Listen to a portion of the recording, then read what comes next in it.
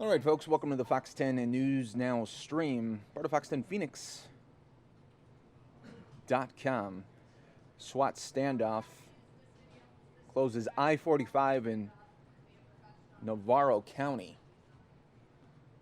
Sheriff's Department said there is a man barricaded inside the white truck that you're seeing there on the interstate who is wanted for a 3-county crime spree.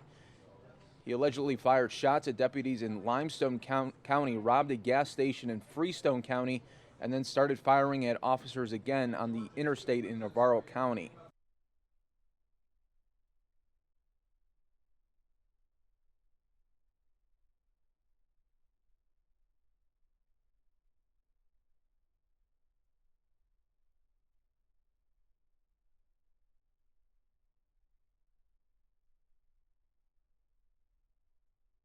Once again, folks, viewer discretion is advised for this SWAT standoff where at this moment anything can happen.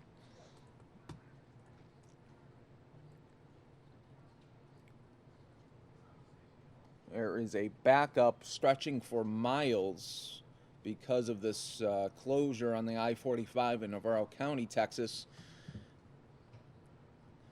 Police tell us that there is a man barricaded inside that white truck. He allegedly fired shots at deputies in Limestone County, robbed a gas station in Freestone County, and then started firing at officers again on the interstate in Navarro County. And welcome everybody watching right now on Fox 10 Phoenix Facebook Live for this SWAT standoff in Navarro County, Texas. Right now it is closed, the I-45 there. This is what happened. There was a suspect barricaded inside that white pickup truck. He allegedly fired shots at deputies in Limestone County, robbed a gas station in Freestone County, and then started firing at officers again on the interstate here. So this is a SWAT standoff that we will be following closely. Please, viewer discretion is advised during this SWAT standoff as we are looking at a suspect that has just been on a spree for the last couple counties here, and you're seeing that black SWAT truck inch a little bit closer here. We're going to see what's going to happen here. Viewer discretion is advised.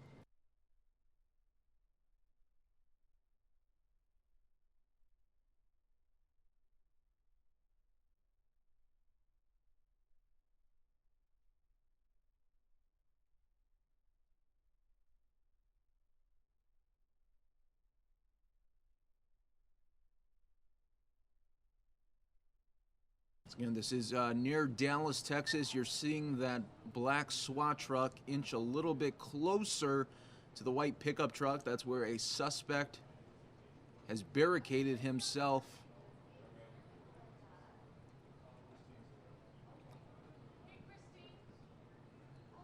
This is all coming after hours of a crime spree in 3 different counties in Texas.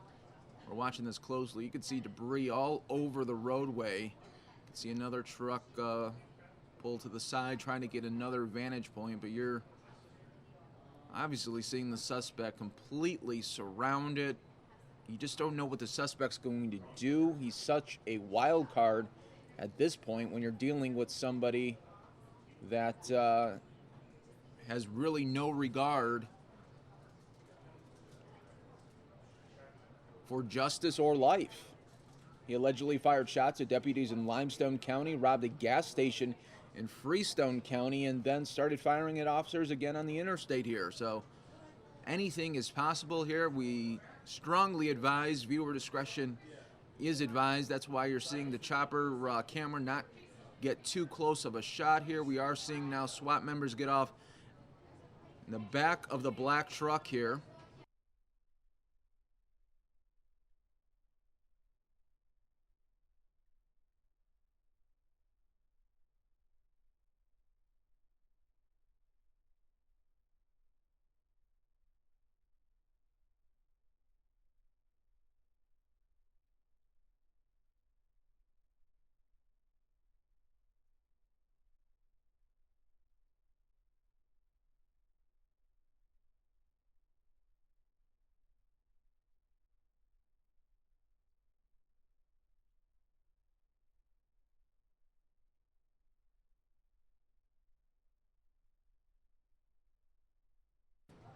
Once again, folks, we are following live breaking news just outside of Dallas in Navarro County for this SWAT standoff here. You can see SWAT members get off. They're the rear of that black SUV. There is a man barricaded inside the white pickup truck. It's been a very active day in Texas.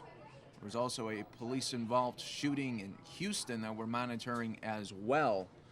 But a lot of action here. Hopefully this gets resolved soon without any loss of life to these officers here, as we're watching this very closely here.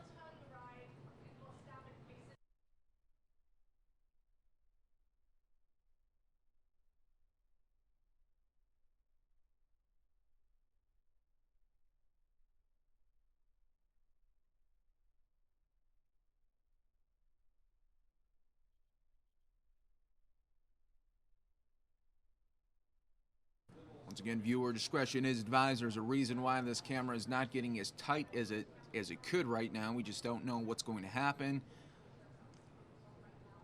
Very tense moments here. On the I-45, it is shut down.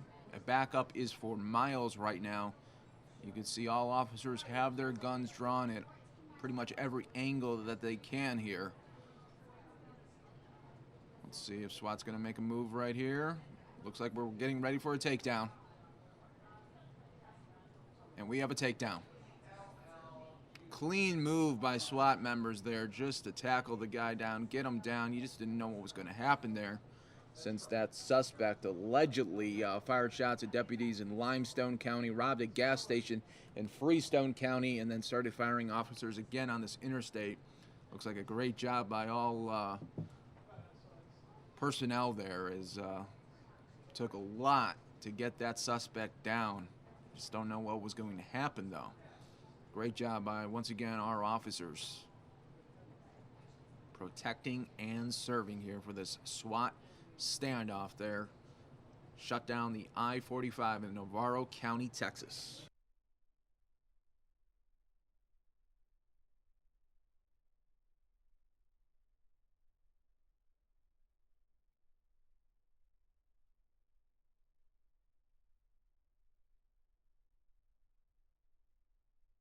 So for those of you just joining us here on the stream, we just saw a takedown by SWAT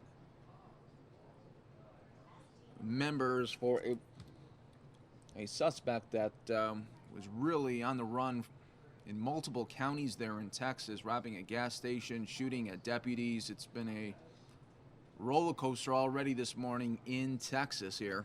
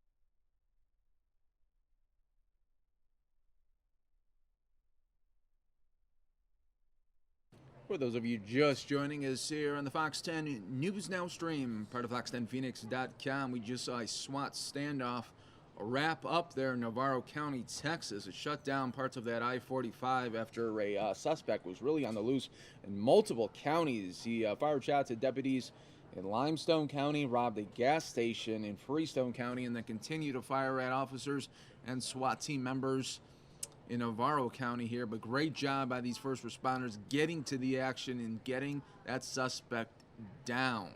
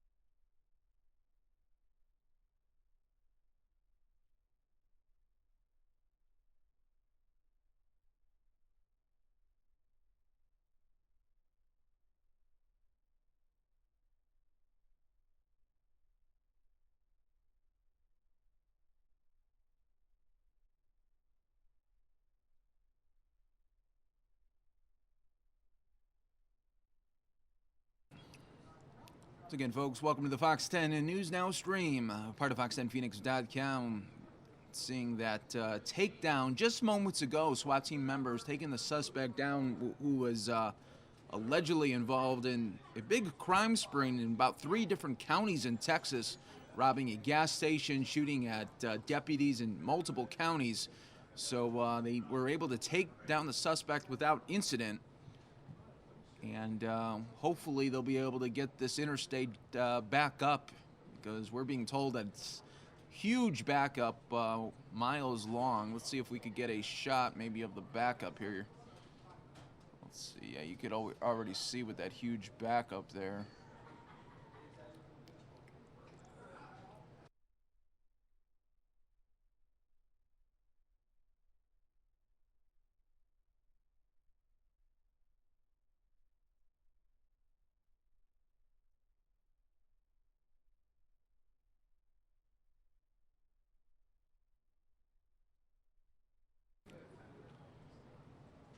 Texas Dot said that both the northbound and southbound lanes of I-45 are closed at mile marker 224 near the Angus exit. Drivers are encouraged to find an alternate route and expect big delays here. And you're taking a look at the reason why, as traffic had to be stopped completely because of this standoff with the suspect. You didn't know what was going to happen, since the suspect was such a wild card in 3 different counties. Taking another look, though, of that pickup truck there, where the suspect barricaded himself for some time before SWAT team members came in and took the takedown without incident.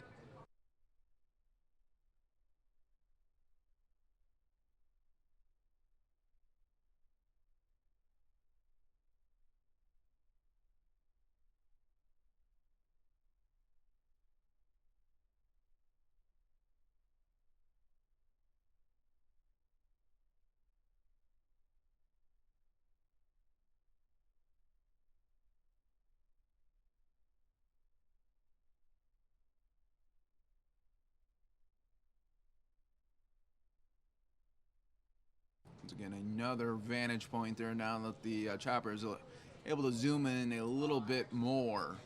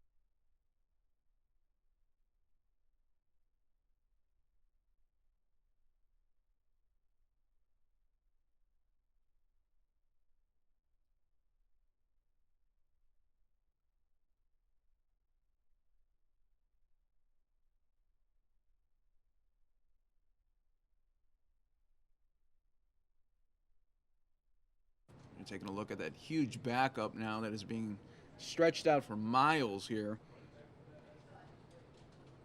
There's really no place for these vehicles to go. There was no turnoffs. Once you get stuck there, you are completely stuck there. So hopefully these drivers will have patience. As soon as this road is open up, they can get to go where they need to go.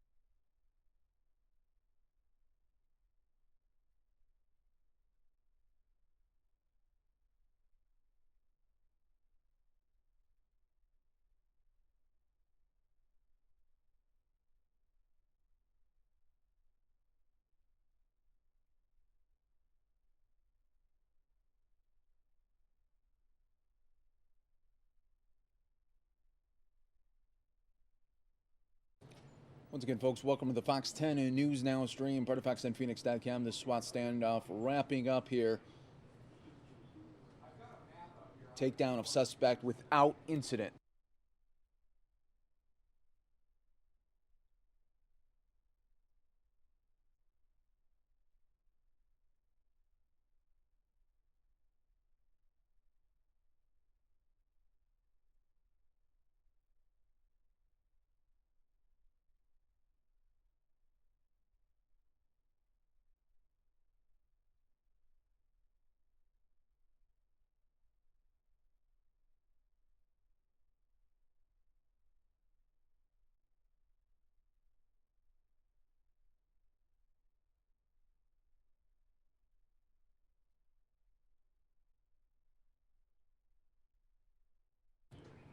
All right, folks, we are going to go now to breaking news that we are hearing of a possible plane crash in Arizona. Let's go to our news right now. Fox 10 AZAM.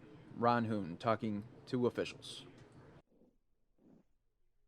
Okay, so the fourth person may be either there at the wreckage or perhaps in at some other location. We'll wait to find out a little bit more about it. Okay, so you're now working in conjunction with DPS and other agencies, correct? That's correct, and the FAA and the NTSB has been notified. Okay. All right. The very latest information, sad to report, right up against the rim, a little bit north of Payson. Sheriff, thanks very much for your time. There was a plane crash last night, and early this morning, the wreckage was reached.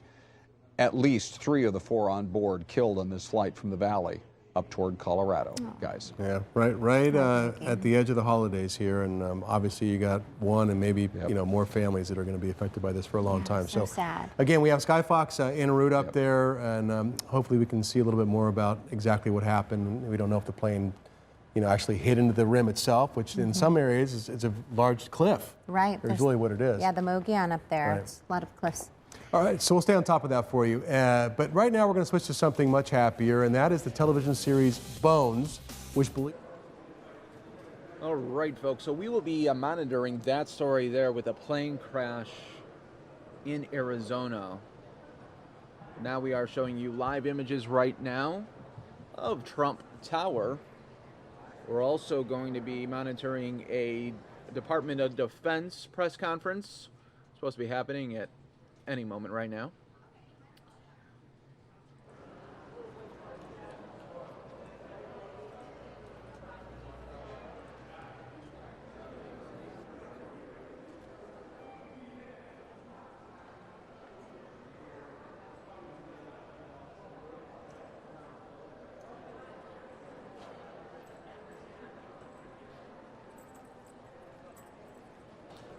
And in the latest breaking news, Ford cancels its plan for a new $1.6 billion plant in Mexico, says it will add 700 jobs in Michigan to build electric vehicles. Once again, folks, breaking news happening right now. Ford cancels plan for a new $1.6 billion plant in Mexico. It's going to add 700 jobs in Michigan to build electric cars.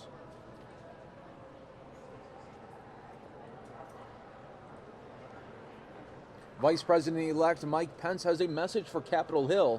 It's time to get to work. President-elect Donald Trump's second in command made the comment on Tuesday as he entered Trump Tower in New York as members of Congress convened in Washington for the first time in 2017. Pence said he would spend Wednesday on Capitol Hill meeting with members of the House and Senate about the incoming administration's agenda. He said it's time to keep our word to the American people. The priorities Pence mentioned was repealing and replacing Obamacare, along with plans to roll back regulations. Pence also said there would likely be another cabinet announcement in the coming days. It looks like we have our Department of Defense press conference happening right now. Let's go to that live. New Year, and I hope you had a festive holidays, chance to relax with your families.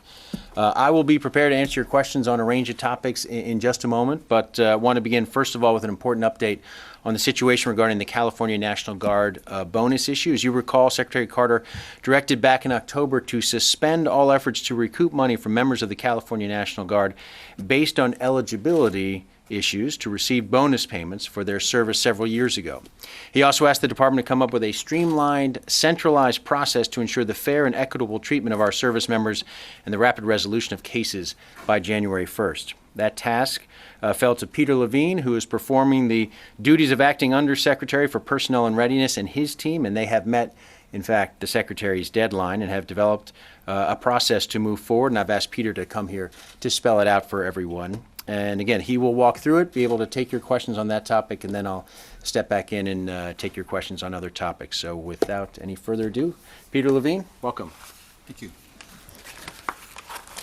So I don't know whether anybody here is interested in good news stories, but the Secretary did, in his October 26th announcement, direct the suspension of all efforts to correct erroneous bonuses from California National Guard soldiers, and he directed that by January 1st we would establish a streamlined, centralized process to ensure the fair and equitable treatment of our service members and the rapid resolution of cases.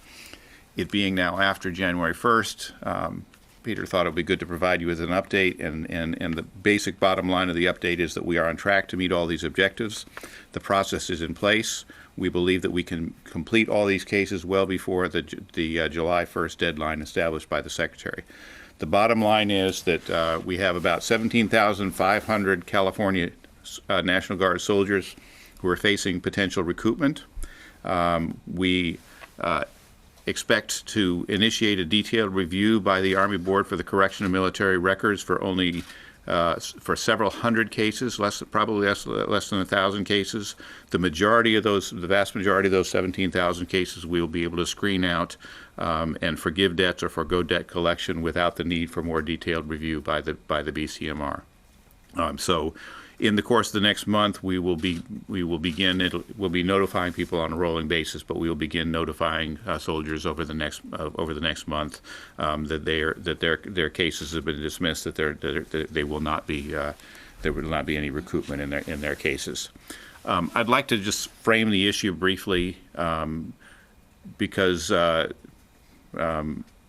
recoupment is a fact of life in the military. And recoupment sounds bad in this context because the specific cases that have been publicized are bad, but recoupment is a fact of life. The Army is recouping, has about 100,000 recoupment actions ongoing at any given time. Sometimes the member makes a mistake, sometimes the service does. The classic case of recoupment is somebody gets a military education, or military training or something that carries a service commitment with it. They don't fulfill the service commitment, and we expect them to pay the money back. We don't give somebody a free education. We give them a free education in exchange for a service commitment, and that's part of the bargain. The cases in California are different for several reasons. One is that many of these service members fulfilled their obligation. The error was an error on the part of the government as to whether they were eligible. They may have been misled as to whether they were eligible. And then the final touch is that because California National Guard went back and looked at these cases several years removed from when the error was made, they were in many cases recouping from members who had fulfilled their service commitment. So they'd gotten a bonus in exchange for a service commitment, then they fulfilled the service commitment, they served, they may have even been deployed, and then we came back and said, by the way, you were ineligible, we're taking your money back. That's what makes those cases unfair, not the fact that it's recoupment. There's nothing wrong with recoupment in general, but in these cases, we had a number of cases that were really very problematic.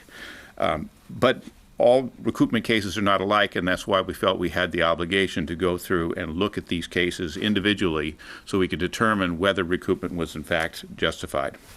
So since the Secretary's October announcement, I've been working closely with the National Guard Bureau, the Army Audit Agency, the Army Review Boards Agency, and the Defense Finance and Accounting Service to set up a process so we could go through these cases. It's basically what we're working is a two-step process.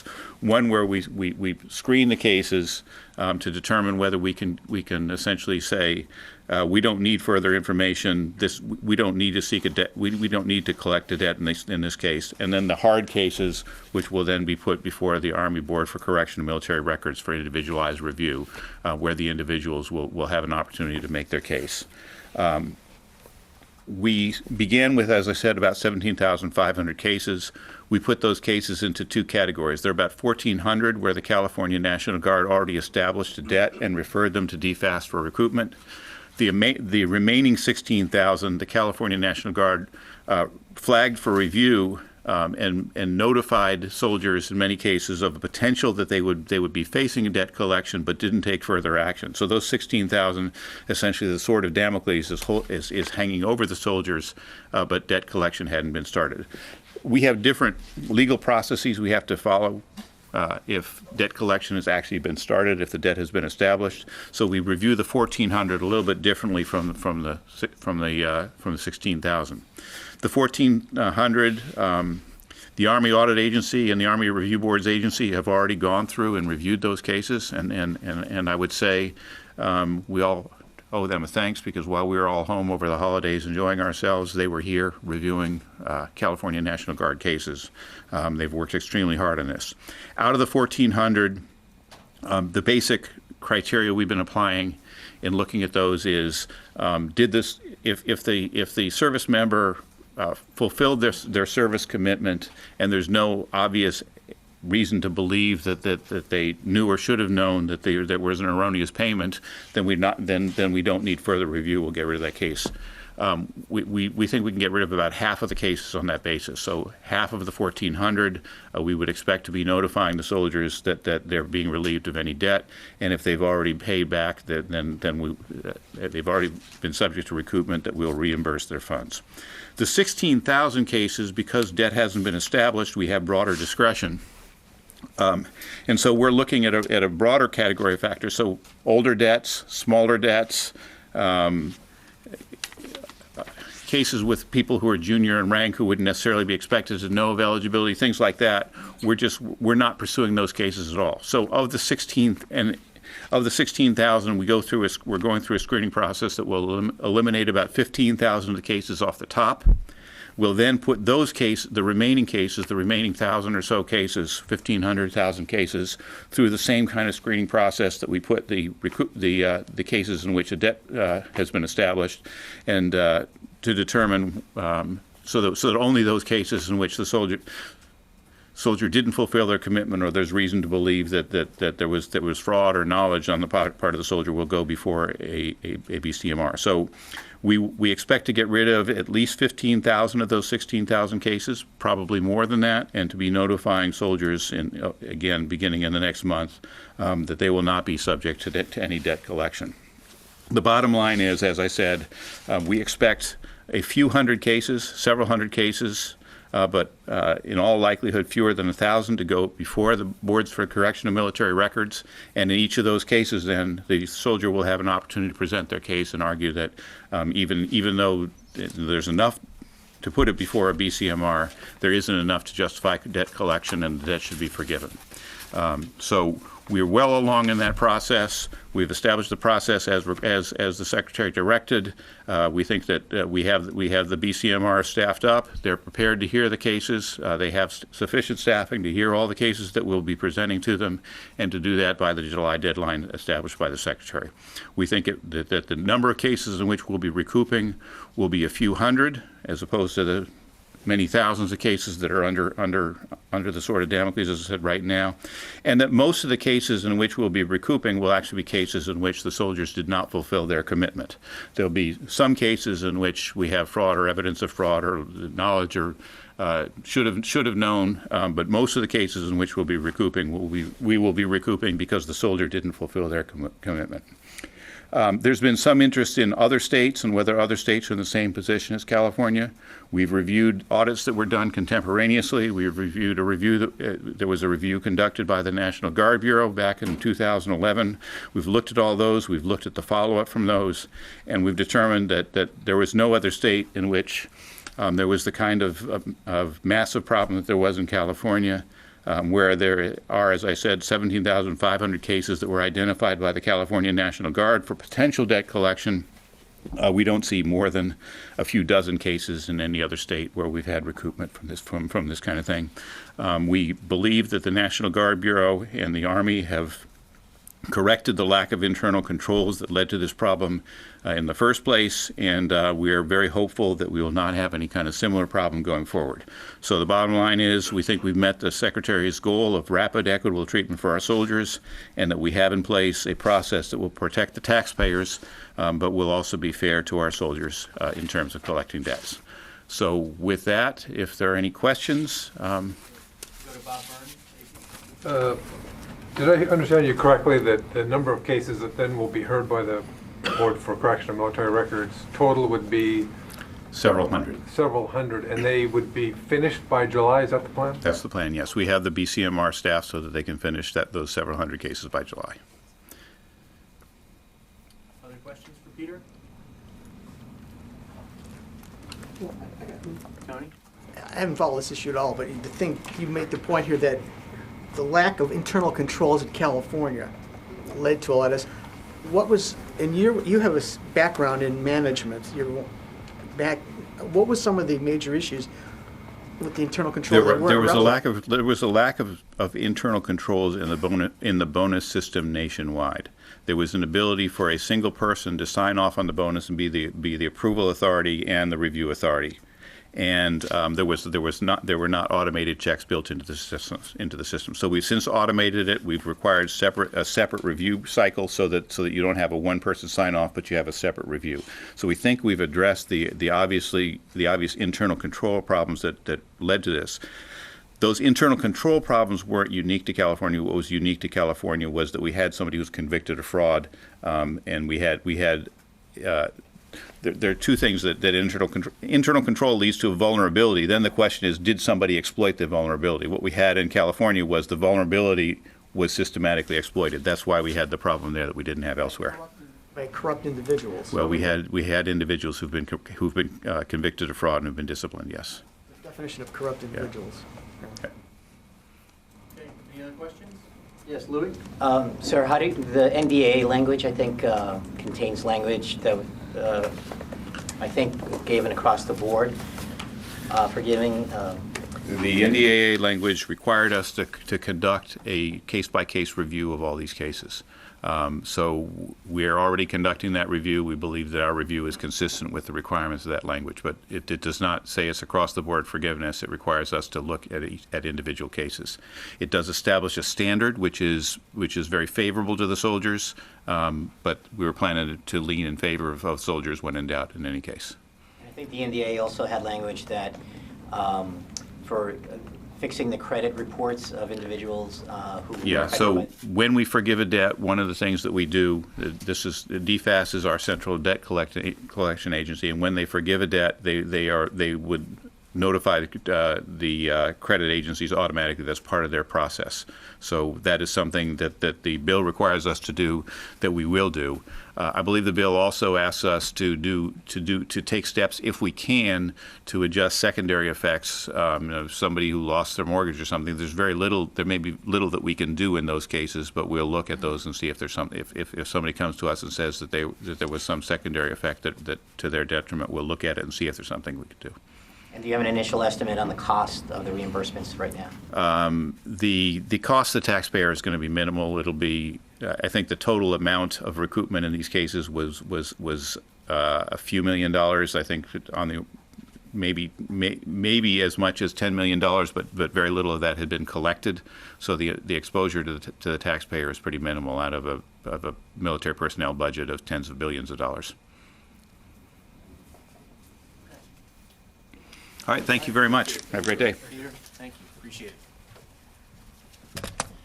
Now, before I take your questions on other topics, I did want to update a few things with regard to the counter-ISIL fight. And first of all, I wanted to extend offer condolences on behalf of Secretary Carter and all of us here at the Department of Defense to the people of Turkey, and especially those affected by the cowardly attack in Istanbul on New Year's Eve, as well as to the people of Baghdad affected by Monday's bomb attack there and the recent terror attacks we've seen in that city. We have known for some time that as ISIL loses ground in Iraq and Syria, that it will continue to try and carry out high-profile attacks on innocent civilians.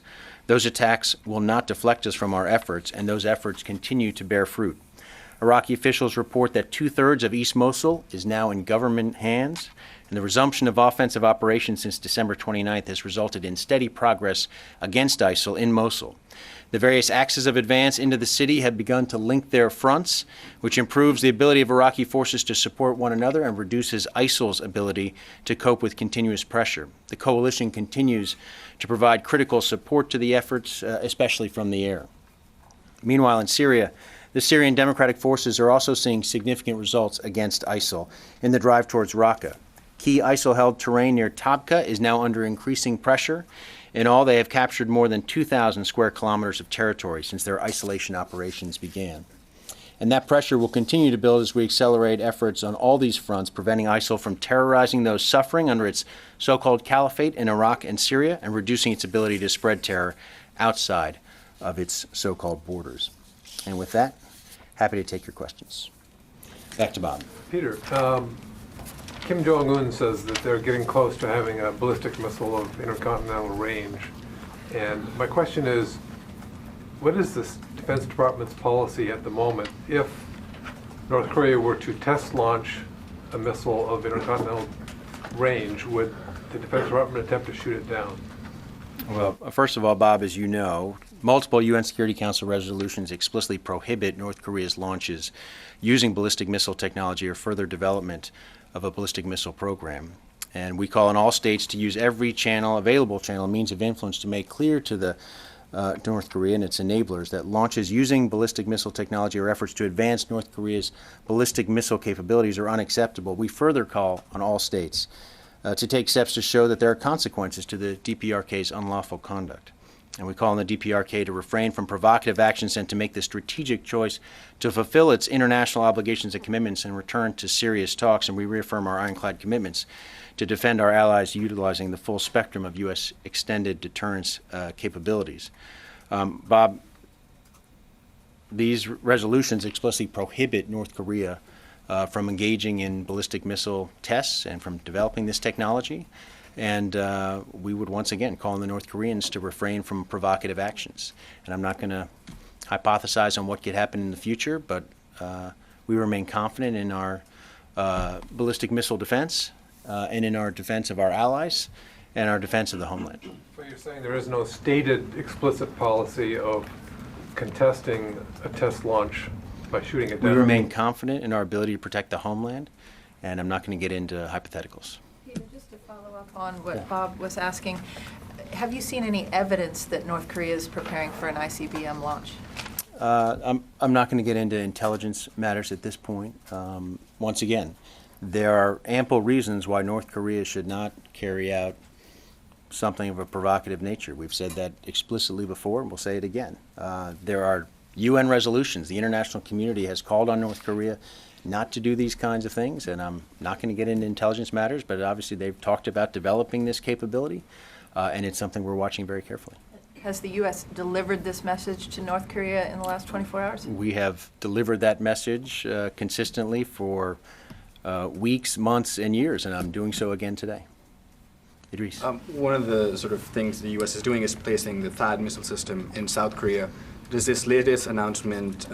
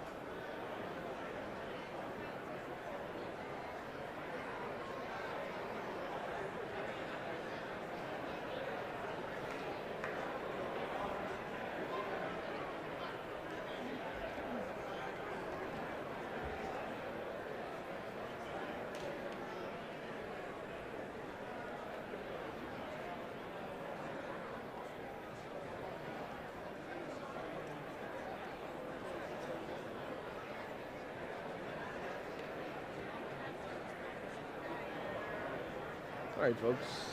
They did take away that shot from us.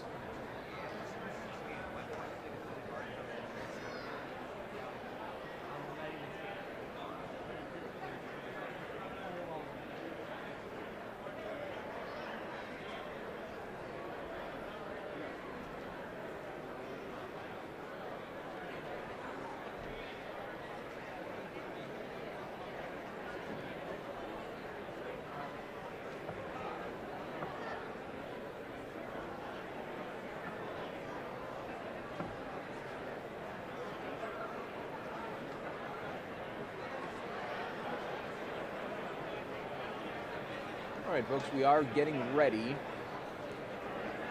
Soon, Vice President Biden will hold a ceremonial swearing-in photo opportunity for newly elected and re-elected senators for the 115th Congress. Also, the House of Representatives will vote for their Speaker of the House.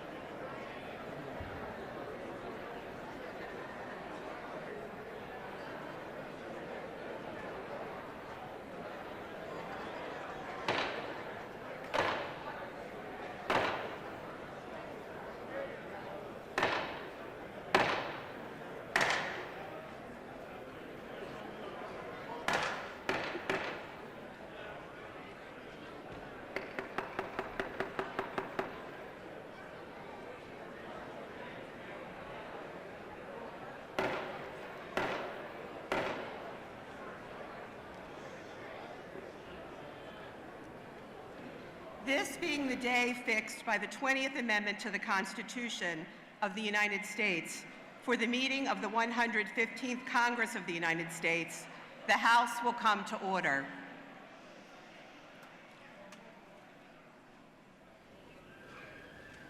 The prayer will be offered by the Very Reverend Paul Ugo Arenze, St. John Vianney Roman Catholic Church from Janesville, Wisconsin.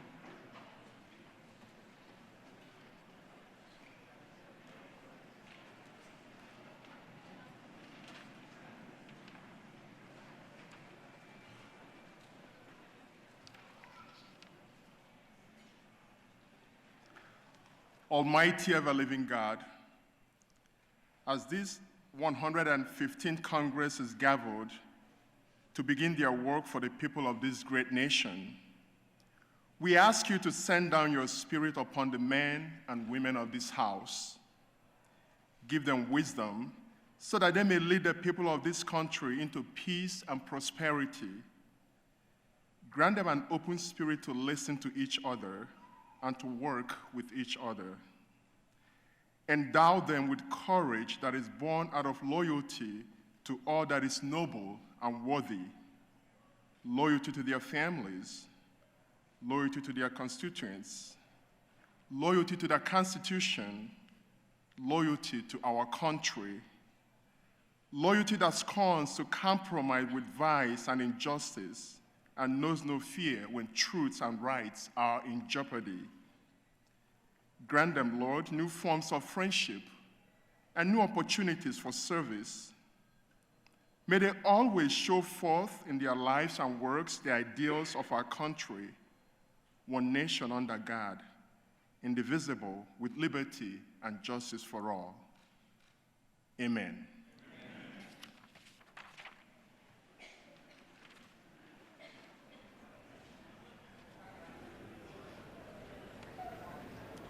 The representatives-elect and their guests will please remain standing and join in the Pledge of Allegiance. I pledge allegiance to the flag of the United States of America and to the republic for which it stands, one nation, under God, indivisible, with liberty and justice for all.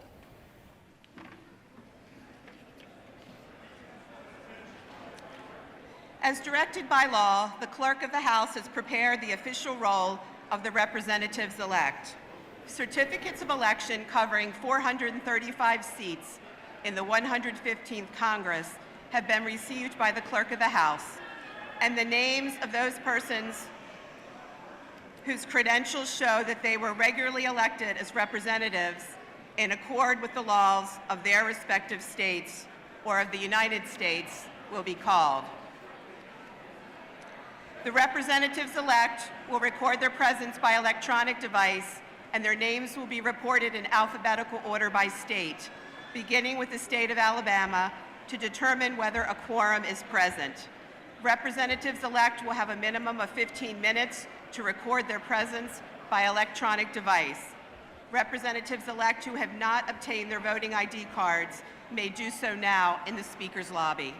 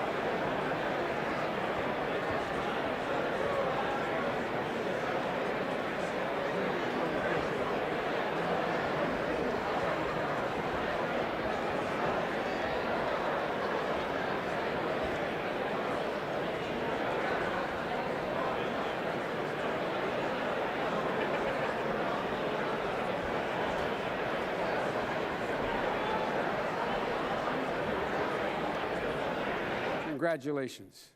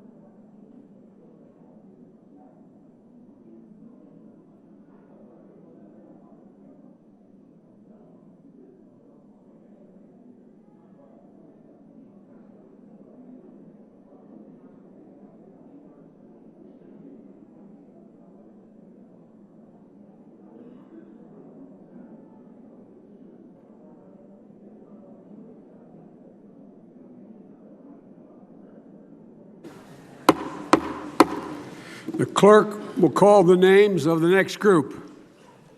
Mr. Isaacson of Georgia, Mr. Johnson of Wisconsin, Mr. Kennedy of Louisiana, Mr. Langford of Oklahoma.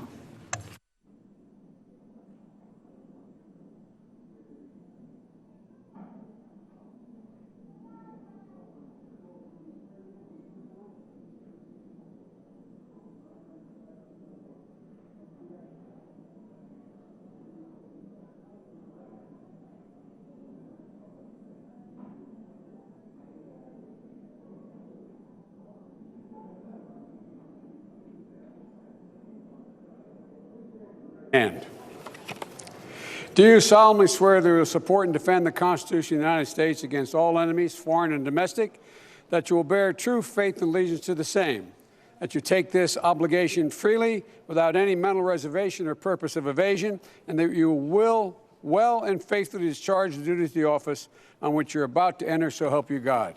I do. Congratulations, Senators.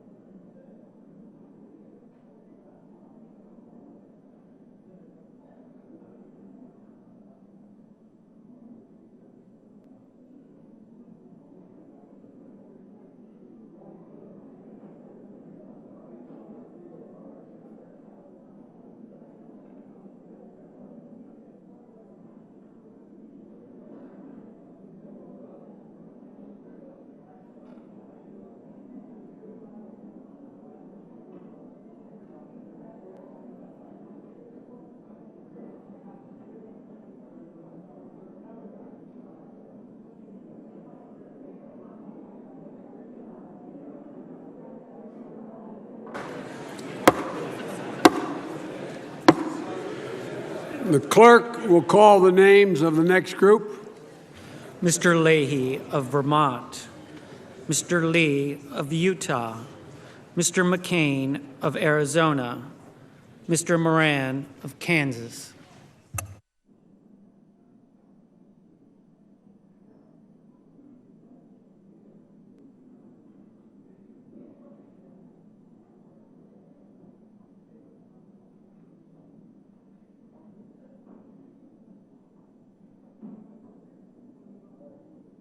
Please raise your right hand. Do you solemnly swear that you will support and defend the Constitution of the United States against all enemies, foreign and domestic, that you will bear true faith and allegiance to the same, that you take this obligation freely without any mental reservation or purpose of evasion, and that you will well and faithfully discharge the duties of the office upon which you're about to enter, so help you God? I do. Congratulations.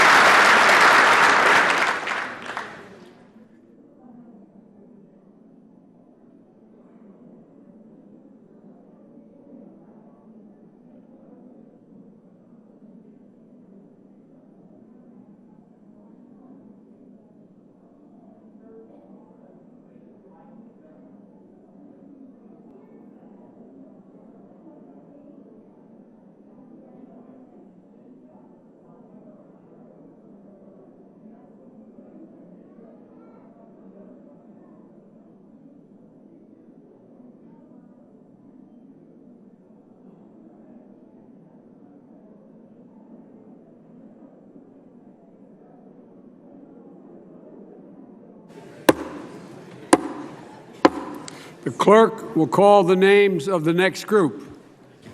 Ms. Murkowski of Alaska, Mrs. Murray of Washington, Mr. Paul of Kentucky, Mr. Portman of Ohio.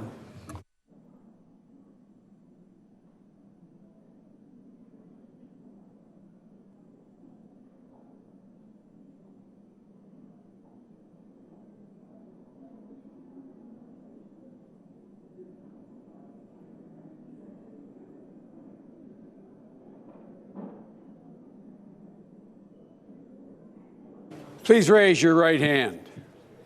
Do you solemnly swear that you will support and defend the Constitution of the United States against all enemies, foreign and domestic, that you will bear true faith and allegiance to the same, that you take this obligation freely without any mental reservation or purpose of evasion, and that you will well and faithfully discharge the duties of the office on which you are about to enter, so help you God? I do. Congratulations, Senators.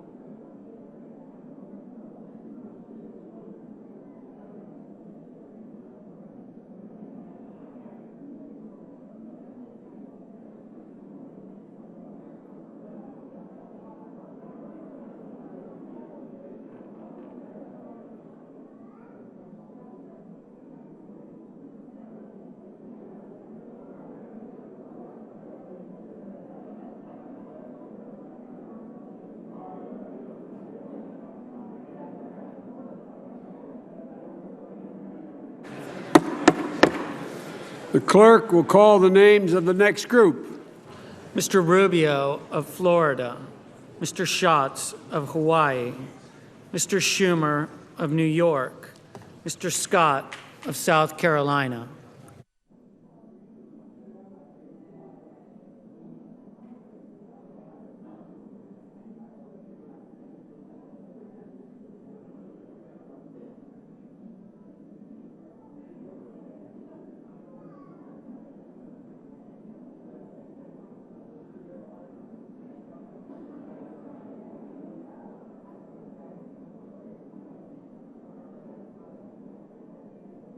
I tell you.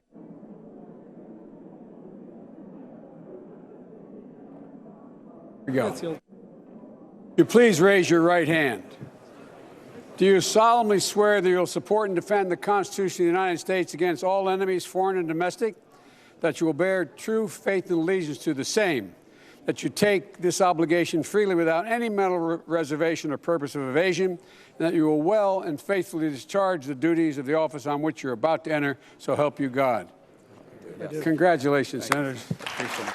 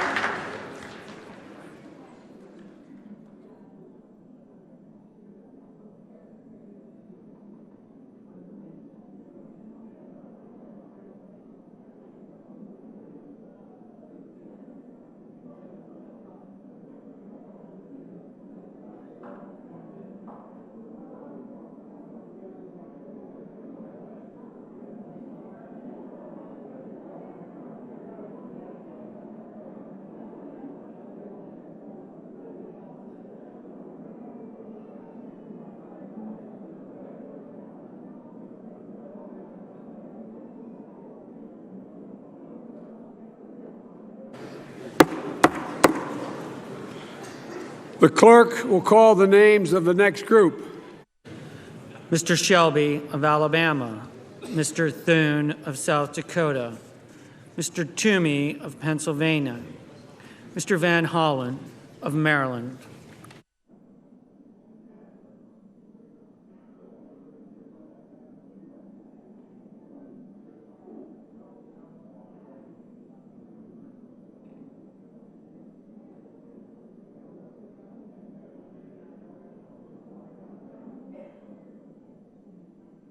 Please raise your right hand. Do you solemnly swear that you will support and defend the Constitution of the United States against all enemies, foreign and domestic, that you will bear true faith and allegiance to the same, and that you take this obligation freely without any mental reservation or purpose of evasion, and that you will well and faithfully discharge the duties of the office on which you're about to enter, so help you God? I do. Congratulations, man. Thank you, Mr. Congratulations.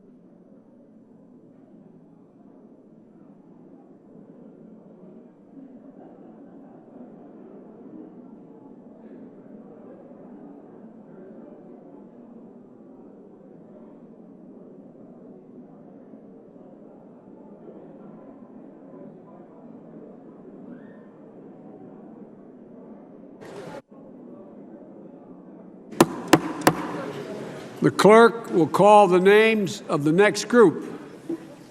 Mr. Wyden of Oregon, Mr. Young of Indiana,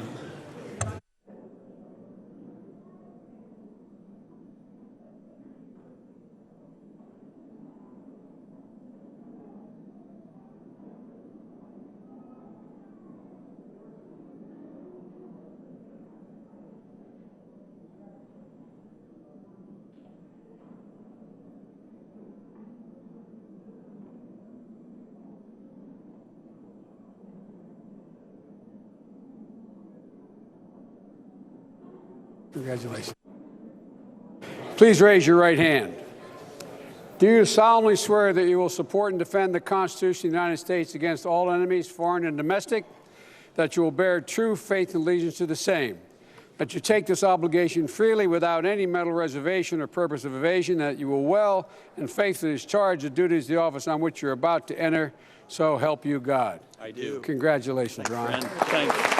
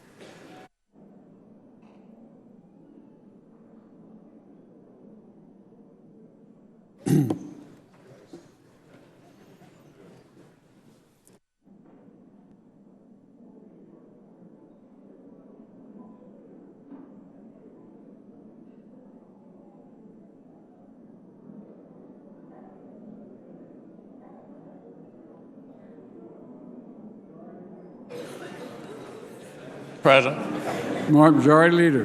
Can we have order in the chamber? Please, order in the chamber, please. Mr. Leader. Mr. President, I'm pleased to welcome back familiar faces and express warm greetings to new members. On the Republican side, that includes Senator Young of Indiana and Senator Kennedy of Louisiana. On the Democratic side, that includes Senator Duckworth of Illinois, Senator Cortez Masto of Nevada, Senator Hassan of New Hampshire, Senator Harris of California, and Senator Van Hollen of Maryland. To each of our incoming senators, I hope you enjoy these ceremonies with your families and colleagues as you embark on your new Senate careers. The Senate has a lot of work ahead, but for now, I would encourage each of our members who've just been sworn in to take a moment to celebrate the rich tradition of this day. For those who served last Congress, you should be proud of what the Senate was able to accomplish on behalf of the American people. There's much more to do now, and I'll have more to say on that tomorrow. We know that the coming days are going to require hard work and cooperation from both sides.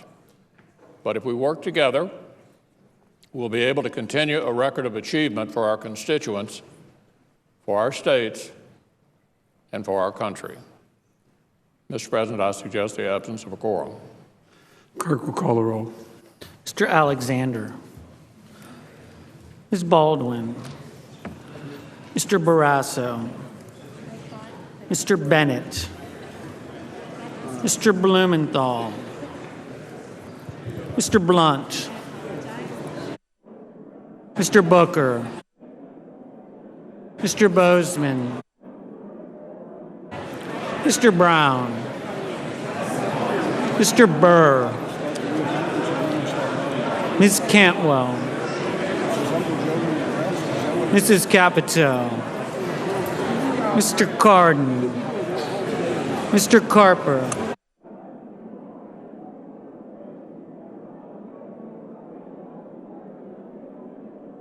Mr. Casey.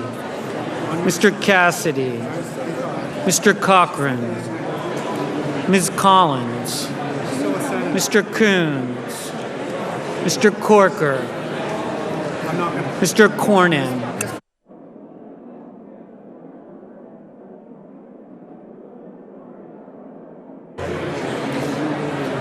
Ms. Cortez Masto. Mr. Cotton. Mr. Crapo. Mr. Cruz. Mr. Daines. Mr. Donnelly. Ms. Duckworth. Mr. Durbin. Mr. Enzi. Mrs. Ernst. Mrs. Feinstein. Mrs. Fisher. Mr. Flake. Mr. Franken. Mr. Gardner. Mrs. Gillibrand. Mr. Graham. Mr. Grassley. Ms. Harris. Ms. Hassan. Mr. Hatch. Mr. Heinrich. Ms. Heitkamp. Mr. Heller. Ms. Hirono.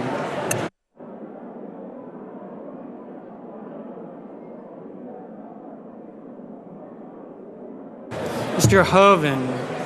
Mr. Inhofe. Mr. Isaacson. Mr. Johnson. Mr. Kane. Mr. Kennedy. Mr. King. Ms. Klobuchar. Mr. Langford. Mr. Leahy.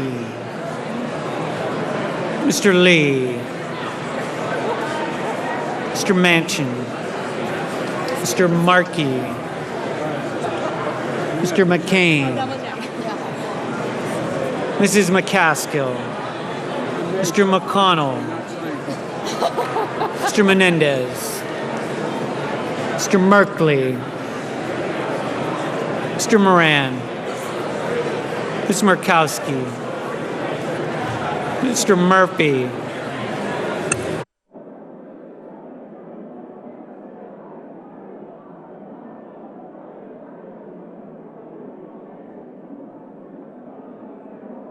Mrs. Murray. Mr. Nelson. Mr. Paul.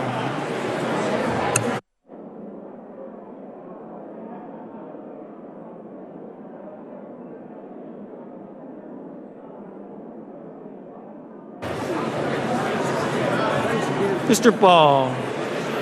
Mr. Perdue. Mr. Peters.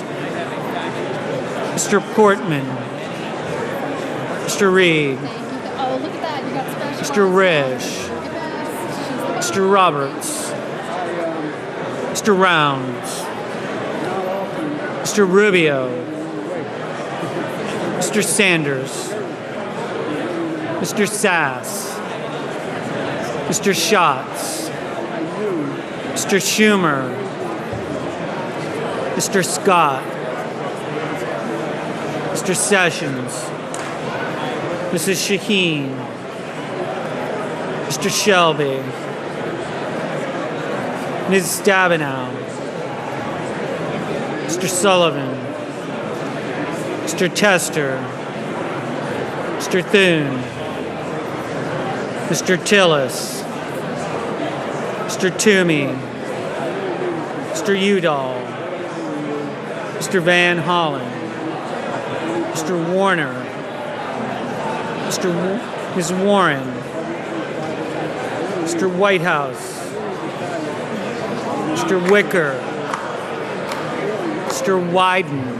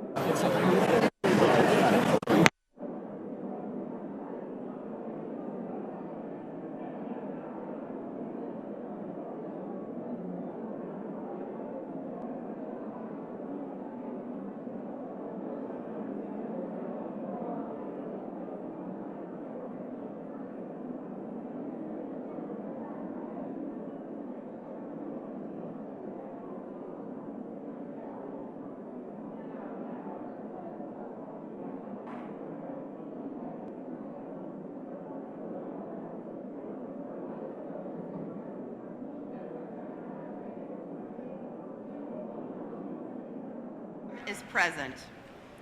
Credentials regular in form have been received showing the election of the Honorable Jennifer Gonzalez Colon as Resident Commissioner from the Commonwealth of Puerto Rico for a term of 4 years beginning January 3rd, 2017. The Honorable Eleanor Holmes Norton as Delegate from the District of Columbia. The Honorable Madeline Z. Bordallo as Delegate from Guam. The Honorable Stacy E. Plaskett as Delegate from the Virgin Islands. The Honorable Amada Coleman Radowagon as Delegate from American Samoa. And the Honorable Gregorio Sablan as Delegate from the Commonwealth of the Northern Mariana Islands. Pursuant to law and precedent, the next order of business is the election of the Speaker of the House of Representatives for the 115th Congress. Nominations are now in order. The clerk recognizes the gentlewoman from Washington, Mrs. McMorris Rogers. Whether you're from the Evergreen State or the Badger State, we gather here on the House floor representing very diverse backgrounds and walks of life. This House, the People's House, the center of our government, is where views and beliefs of millions are represented, where ideas are considered, debated, and crafted into laws. No one understands this better than our Speaker of the House, Paul Ryan. He truly is the people's speaker because he understands the responsibility given to this body by our founders. It's our responsibility to protect the Constitution and the balance of power, that representative government, the rule of law, and equal opportunity for all is protected here in this chamber by the people and for the people. Just over a year ago, when he picked up that gavel, Speaker Ryan challenged us to raise our gaze, to respect this institution and open up the legislative process, which best represents the will of the people, to be accountable to the people we represent, to be men and women of integrity, to serve our country with purpose, and to empower everyone to reach their full potential. Speaker Ryan knows that the healthy competition of ideas between our passionate, talented members is an asset to representative government. As Speaker, Paul Ryan made a commitment to getting this institution working, and as a result, we've had more conference committees and more bipartisan achievements.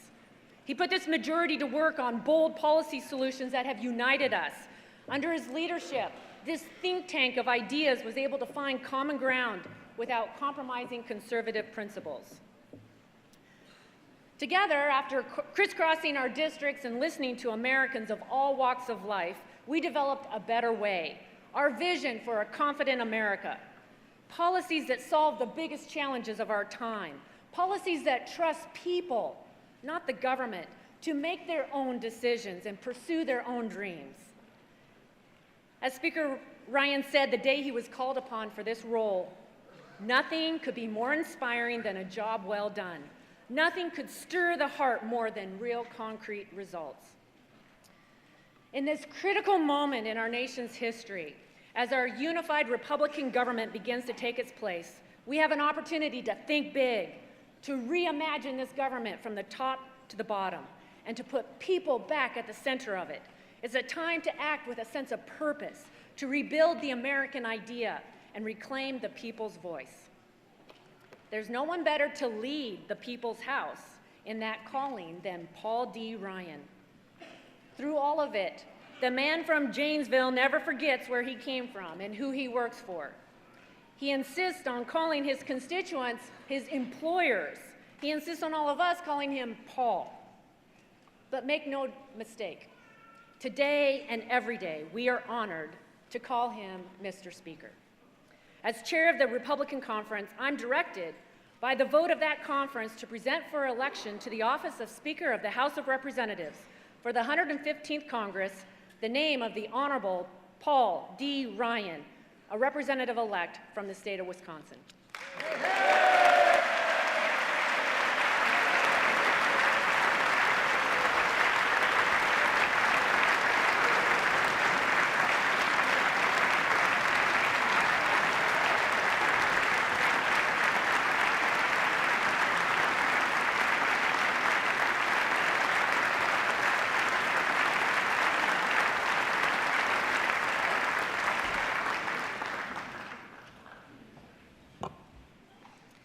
Madam Clerk. The clerk now recognizes the gentleman from New York, Mr. Crowley. Thank you, Madam Clerk. First, I would like to welcome back the gentlelady from Washington State, Ms. McMorris Rogers, and her family, as well as welcome all of our colleagues and their families to this new session of Congress. Madam Clerk, as chair of the House Democratic Caucus, I have the honor of nominating the gentlelady from California, Congresswoman-elect Nancy Pelosi, as our candidate for Speaker of the House of Representatives.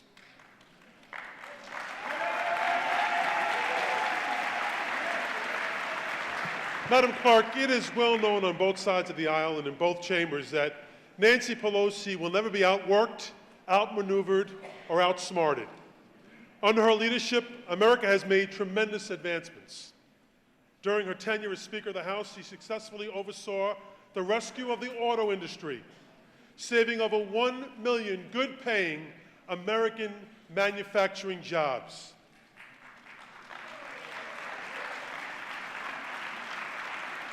She was our captain when we ushered into law the Affordable Care Act, which has extended health care insurance to 20 million Americans and counting.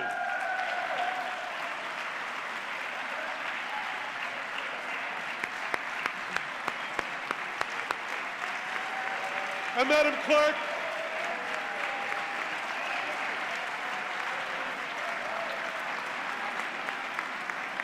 Clerk, she didn't stop there. And she led the charge to enact Wall Street reform legislation to end taxpayer bailouts for big banks. But I know this, Madam Clerk, history will show that Nancy Pelosi's greatest victories will have been fought and won far beyond her speakership. A vote for Nancy Pelosi is a vote to ensure that Congress does not undo the progress we've made over the last 8 years. A vote to ensure that health insurance companies do not go back to controlling Americans' health care choices. A vote to ensure Wall Street does not once again gamble away the economic future of Main Street. A vote to ensure we do not leave markets to police themselves. My friends, we cannot turn back the clock, and any attempt to do so will have to go through not just all of us on this side of the aisle, but through Nancy Pelosi. I assure you, I know that's no small task. So in the name of fighting for our core principles and advancing the issues American workers and their families care about, and because the People's House should be ethical, accountable, and open to free debate.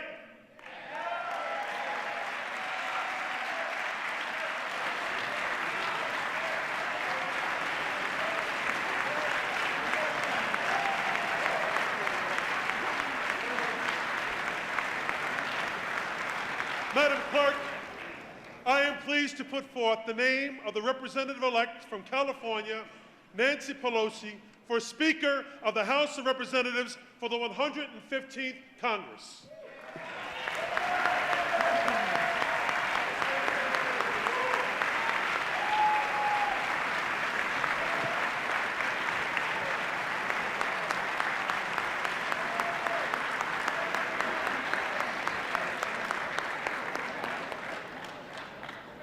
The names of the Honorable Paul D. Ryan, a representative-elect from the state of Wisconsin, and the Honorable Nancy Pelosi, a representative-elect from the state of California, have been placed in nomination. Are there further nominations? There being no further nominations, the clerk appoints the following tellers. The gentleman from Mississippi, Mr. Harper. The gentleman from Pennsylvania, Mr. Brady. The gentlewoman from Ohio, Ms. Capter, and the gentlewoman from Florida, Ms. Ross-Lehtinen. The tellers will come forward and take their seats at the desk in the front of the speaker's rostrum.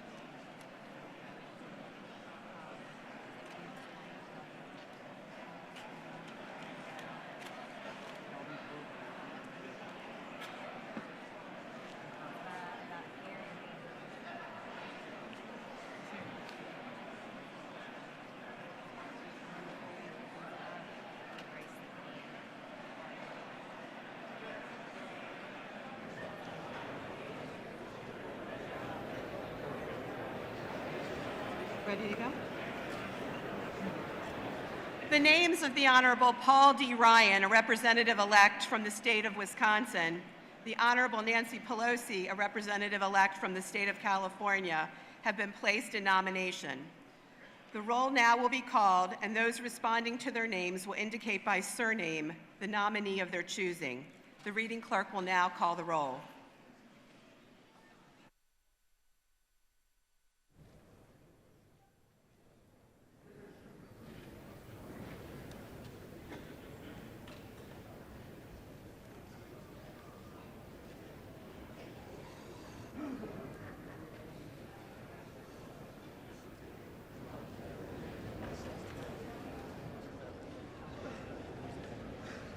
Mr. Abraham. Abraham votes Ryan. Adams.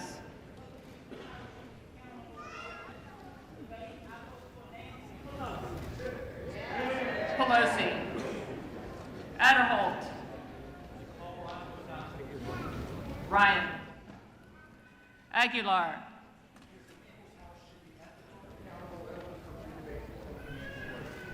Pelosi. Allen. Ryan. Amash. Ryan. Amadei. Ryan. Arrington. Ryan. Babin. Ryan. Bacon. Ryan. Banks of Indiana.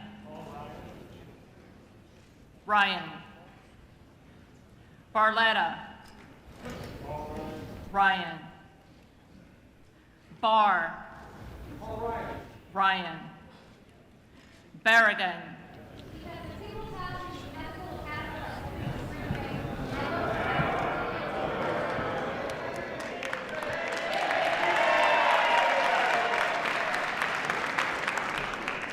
Pelosi. Barton.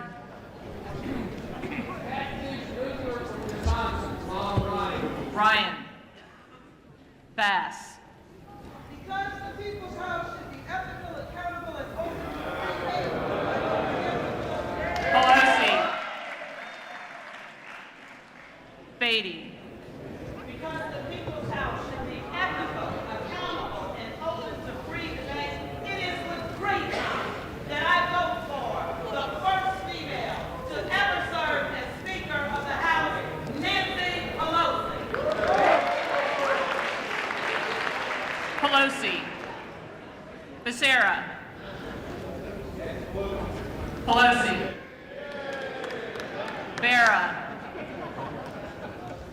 Pelosi.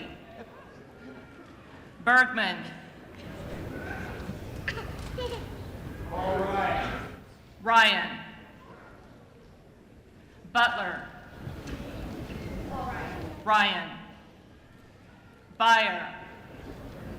Because the People's House should be ethical, accountable, and open to free debate, I vote for Nancy Pelosi.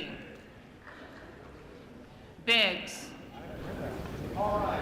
Ryan. Bilirakis. All right. Ryan. Bishop of Georgia. Pelosi. Bishop of Michigan. Ryan. Bishop of Utah. Ryan. Black. Ryan. Blackburn. Ryan. Blum. All Ryan. Ryan. Blumenauer. Pelosi. Blunt Rochester.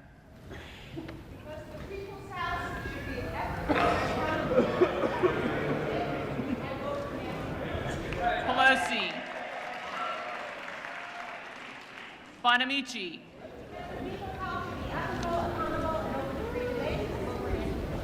Pelosi. Bost.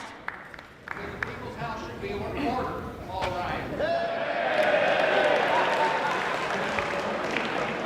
Ryan. Brendan F. Boyle. Nancy Pelosi. Pelosi. Brady of Pennsylvania. Pelosi. Brady of Texas. All right. Ryan. Bratt. All right. Ryan. Bridenstine. All right. Ryan. Brooks of Alabama. Paul Ryan. Ryan. Brooks of Indiana. Ryan. Brown of Maryland. Because the People's House should be ethical, accountable, and open to debate, I vote for Nancy Pelosi. Pelosi. Brownlee of California.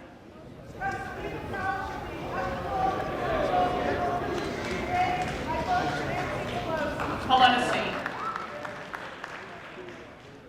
Buchanan. All right. Ryan. Buck. Paul Ryan. Ryan. Bashan. Paul Ryan. Ryan.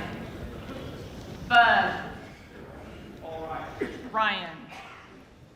Burgess. Paul Ryan. Ryan.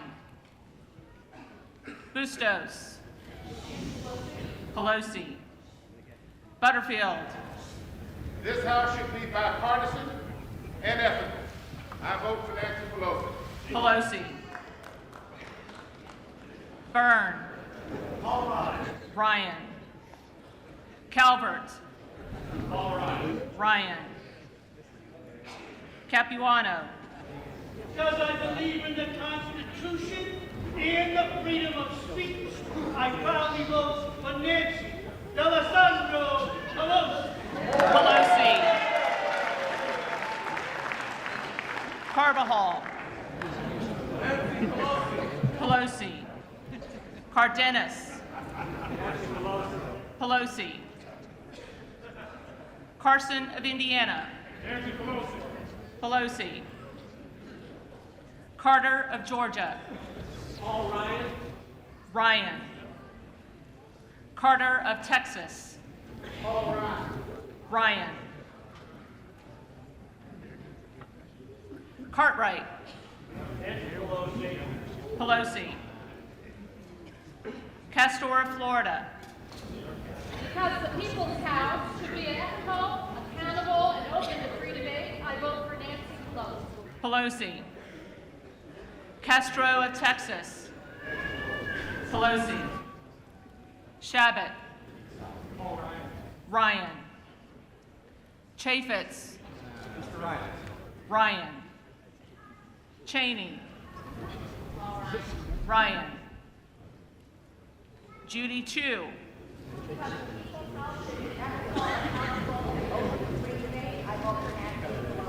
Pelosi. Cicilline. Because the People's House should honor the Constitution and protect free debate, I proudly vote for Nancy Pelosi. Pelosi. Clark of Massachusetts.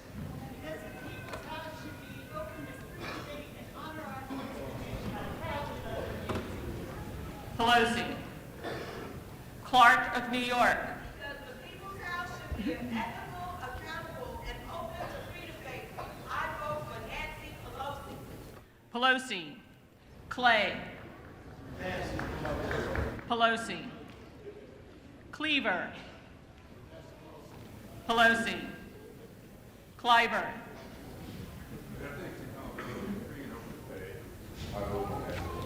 Pelosi. Kaufman. Ryan. Cohen. I vote for the youngest female ever elected Speaker of the House of Representatives.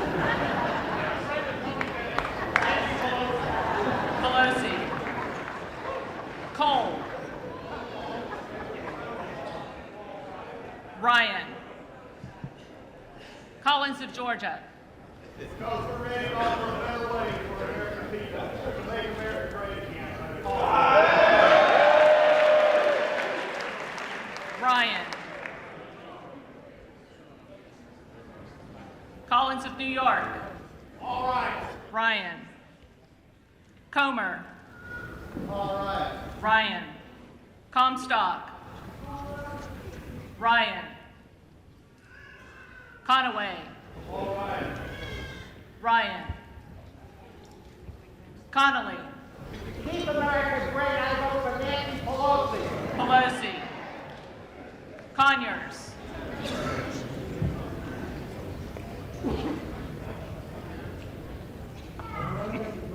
Nancy Pelosi. Pelosi. Cook. Ryan. Cooper. Gentleman from Ohio, Jim Ryan. Ryan. Correa. Pelosi. Costa. Pelosi. Costello of Pennsylvania. Ryan. Courtney. Pelosi. Kramer. Ryan. Crawford. Ryan. Christ. Pelosi. Crowley. And I love respect for the Constitution and that no matter be gagged, I vote for Nancy Pelosi. Pelosi. Cuellar. Pelosi. Culberson. Ryan. Cummings. Nancy Pelosi. Pelosi. Curbelo of Florida. Ryan. Davidson. Because we should read the bills before we pass the bills. Paul Ryan. Ryan.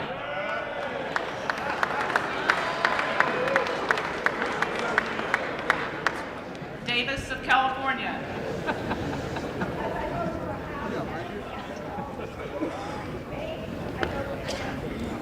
Pelosi. Danny Davis. Pelosi. Rodney Davis. Ryan. DeFazio. Pelosi. DeGette. Pelosi. Delaney. Pelosi. DeLauro.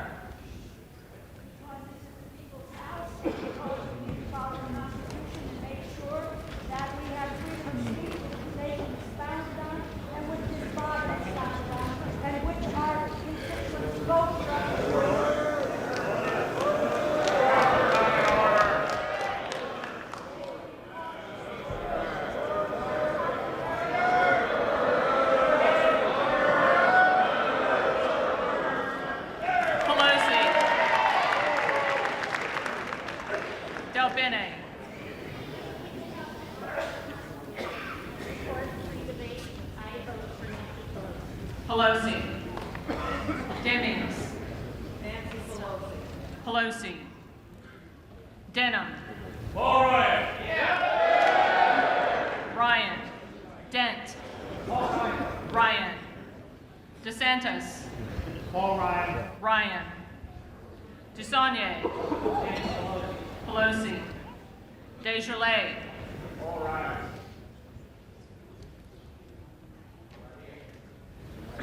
Ryan. Deutsch. Pelosi. Diaz-Balart. Ryan. Dingell. Nancy Pelosi. Pelosi. Doggett. For an ethical and open house, Nancy Pelosi. Pelosi. Donovan. Ryan. Michael F. Doyle. Nancy Pelosi. Pelosi. Duffy. Halsey Rush. Ryan. Duncan of South Carolina.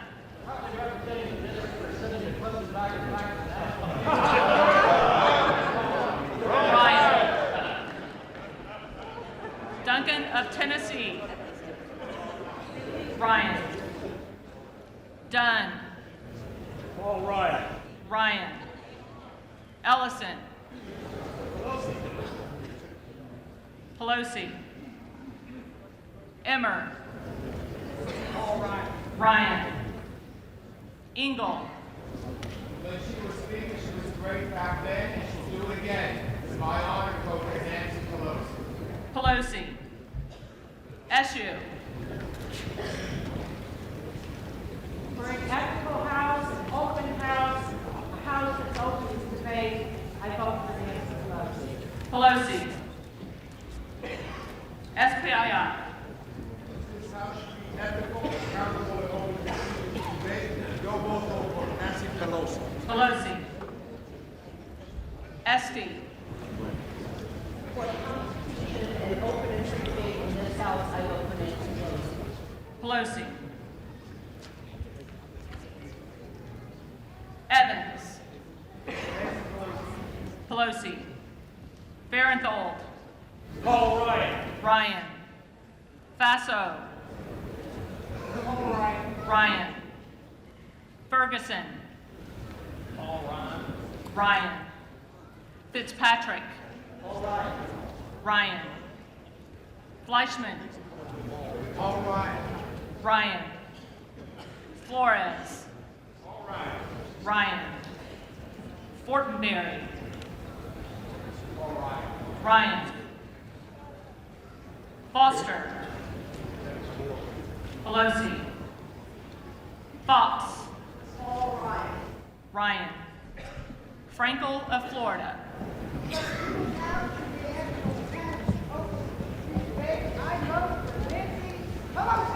Pelosi. Franks of Arizona. Ryan. Frelinghuysen. Ryan. Fudge. Pelosi. Gabbard. Pelosi. Gates.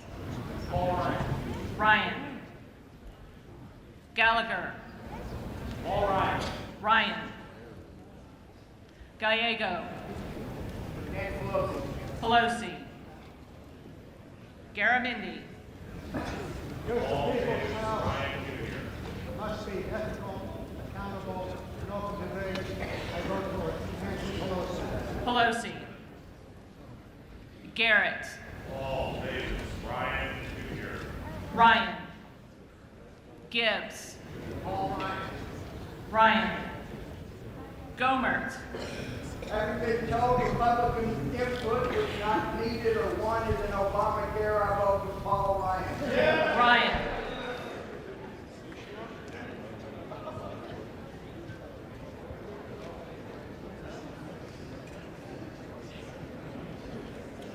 Gonzalez of Texas. Pelosi. Goodlatte. Ryan. Gosar. Paul Ryan. Ryan. Gottheimer. Pelosi. Gowdy. Ryan. Granger. Ryan. Graves of Georgia. Ryan. Graves of Louisiana. Ryan. Graves of Missouri. Ryan. Al Green. Because health care is a right, not a privilege. I vote for the Honorable Nancy Pelosi. Pelosi. Gene Green. For the future of our nation, for the future of our grandchildren, I vote for our Democratic leader, Nancy Pelosi. Pelosi. Griffith. Paul Davis Ryan. Ryan. Grijalva. Pelosi. Grothman. Paul Ryan. Ryan. Guthrie. Paul Ryan. Ryan. Gutierrez. Pelosi. Hanabusa.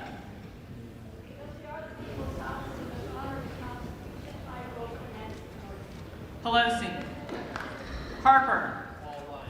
Ryan. Harris. Ryan. Hartzler.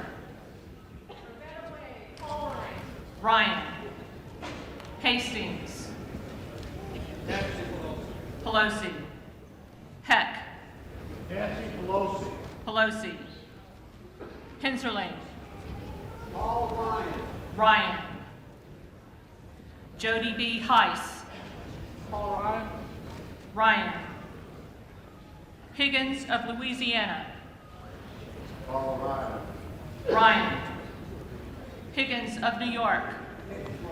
Pelosi. Hill. Paul Ryan. Ryan. Himes. Nancy Pelosi. Pelosi. Holding. Paul Ryan. Ryan. Hollingsworth. Paul Ryan. Ryan. Hoyer. Madam Clerk, because this is in fact the people's house, and therefore needs to be ethical, accountable, and open to free debate, I vote for Maryland's favorite daughter, Nancy Pelosi. Hudson. Ryan. Huffman. Against climate change and Chinese hoax, I vote for Nancy Pelosi. Pelosi. Huizinga. Without using a script for my children's future policy. Ryan. Hultgren. Ryan. Hunter. Ryan. Hurd. Ryan. Isa. On behalf of the people of Orange, San Diego County, California, I vote for Paul Ryan. Ryan. Jackson Lee. Because this House should be ethical, accountable, because women have struggled for years, because we believe in the equality of all people and the Constitution, I vote for Nancy Pelosi. Pelosi. Jayapal. Because the people's house should be ethical, accountable, and open to free debate, I vote for Nancy Pelosi. Pelosi. Jeffries. Nancy Pelosi. Pelosi. Jenkins of Kansas.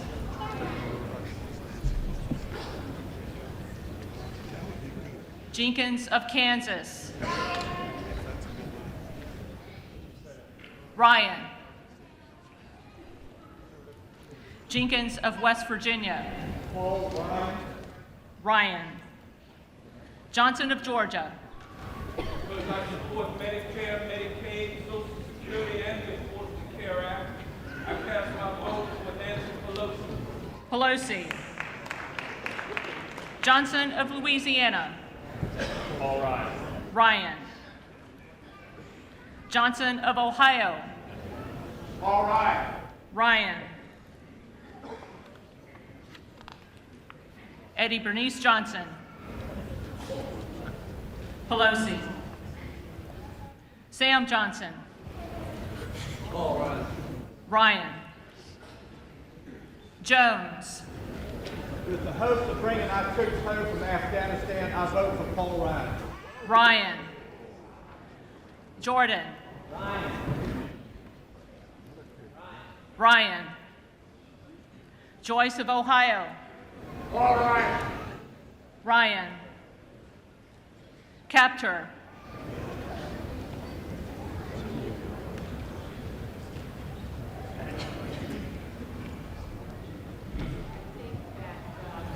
The House's behavior today demonstrates the severe task our nations have to read this together.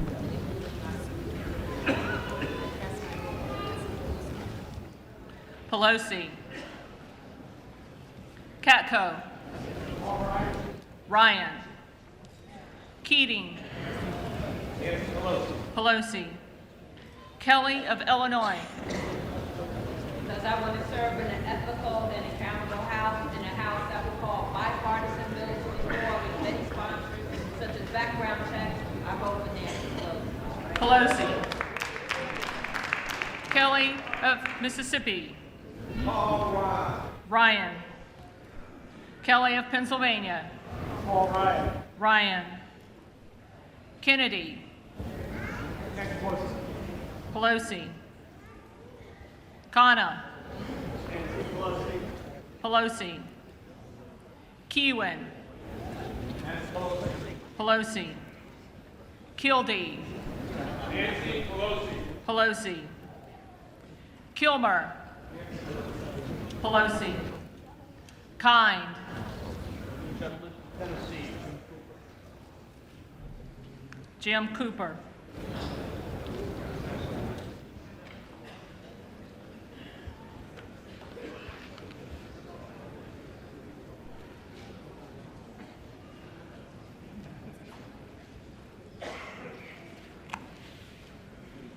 King of Iowa. Paul Ryan. Ryan. King of New York. Ryan. Kinzinger. Ryan. Knight. Ryan. Krishnamurthy. Fight for the middle class and working families, Nancy Pelosi. Pelosi. Custer of New Hampshire.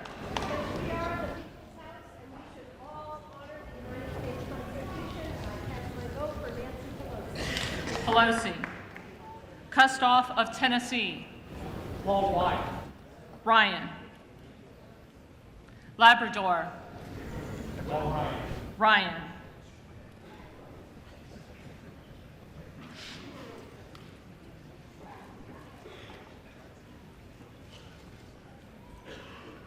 LaHood. Paul Ryan. Ryan. LaMalfa. Future peer, Paul D. Ryan. Ryan. Lamborn. Paul Ryan. Ryan. Lance. Ryan. Langevin.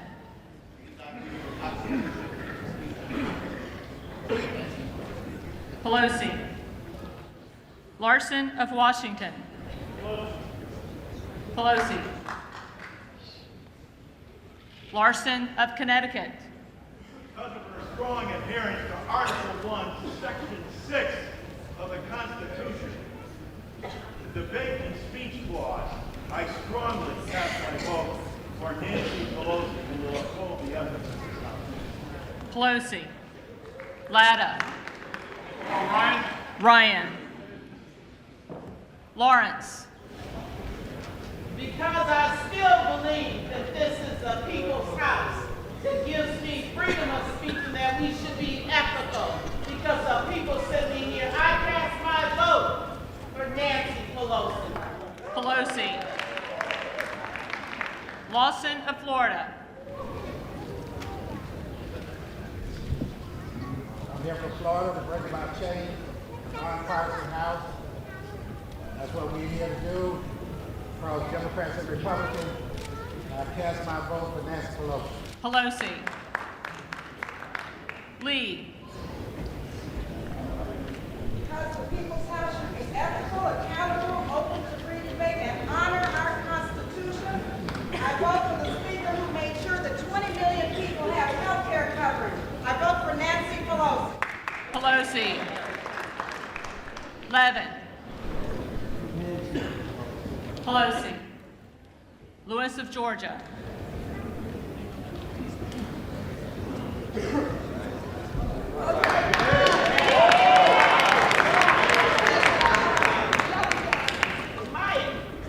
Because the people's house should be ethical, accountable, and open to free debate, I cast my lot.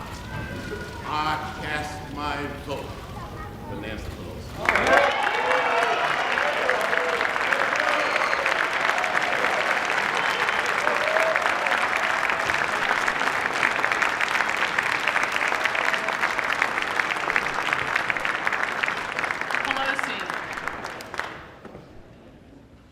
Lewis of Minnesota. Paul Ryan. Ryan. Ted Lieu. Pelosi. Lipinski. Pelosi. Lobiando. Ryan. Loebsack. Pelosi. Lofgren. Pelosi. Long. Ryan. Loudermilk. Ryan. Love. Ryan. Lowenthal. The people's house must honor the Constitution and be open to free debate. Therefore, I cast my vote for Nancy Pelosi. Pelosi. Lowy.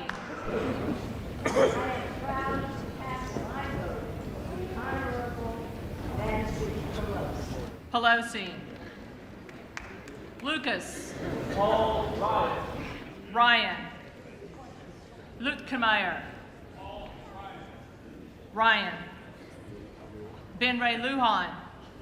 Protect open and free debate in the People's House. I vote for Nancy Pelosi. Pelosi. Michelle Lujan Grisham. Nancy Pelosi. Pelosi. Lynch. Pelosi. Pelosi. MacArthur. Paul Ryan. Ryan. Carolyn B. Maloney.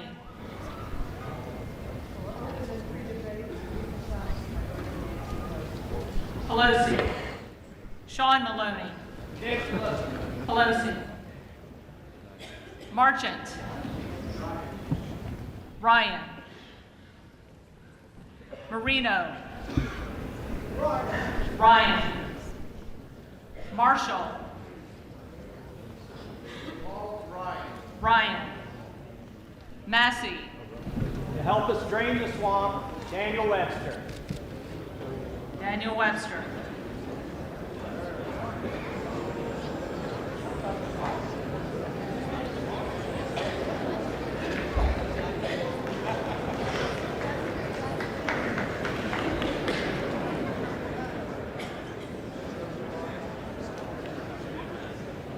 Mast. Ryan. Matsui.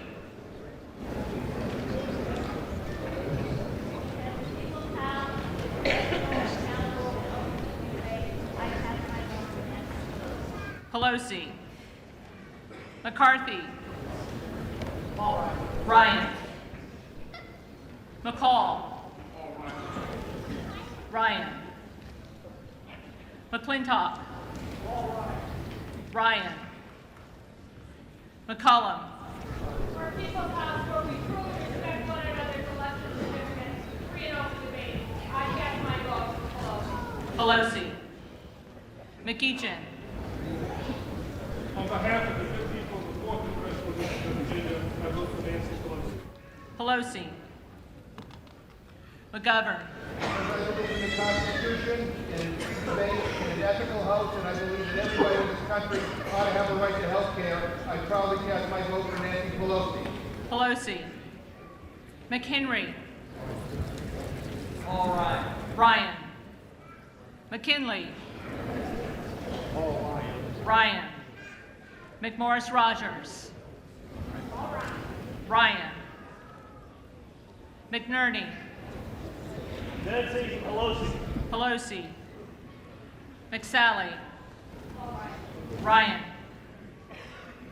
Meadows. Paul Ryan. Ryan. Meehan.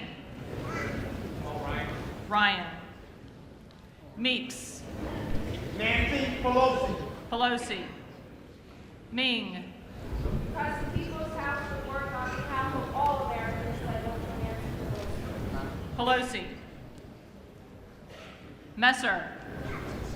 Paul Ryan. Ryan. Mitchell. Paul Ryan. Ryan. Molinar. Ryan.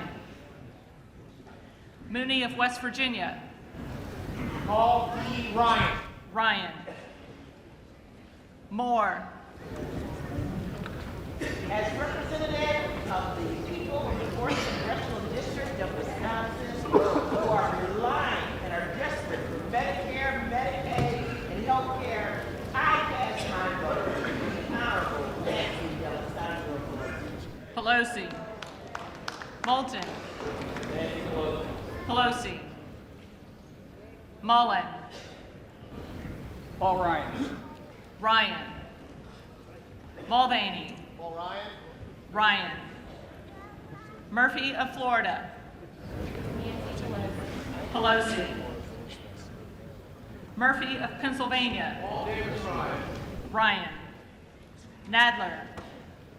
Nancy Pelosi. Pelosi. Napolitano.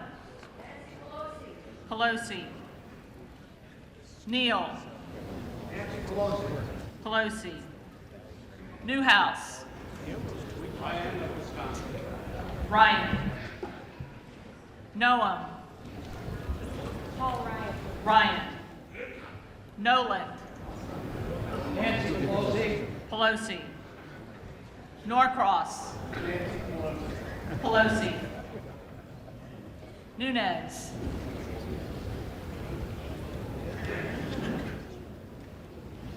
Nunez. Ryan. O'Halloran. Pelosi. Olson.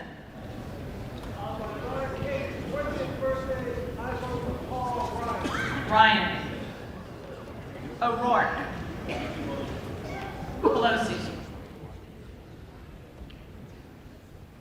Palazzo. Ryan.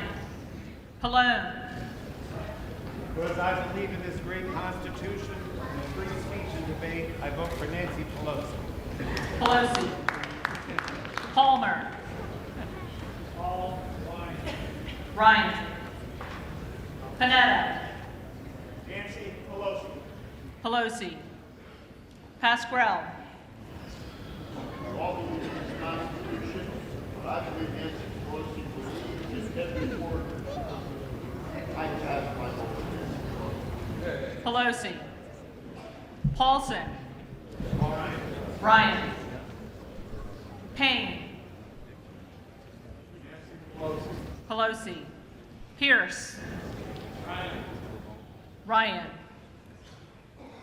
Pelosi.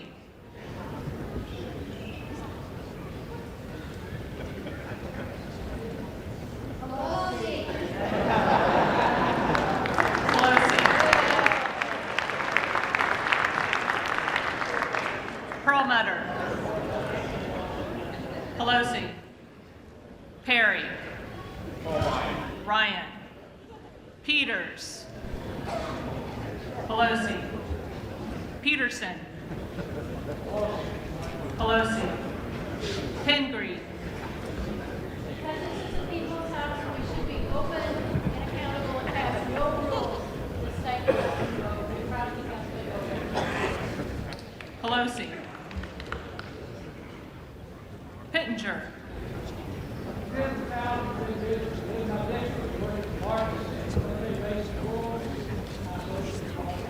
Ryan. Pocan. Pelosi. Poe of Texas. Madam Clerk, I'm just thankful to be here.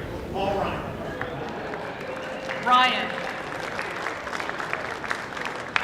Poliquin. Ryan. Polis.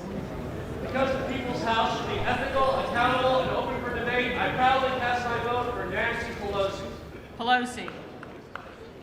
Pompeo. Ryan. Posey. Ryan. Tom Price of Georgia.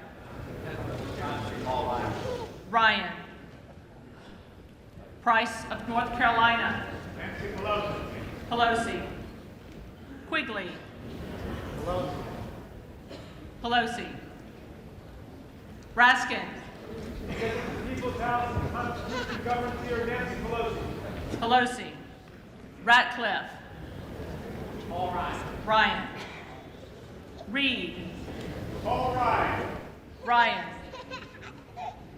Reichert. All right. Ryan. Renacci. All right. Ryan. Rice of North New York. Ryan. Tim Ryan.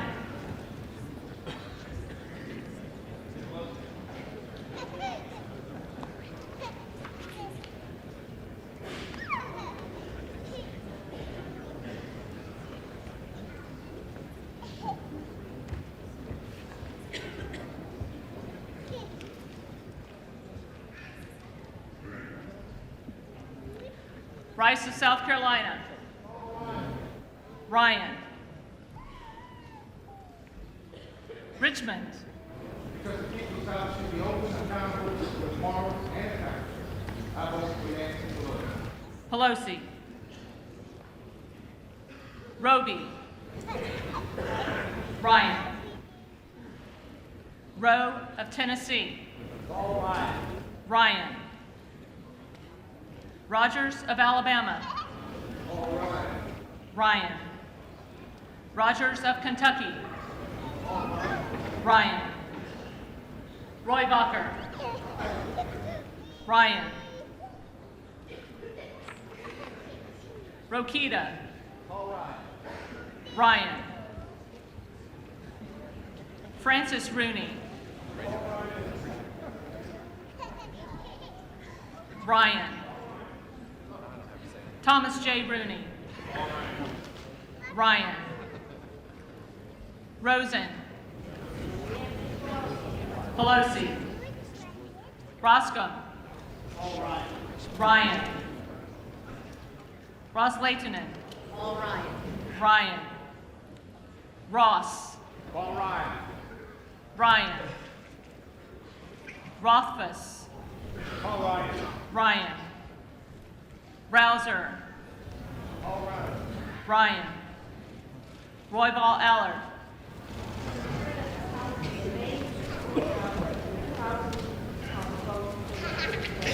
Pelosi. Royce of California. Ryan. Ruiz. Pelosi.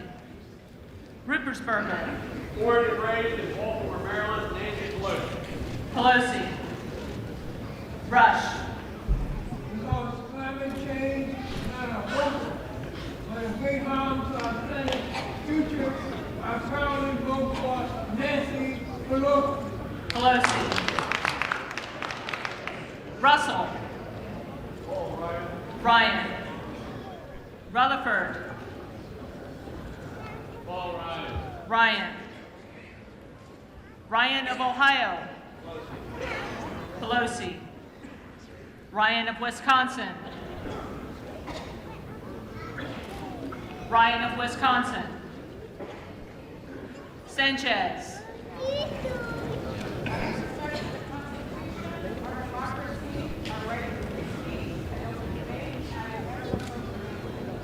Pelosi. Sanford. Ryan. Sarbanes.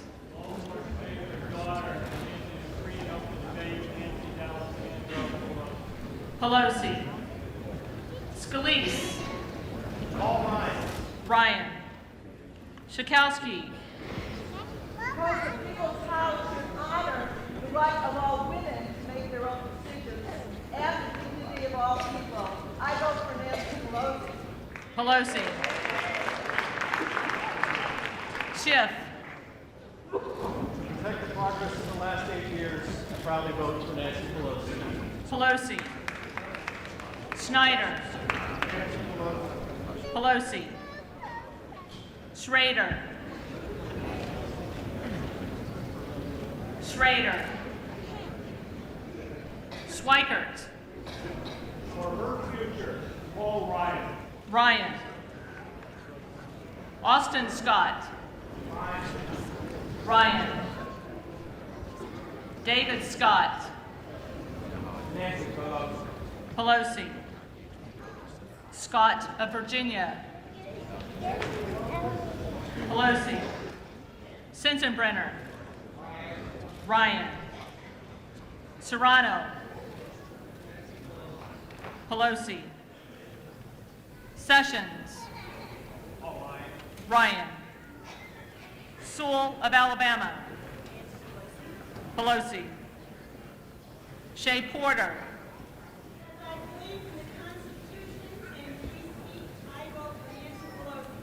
Pelosi. Sherman. Pelosi. Shimkus. Ryan. Schuster. Ryan. Simpson. Ryan. Sinema. John Lewis.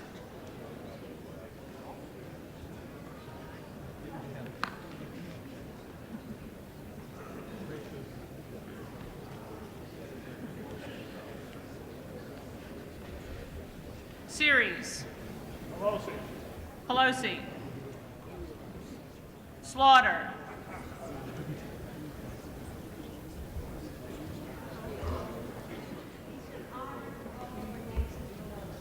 Pelosi. Smith of Missouri. Ryan. Smith of Nebraska. Ryan. Smith of New Jersey. Ryan. Smith of Texas. Ryan. Smith of Washington. Pelosi. Smucker. Ryan. Soto. Pelosi. Spear.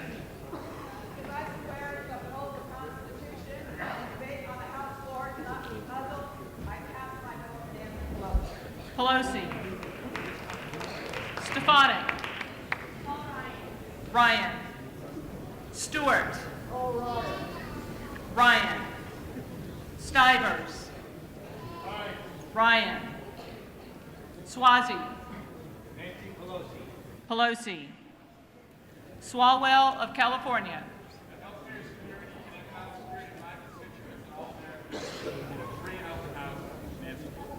Pelosi. Takano.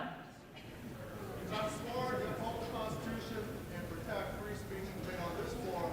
I support and vote for Nancy Pelosi. Pelosi. Taylor. Ryan. Tenney. Ryan. Thompson of California. Pelosi. Thompson of Mississippi. Pelosi. Thompson of Pennsylvania. Ryan. Thornberry. Ryan. T-Berry. Ryan. Tipton. Ryan. Titus. Pelosi. Takano.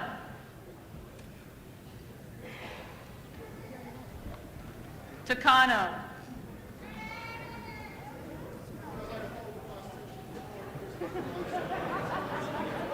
Pelosi.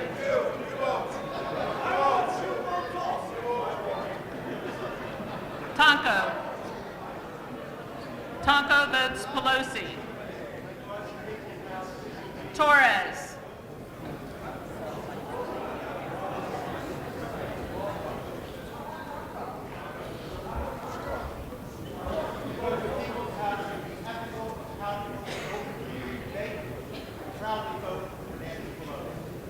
Tonko votes Pelosi. Torres. Women will not be shut down. Nancy Pelosi. Pelosi. Trott. Ryan.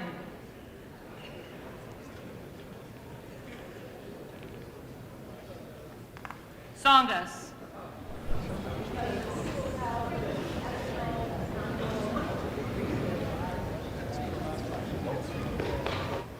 Pelosi. Turner. Ryan. Upton. Ryan. Valadeo. Ryan. Vargas. Pelosi. VC. Pelosi. Vila. Pelosi. Velasquez.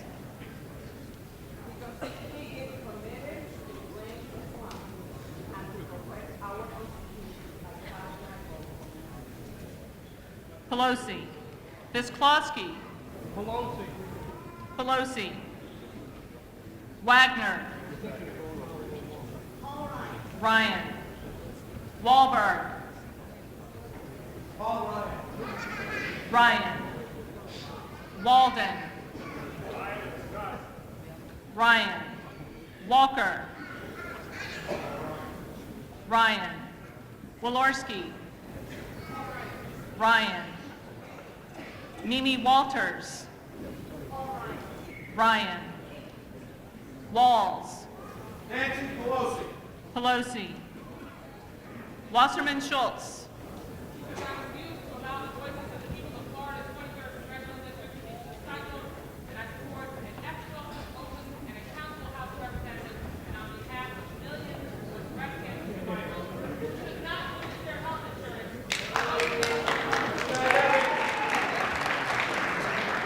Pelosi. Maxine Waters.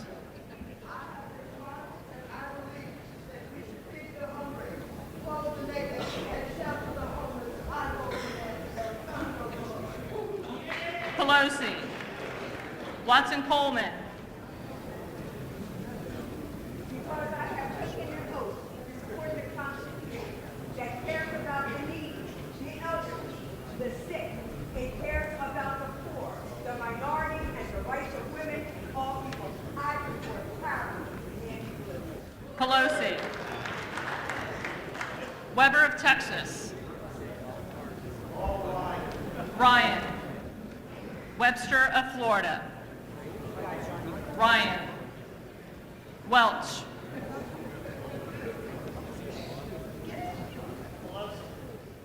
Pelosi.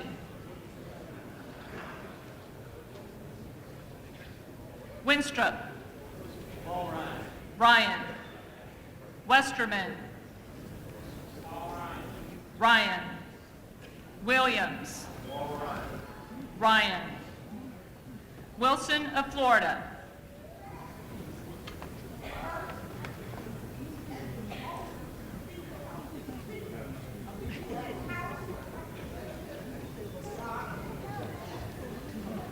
Pelosi. Wilson of South Carolina. Ryan. Whitman. Paul Davis Ryan Jr. Ryan. Womack. Ryan. Woodall. Ryan. Yarmouth. Pelosi. Yoder. Ryan. Yoho. Ryan. Young of Alaska. Ryan. Young of Iowa. Ryan. Zeldin. Ryan. Zinke. Next speaker of the House, Paul Davis Ryan Jr. Ryan.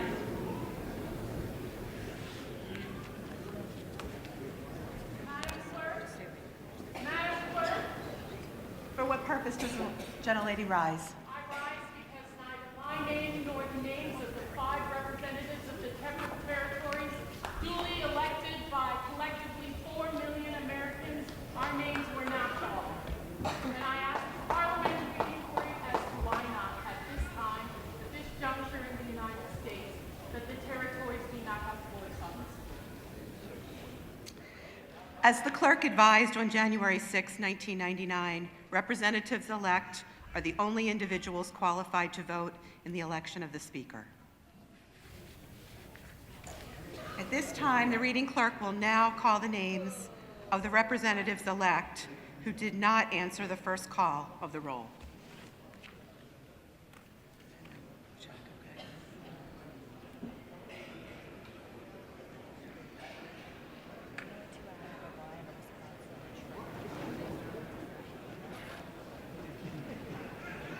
Ryan of Wisconsin. Ryan of Wisconsin.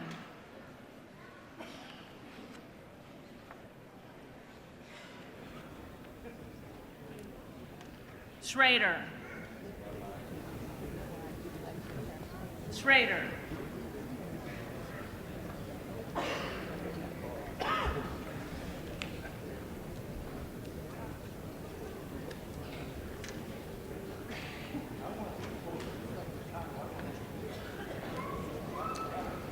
If there are any representatives-elect who did not answer the call of the roll, they may come to the well and vote at this time.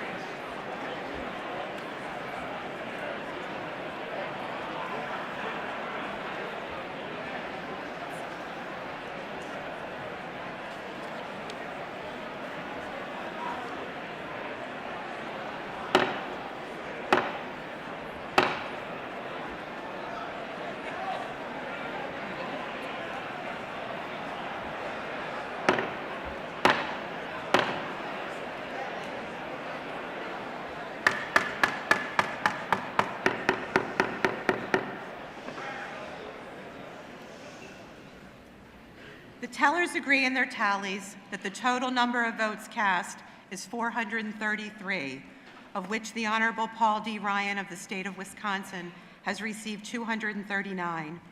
The Honorable Nancy Pelosi of the state of California has received 189. The Honorable Tim Ryan of the state of Ohio has received 2. The Honorable Jim Cooper of the state of Tennessee has received 1. The Honorable John Lewis of the state of Georgia has received 1.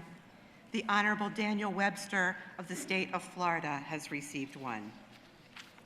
Therefore, the Honorable Paul D. Ryan of the state of Wisconsin, having received a majority of the votes cast, is duly elected Speaker of the House of Representatives for the 115th Congress.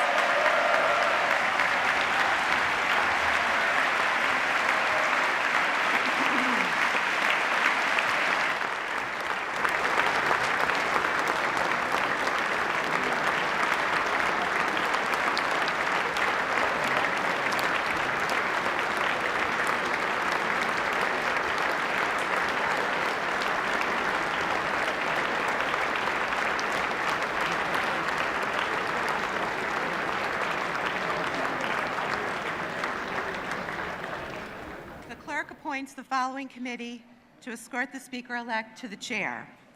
The gentleman from California, Mr. McCarthy. The gentlewoman from California, Ms. Pelosi.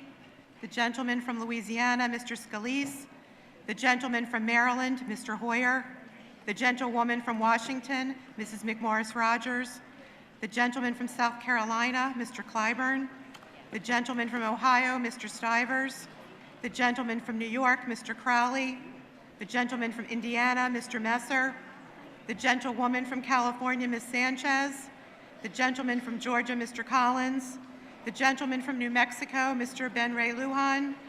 The gentleman from Missouri, Mr. Smith. The gentlewoman from Connecticut, Ms. DeLauro. The gentlewoman from California, Mrs. Mimi Walters. The gentleman from California, Mr. Swalwell. The gentleman from Michigan, Mr. Mitchell. The gentleman from Michigan, Mr. Levin. The gentleman from Texas, Mr. Sessions. The gentlewoman from New York, Mrs. Lowy. The gentleman from North Carolina, Mr. McHenry. And the members of the Wisconsin delegation, Mr. Sensenbrenner, Mr. Kind, Ms. Moore, Mr. Duffy, Mr. Pocan, Mr. Grothman, Mr. Gallagher. The committee will retire from the chamber to escort the Speaker-elect to the chair.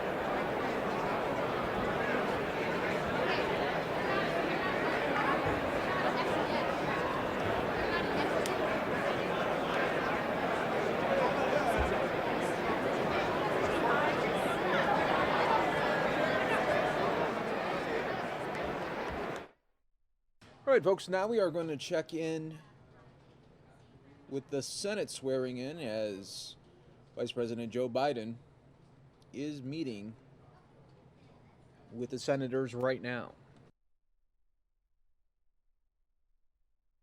And David is 24. 24, almost 25. You've had a hard time, man.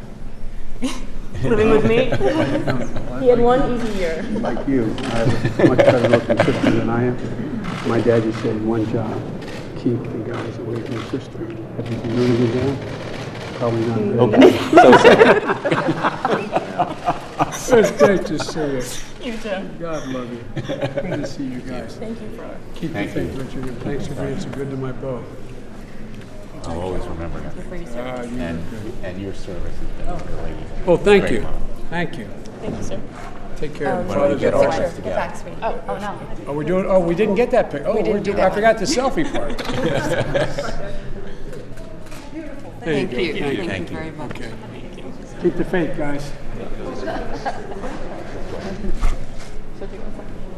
Oh, I'm okay. Hey, Ron, come on. Good to see you. No. Good to see you, Ron. Hey, how are you? Jane, how are you? It's a pleasure to see you. Thanks for doing this again. By the way, I met your sister at the UN. Well, you met the best part of my family. One wonderful lady. Thank you. was lovely. All right, Take you picture got first, to. or You got to. you hold this? We're going to do this first, and then How we'll do do. we hold it? Is it You hold it. hanging out? That's it. Okay. Do you solemnly swear that you will support and defend the Constitution of the United States against all enemies, foreign and domestic, that you will bear true faith and allegiance to the same, that you take this obligation freely without any mental reservation or purpose of evasion, that you will well and faithfully discharge the duties of the office upon which you're about to enter, so help you God? I do. It's good to see you. This family? Yep, we got a crew. My daughter Jenna, her husband Chris. Hi, Jenna. How are you? My grandson Archer. Hey, Chris. Nice to meet you. Hey, Archer. I like that coat. That's pretty My daughter cool. Carrie, your daughter Mara. Hi, Carrie. How are you? You get in this side. Husband RJ. RJ, how you doing? My son Ben, his wife Courtney. Hey, Ben. Hi, Courtney. How are you? This one's that Nice to side. meet you guys. This works pretty good. Well, here we go. You slide in even more. You get right in the middle. You got the baby. Okay. All right. You ready? Thank you. South Carolina's in the house. Try one with Archer looking at you real quick. There you go. Oh, sure. There you go. That's a better one. There. Everybody. Gorgeous. Great. There you to go. see Way to go, you. Archer. Thank you so much. Thank you. Thank you.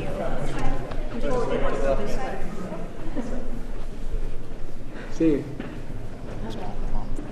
Come on, man. You can't back out now. How are you, Good to sir? see you, man. Doing great. Thank you very much. Mother? Mom, how are you? It's such a pleasure to meet you. It really is. My family, Mom's role. Amen. Yeah, same thing Well, here. come on. You stand right in the middle, Mom. Okay. As they say in Southern Delaware, you've done good with this fellow. Thank you very much. All right. Senator, put your left hand in the Bible, raise your right. All right. Do you solemnly swear that you will support and defend the Constitution of the United States against all enemies, foreign and domestic, that you'll bear true faith and allegiance to the same, that you take this obligation freely without any mental reservation or purpose of evasion, and that you will well and faithfully discharge the duties of the office upon which you're about to enter, so help you God? I do. Congratulations. Thank you, sir, very much. You must be very proud. Yes, I am. Thank you very much. Did you get it? Good. All right. Bring in the family. The fam, here comes the family. My brother. Hello again. Command Sergeant Major Scott. Command Sergeant Major couldn't deny it. Drina, his wife. Drina, nice to meet you. Drina, how are you? My aunt. My aunt, how are you? Also a Army gal. Cousin Good to see you. My brother Roger. Nice to meet you. Roger, get in this side, man. Come on, we got to spread. And Joe. How are you? Good to see you. Nice to see you. All right, are we balanced, or what do you want to do it? Moving really close. I'll move close to Mom. There. That'll Okay? Beautiful. Great. Thank you. Well, congratulations, guys. Thank you again. Appreciate it. You have a beautiful state. Yes. When I die, I want to be reborn in Charleston. I thought you were using Maquila right now. Right? Well, yeah, I get to go down almost once a year. Oh, darn. So I'm coming You back. 52 times a year. Yeah, but I'd like to. I was called your governor the night she got appointed. And, Yes. So I like her a lot. Met her whole family. Yeah, they're right. They're here today. So. Yeah, well, Very good. Tell her I Thank said you, sir. hello. Appreciate it. Okay. Oh. Keep the faith, Mom. I will, thanks. Or as my grandmother would say, spread it. Thank you, sir. Good to see you, man. Thank you, sir. Thank you, man. Thank you for your service to our great country. Thank you, man. Thank you for your service. Awesome stuff. You stepped up when you needed it. Appreciate it. Thank you. Michael, come on, man. How are you, pal? Congratulations. Hey, Sean, how are you? Good memory. Pleasure to see you. Pleasure to see you. Come on, stand in the middle. We're going to ask you to hold the Bible. Mike, put your left hand in the Bible, raise your right. Do you solemnly swear that you will support and defend the Constitution of the United States against all enemies, foreign and domestic, that you will bear true faith and allegiance to the same, that you take this obligation freely without any mental reservation or purpose of evasion, that you will well and faithfully discharge the duties of the office upon which you're about to enter, so help you God? Yes, I do. You got to make one more promise. I'm not still out of the scheme, right? Yes. Always. Good. Forever. Great to see you, Michael. Congratulations to you both. I got your hands full. Well, no, it could be real good, but you're going to speak up. Proud of you. So, It's good to see you on our chair. You're kind to say that. You're just, very at home there. I love that. Hi. What's your name? Hi, Eliza. How are you? She was only 10 the last time we were God, 16, man. I tell you what. Hey, nice to meet you. I'm John. Hey, John. Good to see you. I'm James. James. This is my wife, Cassie. Hey, Cassie. You and James, come on with this side. Okay? When did you get married? Just like a month ago, Thanksgiving. Well, I'll tell you what. You've got very good taste, like your father. Okay, just look this way. It's great to see you guys. Thank you so much. Congratulations. Thank you. Are you from Utah? I'm from California. California. All right, so you imported from Utah. Sure did. Okay. So, you know, I've been working with John Hunter, cancer stuff. And so I may be giving you a call. Yeah, please do. Please do. If you're, as we speak, the snow is falling. Yeah, good snow out there. It's the best snow. It's the best snow. I used to, when I got elected the first time, my wife and daughter were killed in a real accident right after I got elected on November 7th and killed December 18th. So I didn't get sworn in with everybody else. I wasn't going to come anyway. They swore me in the hospital. My two sons were injured. And badly, as they recovered, my sister, who's my best friend, moved in to help me raise my children. She and her husband. And she started this thing when they were 5 and 6. She called the Boys Make Out. And I would take my two sons and we'd go to Utah and ski for a week. Which resort? And Deer Valley was one of them, but at one point, as a matter of fact, at Deer Valley, about 8 years later, I'm a pretty good skier. About 8 years later, I'm going on a black diamond and I'm feeling skiing the best I've ever skied in my life, and all of a sudden I hear from your voice, on your left, or my son Bo, on your right, my son Hunter. And instead of being upset, I was proud as hell. But I know that feeling. I know that feeling well. Ski walk. Leave me in the dust now. Well, it's good to see you guys. Thank you. Thanks for doing Have a this. wonderful afternoon. Thank you. Congratulations, Mike. See you. Fist fight, baby. Keep an eye on it. I will. Husbands are very hard to find. Nice to Good to meet see you. Thank you. Nice to see you, man. Thank you. Hey, Red. How are you, Sam? Good to see you. Awesome. Are you going to miss having to do this every day? I like this. It's a happy moment. Happy Here's my moment. son, Robert. Hey, Robert, how are you? Like my sons, you couldn't deny it. Yeah. There's no way out for you. He's a senior in high school at Gonzaga. Oh, is that right? Yeah. Great. And thinking about being an engineer. Well, good for you. Are you what schools you looking to? Looking at Virginia Tech, Georgia Tech, Duke's, where he went, and so yeah, those are my top 3 choices. Oh, great. Hi, how are you? Nice to see you. Great to see you. Congratulations. Thank you. All right, Mom, we're going to put you in the middle. Okay. And we're going to have you hold the Bible. Rand, if you will, you come over my side, big guy. You stand right next to me so you're in the picture, okay? Left hand on the Bible, Rand, and raise your right hand. We'll reenact this. All right. Do you solemnly swear that you will support and defend the Constitution of the United States against all enemies, foreign and domestic, that you will bear true faith and allegiance to the same, and that you take this obligation freely without any mental reservation or purpose of evasion, and he will well and faithfully discharge the duties of the office upon which you're about to enter, so help you God. I do. I don't have a doubt in my mind. With doubt in my mind. Well, it's great to see you. Yep. And you got to be patient. Fathers are hard to raise. You know what I mean? That's what my sons told me anyway. Did they say they wanted just one with you and I, too, or not? Yeah. You can. Sure. Yeah. Hey, Robert, slip off for just a second. We're going to do one just for Mom and I. I'll get this out of the way. Unless you want to hold it. No. Just do it. All right, here we go.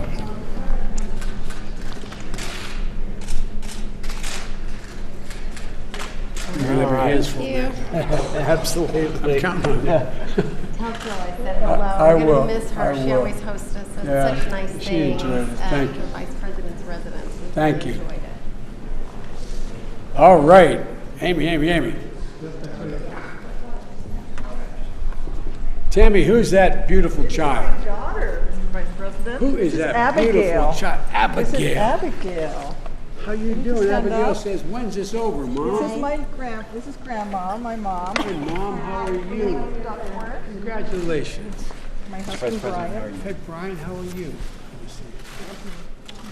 Mom, you're in the picture No, too. Mom, you got to be in this picture. Mom, bring the baby. And you're going to stand in the middle and hold the Bible, okay? Yep. As we Mom, set. you're going to be in the middle. Right here. You got right. Okay. No, we'll do the Constitution. All right, that makes sense. Okay. You ready? Put your right hand in the Constitution. Do you solemnly swear you will support and defend the Constitution of the United States against all enemies, foreign and domestic, that you will bear true faith and allegiance to the same, that you take this obligation freely without any mental reservation or purpose of evasion, that you will well and faithfully discharge the duties of the office upon which you're about to enter. So help you God. I will. She's not so sure. Good to see you. Thank you. Thank you, man. Thank you. Congratulations. Thank you. Tammy. Thank you. Is it your ID? It means a lot that you're the one who did this. She's two. She's two. I like you. Look at those shoes. I know. She's very into the sparkles. She picked her own. I'll bet she did. I'll bet she did. Well, it's good to see you guys. Congratulations. Thank you. Thanks for doing this again. Thank you. Say, baby, can you blow the Vice President a kiss? Very She blew your kiss. Oh!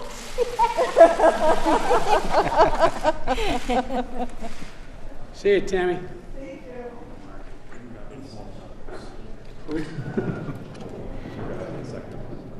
I beg your pardon?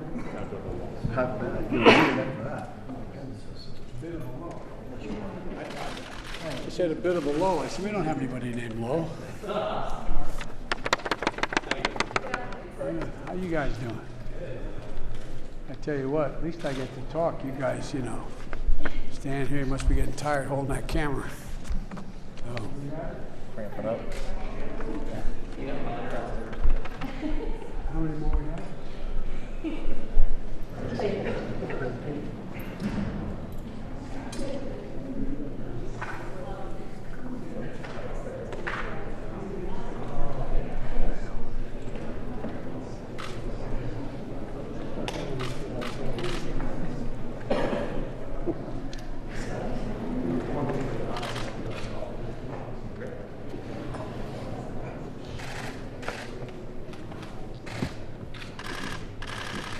Who are some of the ones left?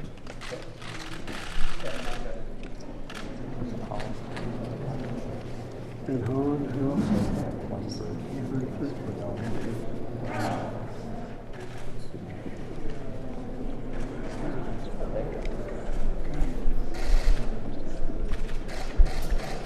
Anyone else want to be sworn in? Too much work.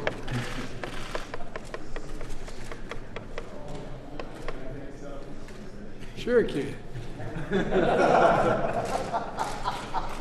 Everybody said, why on the campaign trail, a campaign, why would I do selfies? It's so much easier than other people, gathering people, when you have it, and say, jump in, quick, If you don't do it by then, thank you.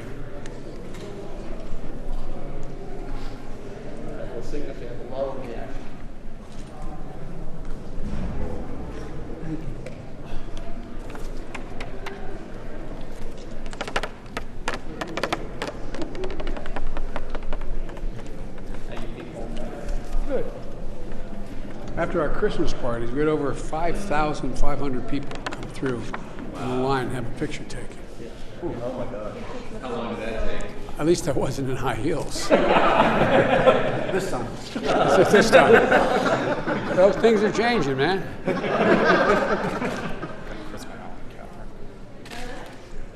Catherine, you can leave him out there.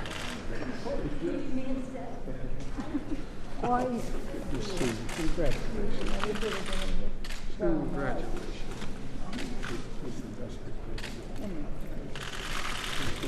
He's the class on class. Where is he now? Chris? Chris, you decided you want to do this again? Huh? How are you, Vice President? Nice to see you. Great to see you. Thanks, Reverend. Thank you. My sisters are running to get here. That's what we're going to do. No, here's what we'll do. Okay. Take your time, and we'll wait for your sister. But we'll Well. do this part, Right. the reenactment anyway. In the meantime, put your left hand in the Bible. Raise your right, please. Do you solemnly swear that you will support and defend the Constitution of the United States against all enemies, foreign and domestic, that you will bear true faith and allegiance to the same, that you take this obligation freely without any mental reservation or purpose of evasion, and that you will well and faithfully discharge the duties of the office upon which you're about to enter, so help you God? I do. Don't have a doubt in my mind. Thank you very much. Thank you very much. No, stay here. All right. Can we get members of the Of course we can. Yeah, bring the whole family. Okay, Come on. everybody up. Come on out. This ain't the house. You're the Vice President. You've met. Hey, man, good to Alex, see you good to again. see you. Good to see you. Hi, how are you? Good to see you. Nick. How are you, Paul? Catherine. Mom, how are you? Welcome.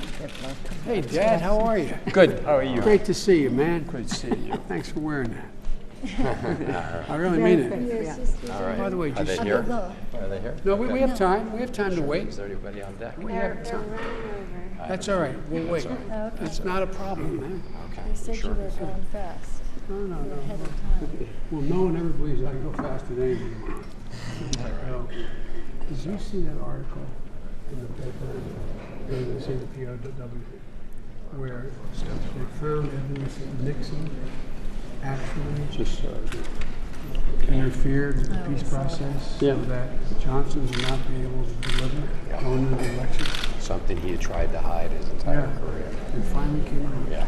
Things come out. Eventually things come out. Oh, yeah. Without the internet. You guys got good blood. You know what I love you, Tyler? It's absolute integrity. Absolute, complete We were integrity. together on the Biden Commission. We were together on all this so-called The first Super Tuesday debate stuff that I and the had debate. was one of the hardest debates that I had because it was in the Time magazine when the debate was over. They had a picture of the governor from Alaska jumping over a high jump bar that was about 2 feet off the ground, and she said, "I made it." She's on her back. Had I missed 1 beat on that, I would have been dead. Yeah, that's true. And this guy was like, okay. That's one of his fondest memories. He talks about that on the trail. No, I'm serious. I'm serious. It was Being great Paul time. Ryan for you. That's right. And then Ryan was a hell of a lot, but he, why did he say this? I'll tell you a question. I got asked. I knew Paul Ryan's answer. Yeah. No, I'm serious. Yeah, no, it was Think it was of it. good. And by the way, that I can say this to your family. Had I not become one that debate so clearly, we would be in the election. Not a joke. The president had, remember blowing that? He had fumbled that first He one. dropped 9 points in it. It was an important time. And he called me immediately after on the stage. He said, "Oh, thank God you saved yourself." I said, "No." It was the malarkey line, which we never even did in the practice. Spontaneity That won. was good. That was you being you that won. All right. I guess we better move on. Yeah. All right. No, we're. I don't know how far back they are. We just don't know. We don't Well, know. if you guys can hang, I'm happy to do it for a few minutes, okay? We'll hang. All right. I may have somebody else. No, I'll go ahead and do the next one and Okay. just hang to your sister's game. Okay. In my family, as you know, sisters matter. Yes, indeed. Sisters matter. Thank you for. You better. Okay. No, Because- they're not going out. No. They're We're just going to keep them here. Just So. Okay. sit in the seats. Yeah. Okay. Hey, man. How you doing? Good to see you again. Congratulations. Mr. Vice President. Congratulations. Thank you. Come on, kiddos. Tucker, Hey. come on. Hey, Chuck, how you doing, man? The Vice President of the United States right here. He said, big Yeah. deal, Dad. Yeah. How you doing? How old are you? Oh, you're getting old, and you're 10? Ava? I'm 9. 9, and you're 12, 13. 10? She just Cool. calls her. My wife, Jenny. Very nice to Jenny, meet how sir. are you? Great. You got a wonderful mommy and daddy. Mom, I'm going to have you stand right here in the middle. Thank you. You come around, and you guys, can you come over and stand by me? And we're going to reenact the swearing in, okay? You jump right in the front here. If you go right in the end here, okay? Go on, Senator. You And stand you right put here. your left hand in the Bible and raise your right hand, son. Excuse me. All right, we can do this again.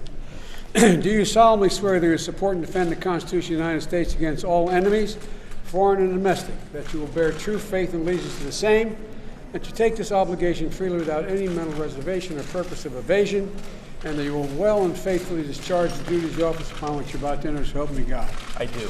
Congratulations, man. Thank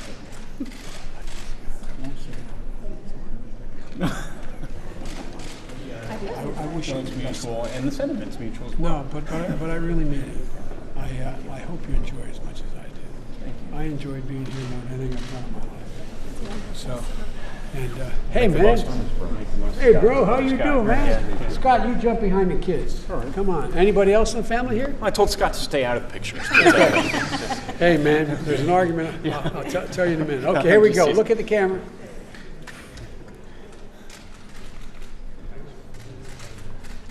I have two brothers, and the constant argument is who's the heavier one to carry.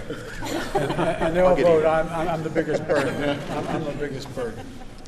Well, girls, I Great to tell have you them what, here. your brother's got a hard time, man. My dad used to say one job. Your brother has one job, keep the guys away from your sisters. He has a tough job. Yeah, Tucker, did you hear that? Tough You need to job. keep them away, Look, buddy. his eyes are darting around like a Okay. Secret Service agent right now. Okay. Well, good to see you guys. All right. Thanks a lot. Yeah, Door. thanks. Yeah. I wish you the best of luck. so much. Hope you enjoy it. Thank you. I know it's a lot of sacrifice. Thank you. Thank you. We're I really mean proud it. of him. Thank you so You should much. be proud of him. Thanks. Thanks for your service. Thank you. Thank you. Bye. Oh, we're going to Thank exit you. out that way. Of course, the Van Hollen family. All right. The Van Hollens. Sis. All right. How are you? My sister. Is that right? I'll be darned. You don't miss the snow, do you? All right. Hey, Leela. How old are you? Charlie? 22. 22. God love you. Oh, you're out of school now. Right.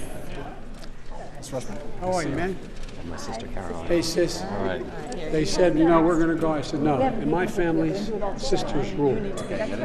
No, you think I'm joking. My best friend, come on, sis. You get right in the middle with me. You go right over here. Over this. All right? Blocking?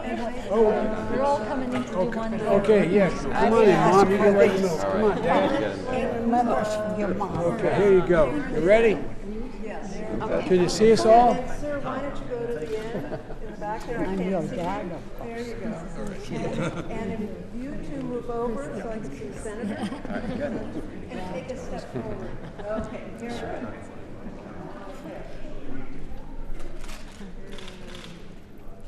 Great, thank you. All right. Thank you. Chris knows my sister. She's managed every one of my campaigns. We went to the same university together, same courses. I graduated. She graduated Phi Beta Kappa. We got to ask backwards.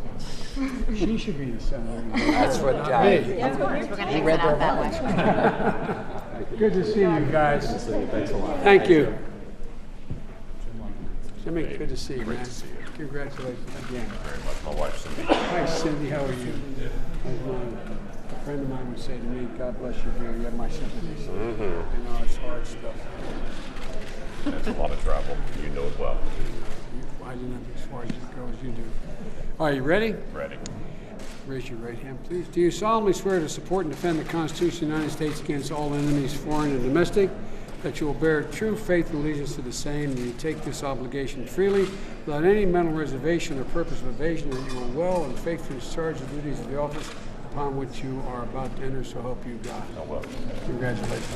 Thank you very much. I know this ain't a one-man sport. No, it's not. No, it's not. Are No, it's these not. your- These are daughters. This is Jordan and Hannah. Hey, Gordon, hi, Hannah, how are you? Good to see you. Well, one of you guys come by me. Come on over here, okay? Sure.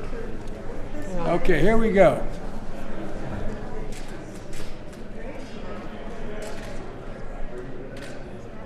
And girls, be patient. Fathers are hard to raise.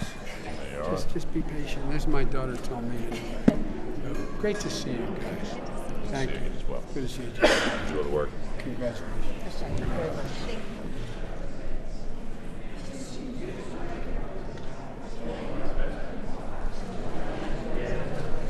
Pardon me? Okay, good. Yep.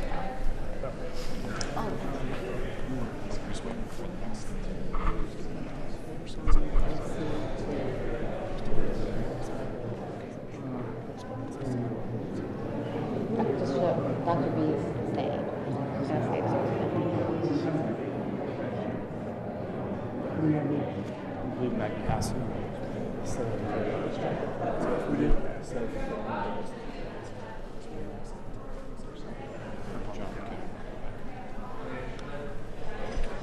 Hey, John Kennedy.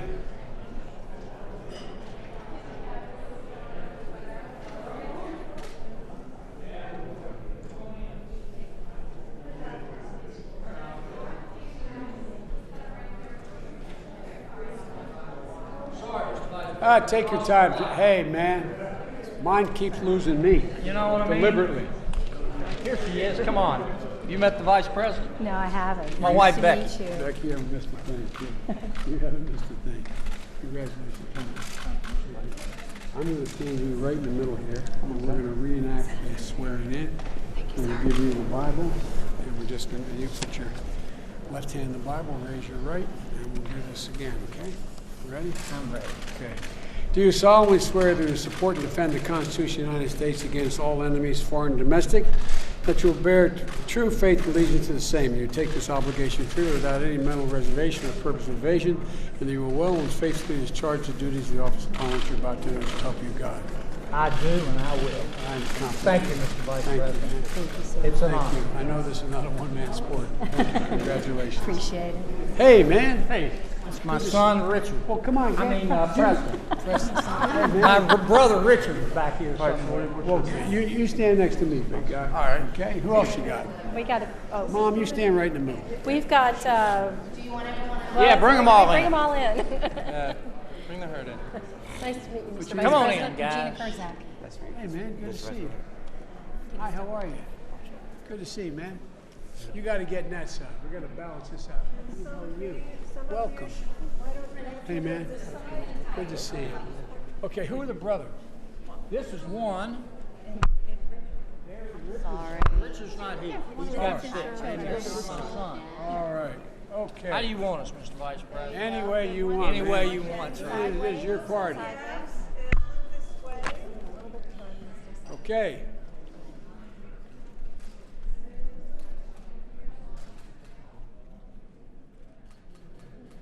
Congratulations, John. Thank Hope you enjoy you. as much as I did.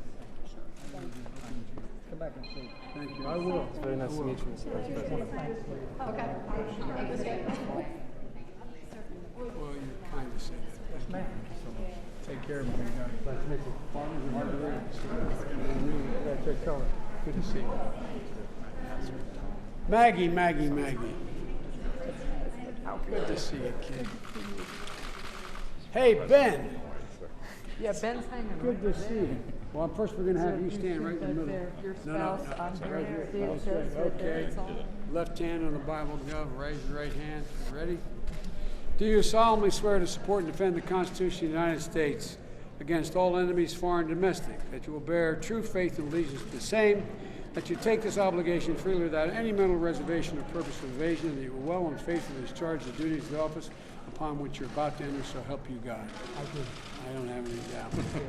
This is the proudest one. I know you didn't want to do it. Hey, Ben, how are you, buddy? Good to see you, man. Good to see you. Good to see you. Hey, honey, how are you? Great to be with you. Oh, it's so good to be here. Okay, well, come on. Let's Now move we this have, around. and this is Liz Murphy and her husband Patrick. Hello, Liz Murphy. Liz Good to is see my you. daughter of the heart. So, Right. yeah. It's a pleasure to meet you, Liz. Sure you can. I love hugs. How you doing, This is man? my husband, Patrick. Patrick, how are you? I'm Gene Finnegan's son, Patrick. And this is Joyce Averill, who is Ben's longtime caregiver. She's been with Ben 27 years. God love you. Yes, indeed. God love her.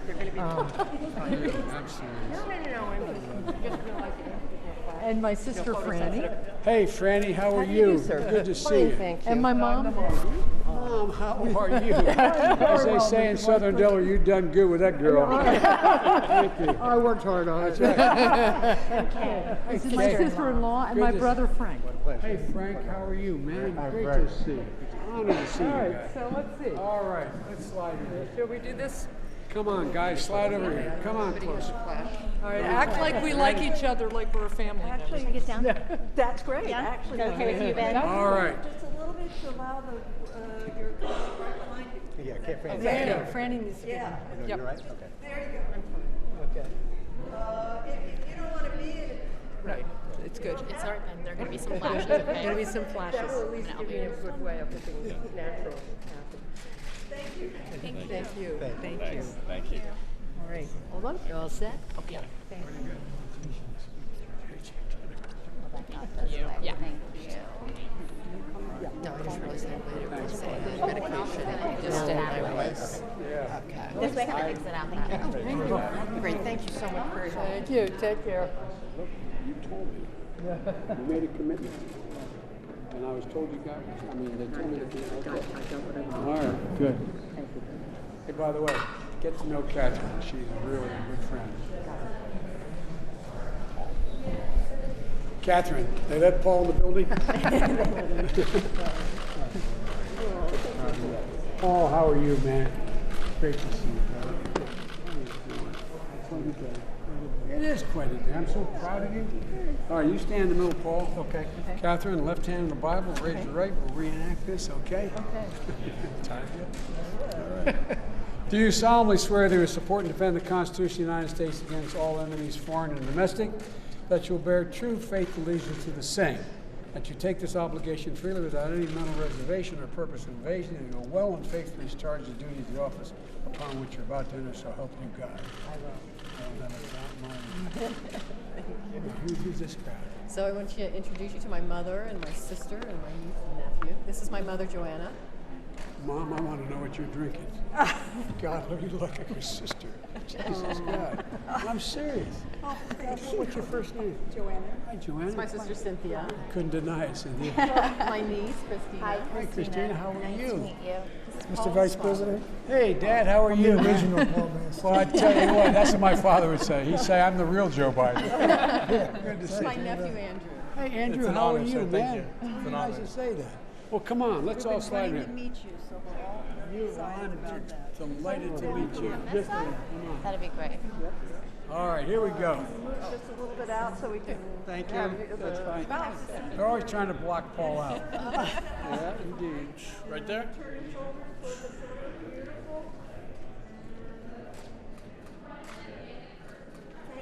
Thank you very much. Thank you. You see many of your old buddies out there? All of them, yeah. Are you going to come down to the reception? Mike wanted me to I'm going chat to with you. try. I'm supposed to go to Delaware Congressional. I haven't done it. Keep it going. Whatever it is, keep it going. As my mother would say, keep the faith. My father, the real Joe Biden, would say, spread it. I remember that. Thank you, guys. Thank you. Thank you, sir. Thank you. Thank you, guys.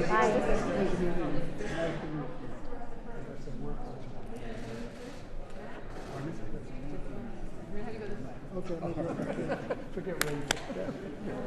Dad, you're going to go out this. He wants to say something. His camera. You don't want him to leave his camera, man. Forget that. Sons are hard to raise, Dad.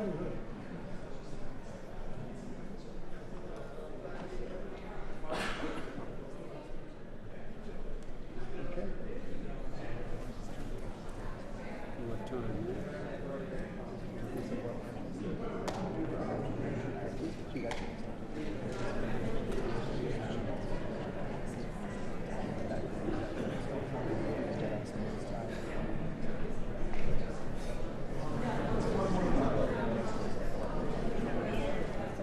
Wait, should be no other times than where? He's going to get to the library cards too. Oh. The party started a while ago, but she's on the hill still. Gotcha. So once you stand up, there's going to be stats and then we can go. Does that work? Yeah.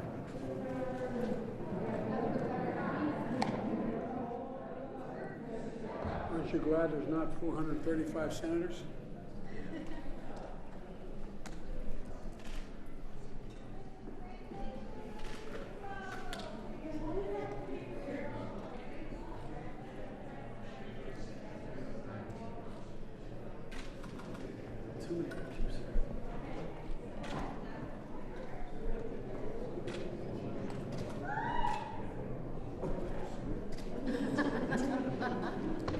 What are you tugging him for? He didn't do a damn thing except send me in that direction. You know what I mean?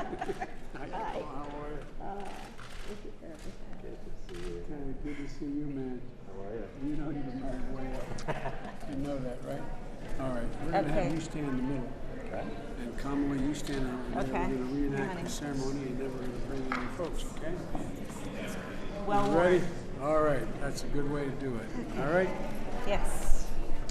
Put your left hand in the Bible, raise your right. Do you solemnly swear to support and defend the Constitution of the United States against all enemies, foreign and domestic, that you will bear true faith and allegiance to the same, that you take this obligation freely without any mental reservation or purpose of evasion, and you will well and faithfully discharge the duties of the office upon which you're about to enter, so help you God? I do. I don't have to count my mind. Now you got some family out here? Thank you. Come on, family. I got quite a crew. Yay. Hi, what's your name? Ella. I'm Doug's daughter. Well, hey, Ella, how are you? You get over here. Cole. Hi, Cole. How are you? Good to see you. Vice President. Hi, Maya. How are you? Pleasure to meet you. Tony West, how are you? Hey, Tony West. How you doing, man? Good to see you, man. Good to see you. Hey, I was like, I remember, I met you. You rule, Mom, and I told you before when I met you.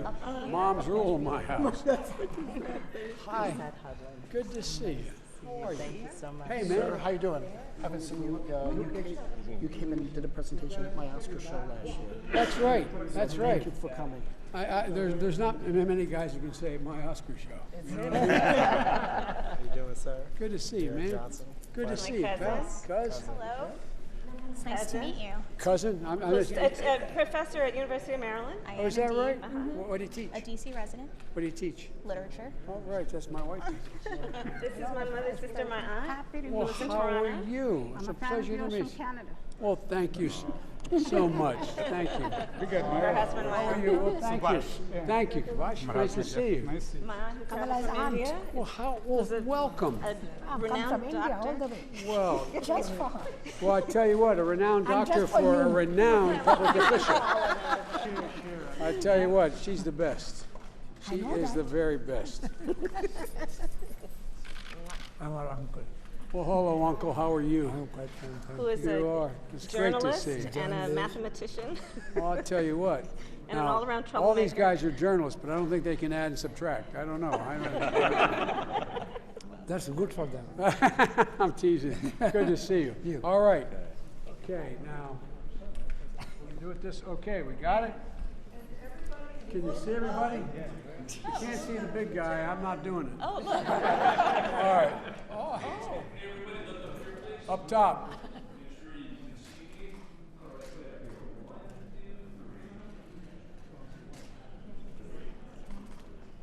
Well, great to see you. Do you guys know what they... Oh, I'm sorry. Mattis is reading with Read It Hard, if anybody wants Mattis. And then extended families, if you Oh, no. Okay, come on, everybody. Crew. Come on, extended family. My extended family is here. Hi, how are you? Nice to see you again. How are you? How are you, man? See if you can jump around the back. Come on, yeah, we will. You've done this Hey, before. man, good to see you. How are you? Nice to see you. How are you? Welcome. Best friend from kindergarten. This is my best friend from Stacy. kindergarten. You still taking care of her? Yeah. Hi. How are you? I'm your mother's best friend. Well, I tell you what, that's a lot of currency where I come from. Rafe. Good to see you, Rafe. How are you, man? I was trying to figure out how to tell you how long I met you, but I think it was since you were police. It was 1973 I met you. Is it? God, good. I swear to shit. God. We actually did climate legislation. Yes. You were the And first. by the way, I was the You guys first got a guy. microphone? The guy to help me do So it. he is my mother's best friend's husband. Is that? Yes. Well, by the way, first time, almost 18 years before anybody else, and they kind of You were laughed out at there. us. Yeah, they did. Hey, thank you, man. All right. Okay, here we go. Get over here. Wait a minute now. Let me. I'll get down here. Biden's at the bar. Can you see everybody behind me? I can see it now. Biden couldn't take it anymore. Can you see if I'm standing up? Oh, we're doing up top. All right. All right.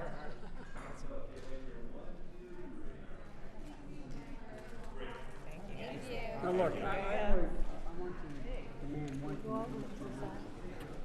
about no longer vice president. From any other since Joe's out there, promise me you won't say Joe. That's all I ask. That's all I ask. All right. Okay. Why don't we just have a standing coffee, just get together. You can tell me some stories By the and give way, me some feedback and advice. I'll give them aside. Anything at all I can do. Okay? And you do get the committees. Okay? Because I made that as clear as I could. Politely. So, thank you, man. Thanks for everything. I used to have a old Irish Catholic grandfather named Ambrose Finnegan, and every time he'd walk out the door, he'd yell, "Joey, keep the faith." And my grandmother would yell, "No, Joey, spread it." Go spread the faith, guys. It's great to see you again. All right, everybody. Thank you. Thank you, Mr. Vice President. Nice to meet you. Thank you so much. Thank you so much.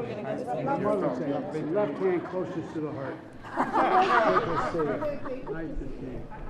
Great to see you. Very nice to meet you. Nice to meet you. Thank you, man. Nice to meet Yeah, nice to meet you. Send me an email.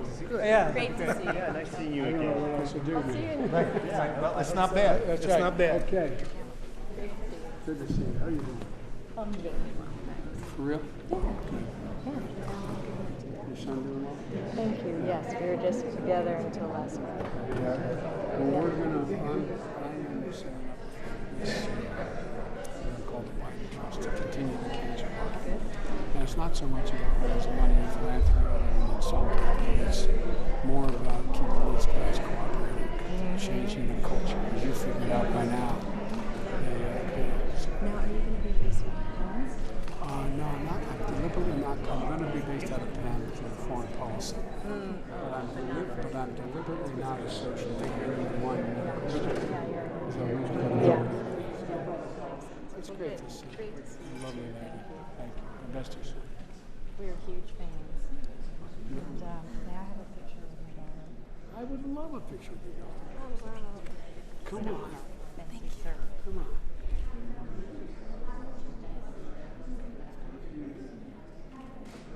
Excellent. Wait a minute, Mom. You got to get in here. Come here. Wait, Mom. Get it. So much. You ready? Well, you got to get Mom in. Wow. You're a real star. You're a star. Take care. Thank you. Thank you very, very much. Okay. Okay. I'll follow you. Hey, everybody. Thanks for your patience. And Lori will lead the way. Appreciate it. Captain Cortez Bastos. I'm ready. I know a lot of you probably wonder why I spend so much time with him. This is a really big day, you know, for somebody being sworn in. It's a great moment. So You gonna miss it? anyway, I do miss it. I loved being a senator. It was the greatest honor of my life. But anyway. You're gonna miss the pomp and circumstance of swearing these guys in and things like Oh, that. I'm not going to miss the pomp and circumstance. My dad used to have an expression. He'd say, it's a lucky person who gets up in the morning, for real, puts both feet in the floor, knows what they're about to do, and thinks it still matters. I've done nothing but public policy since I've been 26 years old. I mean, and every single morning I got up, there was somebody handing me a card like this, with a schedule, and I was working on something. And so that part I thought I was going to miss, but a couple universities I'll be announcing shortly, are going to provide me with an awful lot of staff that'll work directly for me. So I'm going to try to take the VP office out of the office and establish a domestic and foreign policy piece where I can still do the stuff I care a lot about. You're talking up there to the new senators for the first time, giving them advice? Or? No, I just said, and I genuinely mean it, I hope they enjoyed it as much as I did. You know, this is an incredible place, as diminished in the minds of the people that it's become of late. If you listen and you have an open mind, it works. I mean, here, you know, I got here with Jesse Helms, who was a staunch segregationist and stood for everything I was against. But by the time he left, remember him saying that if he had to do it all over again, he'd be a missionary in Africa, and he meant it. And when he died, Chris Dodd and I were the only two that went to his funeral, and his family came out at his big Baptist church. His family came out and greeted us all. There were only 2 Democrats and 40 Republicans, and they walked right up to me and said, "We put your sign on our lawn for president and vice president, and campaigned for me." On Strom Thurmond's deathbed, he asked me, 100 years old, asked me to do his eulogy, which I did without lying at all about his transition. You know, this is an incredible place. This guy knows it covered me for so long. But it really is something. He's heard me say this before. The first lesson I learned as a senator, maybe the most important lesson I learned, and I mean this sincerely. When I first got elected, I did not want to come to the Senate because my wife and daughter had just been killed. I got elected on the 7th of November, and the 18th of December, my wife and 3 kids were Christmas shopping. A tractor trailer broadsided them and killed my wife and my daughter. My 2 boys were really badly injured and hospitalized. They turned out fine, but at the time it wasn't so certain. And so I didn't want to come down. My brother went to Democratic elected governor and was working on a replacement.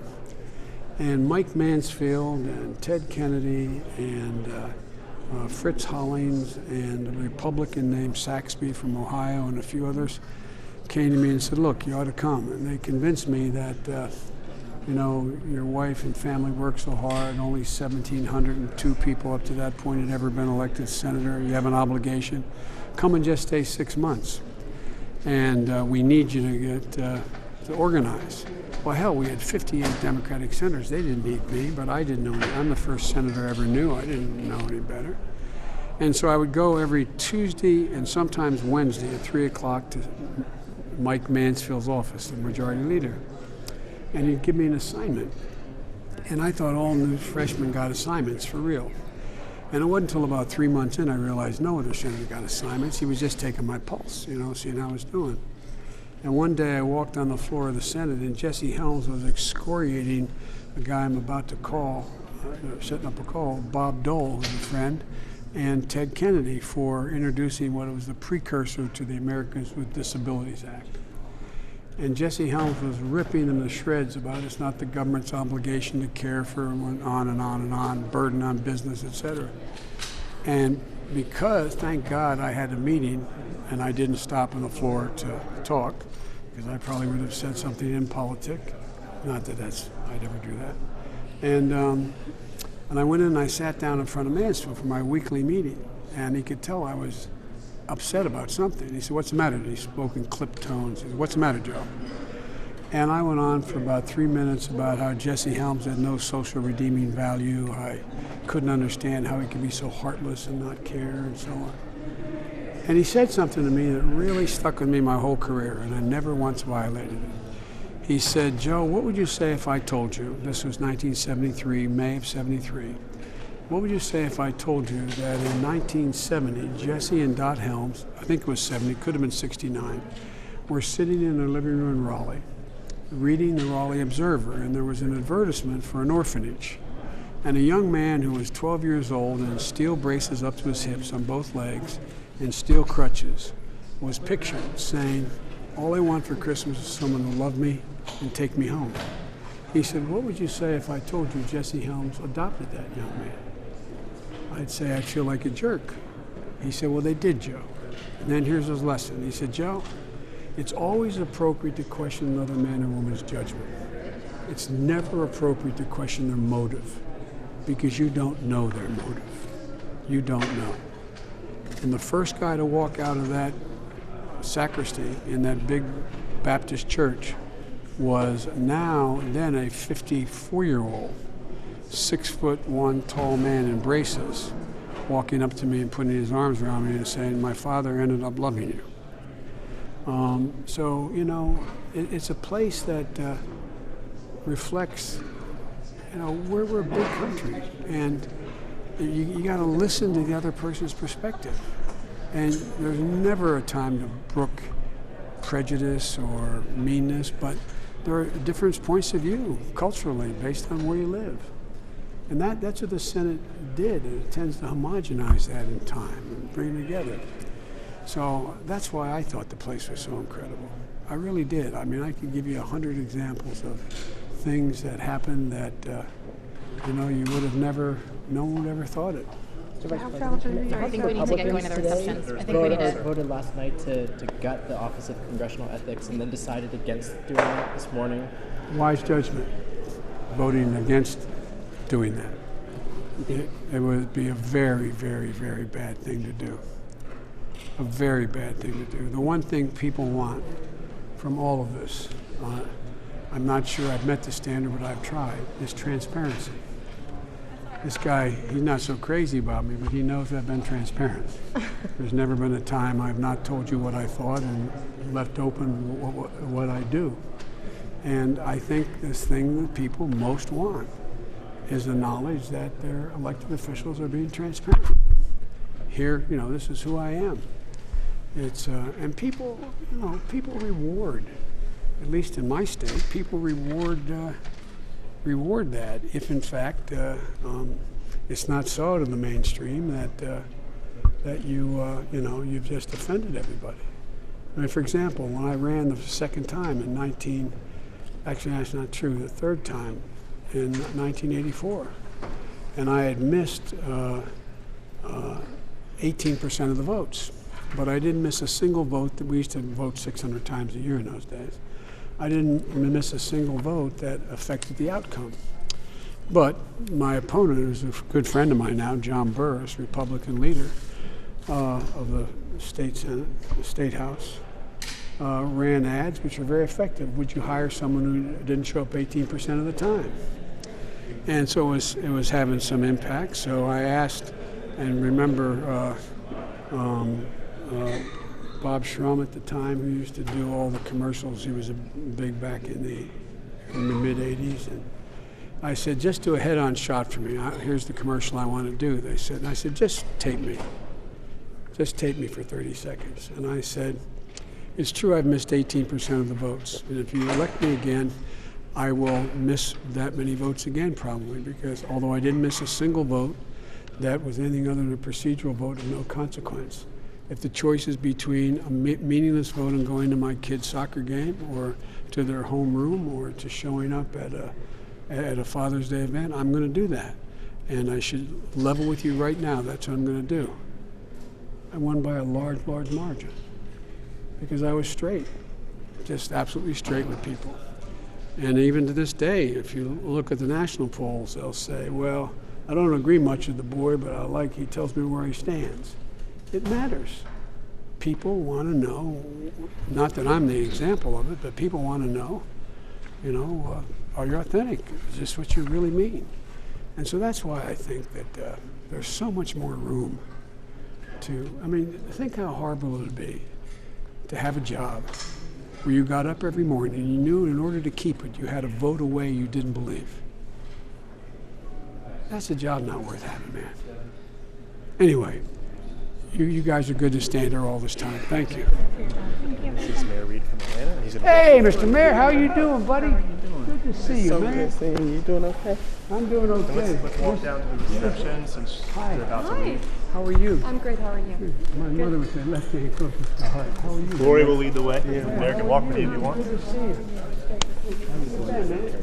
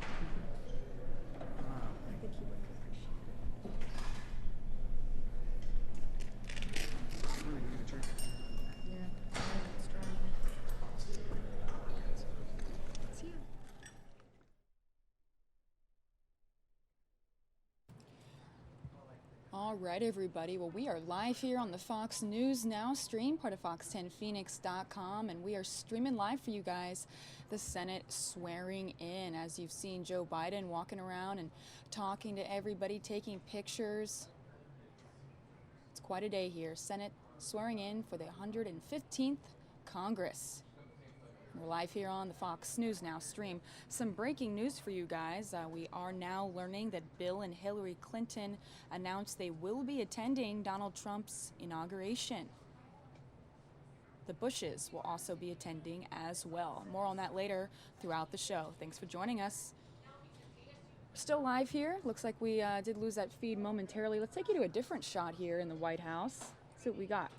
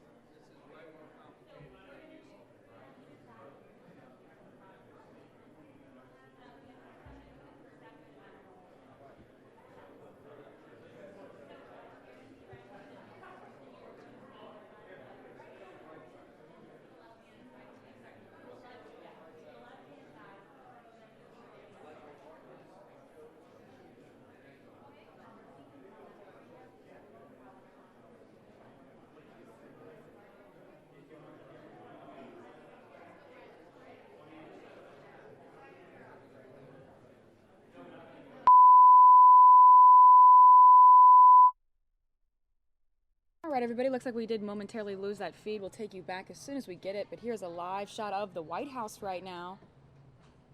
We're streaming live for you guys all day. The House swearing in, the Senate swearing in. We've got White House press briefing, so a lot of live events happening here on the Fox News Now stream.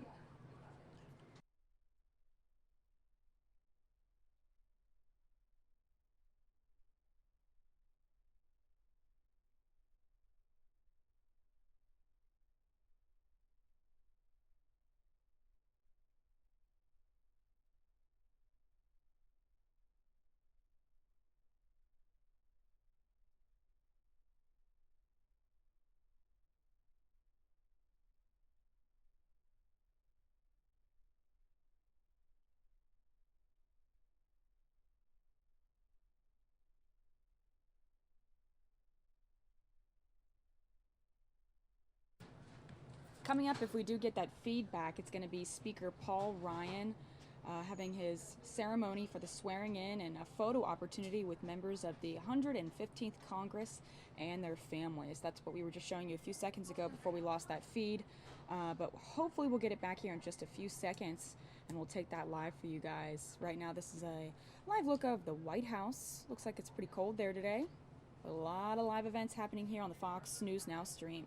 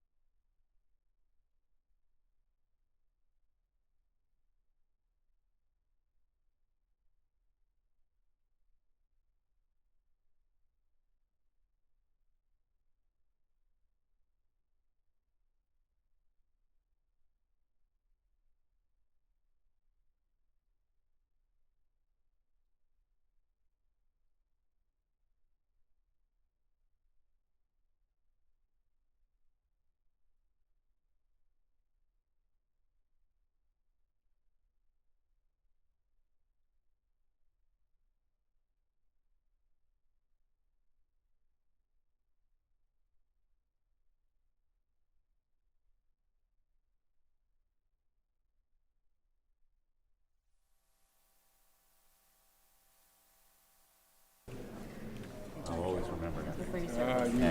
And your service has been really Well, thank great. you. Thank you. Thank you, sir.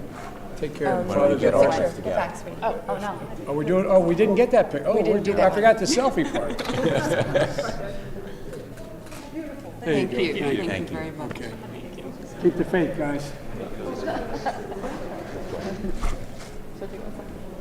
Oh, I'm okay. Hey, Ron, come on. Good to see you. No. Good to see you, Ron. Hey, My wife, Jane. Jane, how are you? It's a pleasure to see you. Thanks for doing this again. By the way, I met your sister at the UN.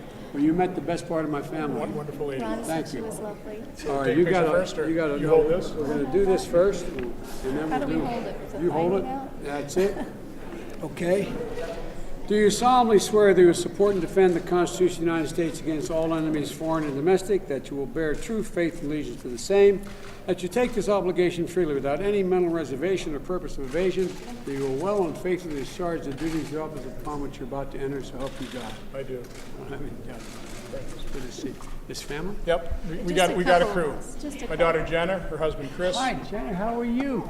my grandson Archer. Hey, Chris. Nice to meet you. Hey, Archer. I like that coat. That's pretty My daughter cool. Carrie, your daughter Mara, Hi, Carrie. How are you? You get in this side. husband RJ, Hey, how you doing? my son Ben, his wife Courtney. Hey, Ben. Hi, Courtney. How are you? It's a pleasure to meet you guys. This works pretty good. Well, here we go. You slide in even more. You get right in the middle. You got the baby. Okay. All right. You ready? Thank you. South Carolina's in the house. Try one with Archer looking at you real quick. There you go. There you go. That's a better. There. Everybody. Gorgeous. Great. There you to go. see Way to go, you Archer. Thank you so much. Thank you. Thank you.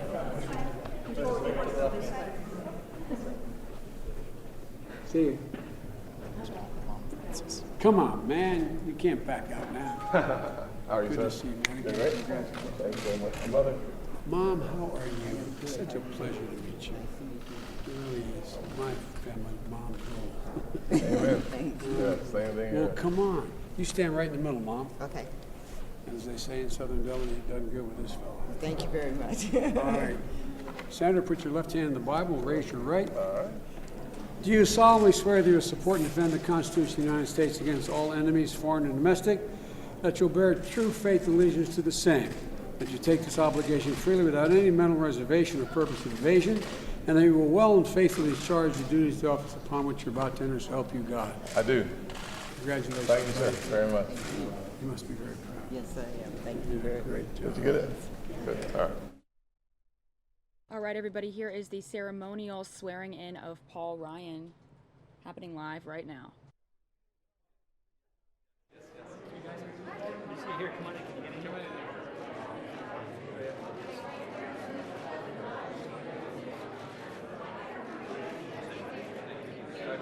Yeah, happy New Year, guys. This way, this way.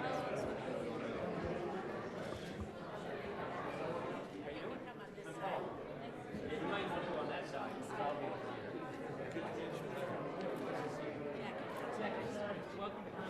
I've been to Janesville, Chicago. I had a pen pal in Janesville. You go by it on I-90 all the time, right? You get gas there? Yes. Where are you in Chicago? In Des Plaines, but I went to University of Minnesota. Yeah, that's how they pronounce it, Des Plaines. Yeah, you ready? Yes. Where's your district? On Nevada Creek, Henderson, Las Oh, Vegas. yeah. Joe's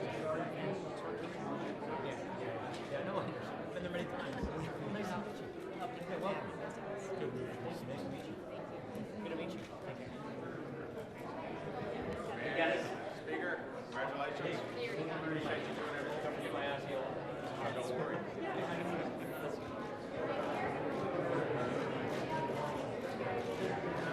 Thanks. Enjoy the remarks. Thanks. Yeah. Hey, Lance. How you doing? You the deer hunter? You are. Got it. Where'd you get this year? My son got 4 does this year. Excellent. We shot ducks over Christmas. A lot of ducks. You ready for this? All right, we're gonna face her a little.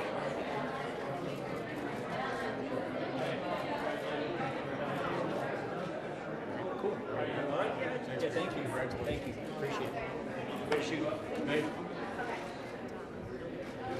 Hey, Duns. You must be a son. Hey.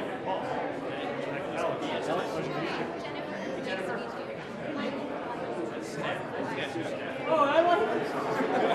There you got it. Buy one. Yeah, I'm going to slide in, I hope. Make sure you can get seated. We face her right there. Yeah.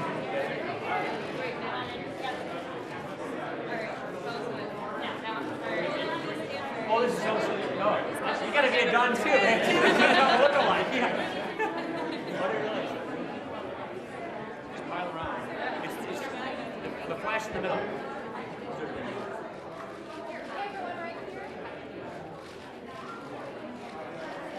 Awesome. Happy New Year.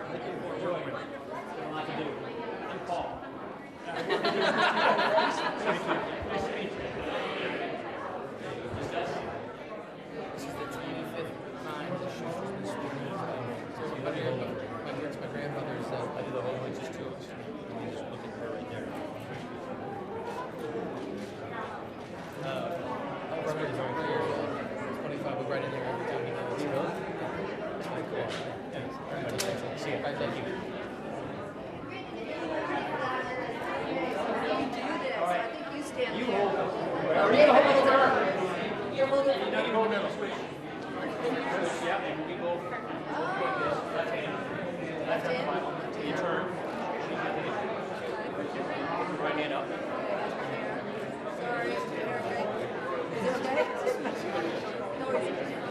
Nice up. Nice up. Okay. Say Thank you. Awesome. Thank you. All right.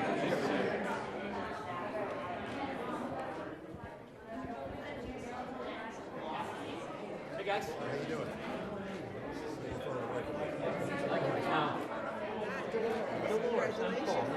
Hey guys. Paul. Hey guy. Hi, I'm a little shy sometimes. All right. Wait, so I hold it for you. Okay. Left hand on top. And the right hand up. And we fix. How's that? Right here. See her?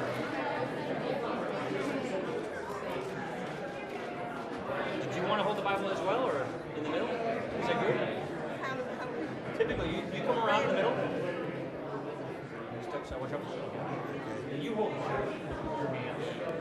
It's pretty heavy. We'll do it both ways, all right? Look at her.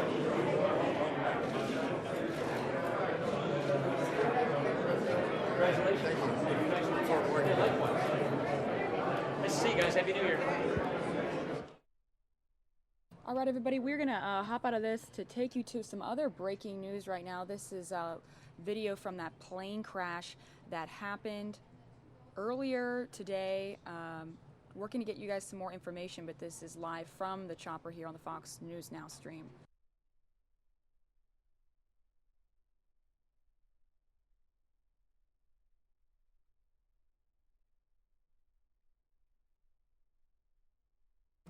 Again, here's what we know about this situation here. This is 3 people have died following this plane crash in the Arizona mountains. You can see part of that plane right there in the video. Searchers in Gila County, Arizona have found 3 bodies inside the wreckage of a small plane that was reported overdue on a flight from Scottsdale to Telluride, Colorado.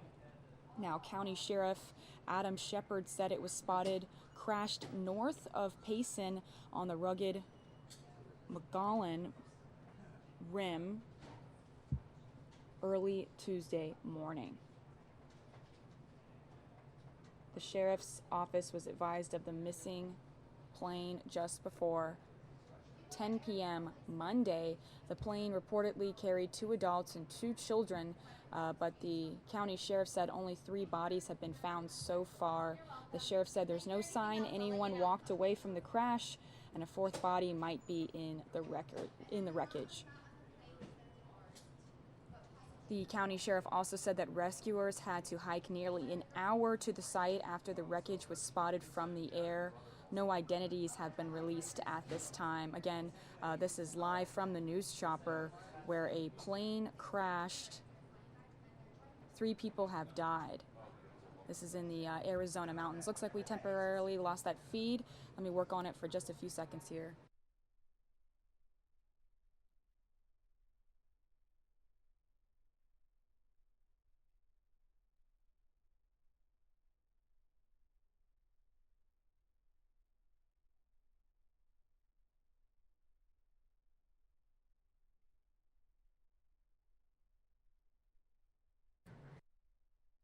All right, you guys, it looks like we did temporarily lose that feed. Again, we're just letting you guys know of that breaking news about that plane crash that happened in the Arizona mountains.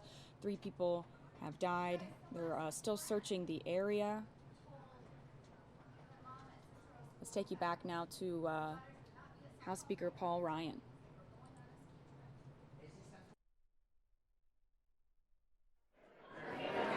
There he is. What's up, Bernice? How you doing? Good. Hey, how are you doing, Doc? It's good to see you. Keep your right hand up. Right hand up? Yep. Right here? Yeah, kind of. On the Bible? Like this for being sworn in. All right, face it.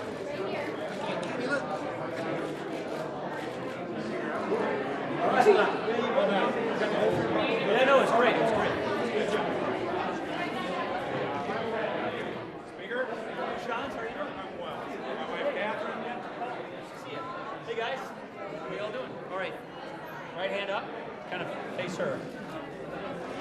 A little higher, Larry. There you go. That's it. All right. Thanks, Paul. Yeah, like you mean it. Like you mean it. Good work today, by the way. Sorting all that out.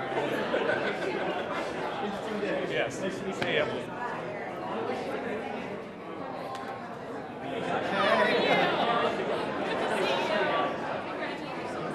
Left hand here. Left face this way.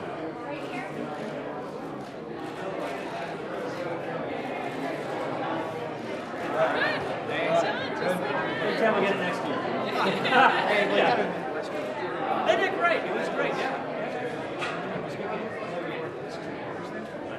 Hey, thanks, man. Appreciate it. Good seeing you guys. Take care. Happy New Year. Is that a family Bible? Right over there. Oh, did you really? Very cool. Right hand up, left hand on the Bible.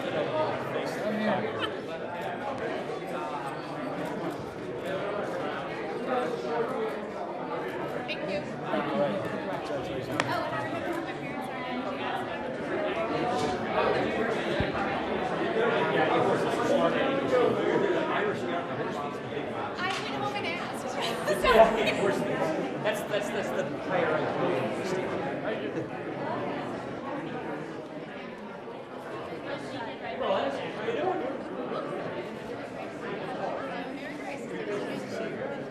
Come on in right here, buddy. Oh, I like the kicks. Those are great. Hey, how are you? Your right hand up.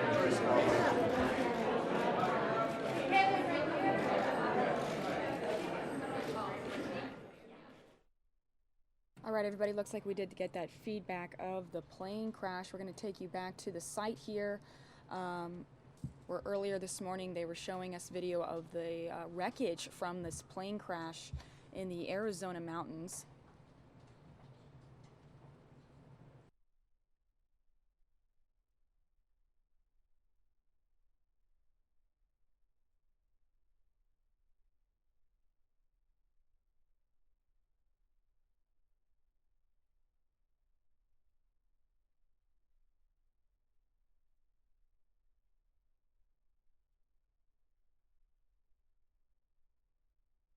Now here's what we know again about this crash. This was a small plane taking off from Scottsdale to Telluride, Colorado. You can see officers were there at the scene investigating and taking a look at some of the wreckage that's been left behind from that crash.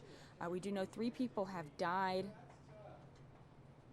They found 3 bodies inside the wreckage of this small plane that was reported overdue on a flight from Scottsdale to Telluride, Colorado. Now, the county sheriff said it was spotted north of Payson early Tuesday morning. The sheriff's office was advised of this missing plane just before 10 p.m. Monday.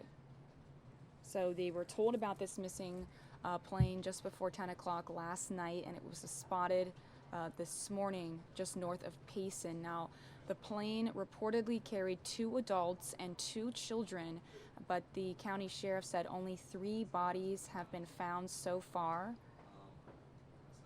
So there's still 1 missing, but the sheriff said there's no sign that anyone has walked away from the crash, so a 4th body might still be in the wreckage. The county sheriff also said that rescuers had to hike nearly an hour to the site after the wreckage was spotted from the air. No identities have been released at this time, but you're watching with us here on the Fox News Now stream, part of Fox10Phoenix.com.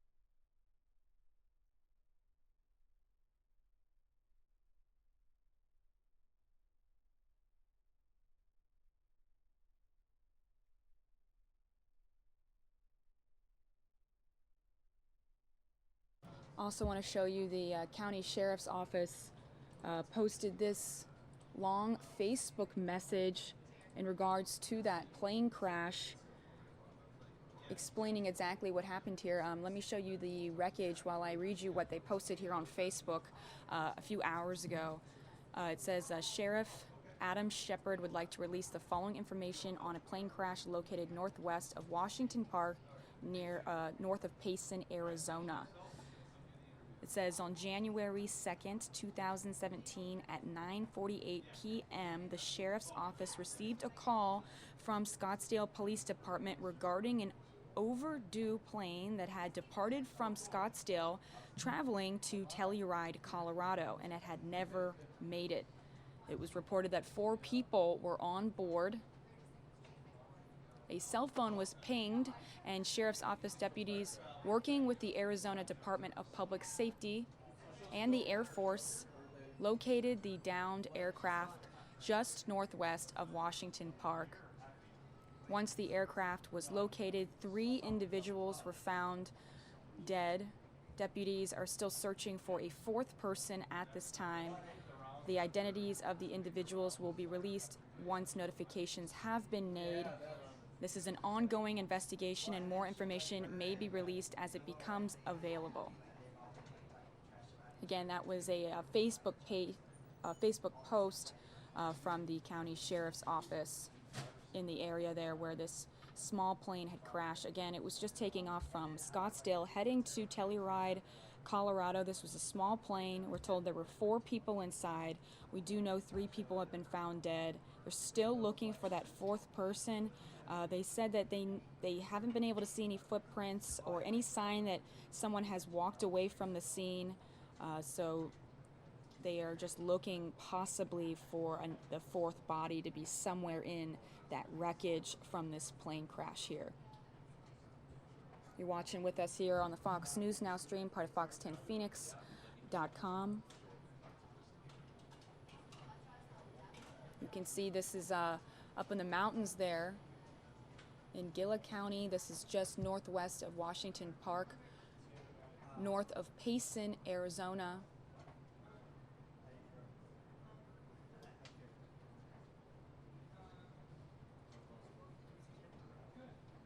You can see it was a fairly small plane, probably a private plane, I should say, just heading from Scottsdale to Telluride, Colorado. We do know it was 2 adults and 2 children. They found 3. They're still looking for a 4th body. And again, as we told you, there's no signs that a person has left the scene. There's no footprints. They don't think anyone got up and walked away from the scene, so they are looking for that 4th body in the wreckage there. Let's take you back now to House Speaker Paul Ryan. Or no, actually looks like we got that feedback. I'm going to stay on this for a little bit. You can see actually those rescuers heading down here to look at the scene. Now, we do know that the county sheriff said that rescuers had to hike nearly just an hour to this site after the wreckage was spotted in the air. So they saw it from the air and they had to hike over an hour just to get to where this plane crashed. Again, we do know no identities have been released at this time. This was a small plane traveling from Scottsdale to Telluride, Colorado, possibly a family vacation. We do know it was 2 adults and 2 children. 3 bodies have been found. 1 has yet to be found.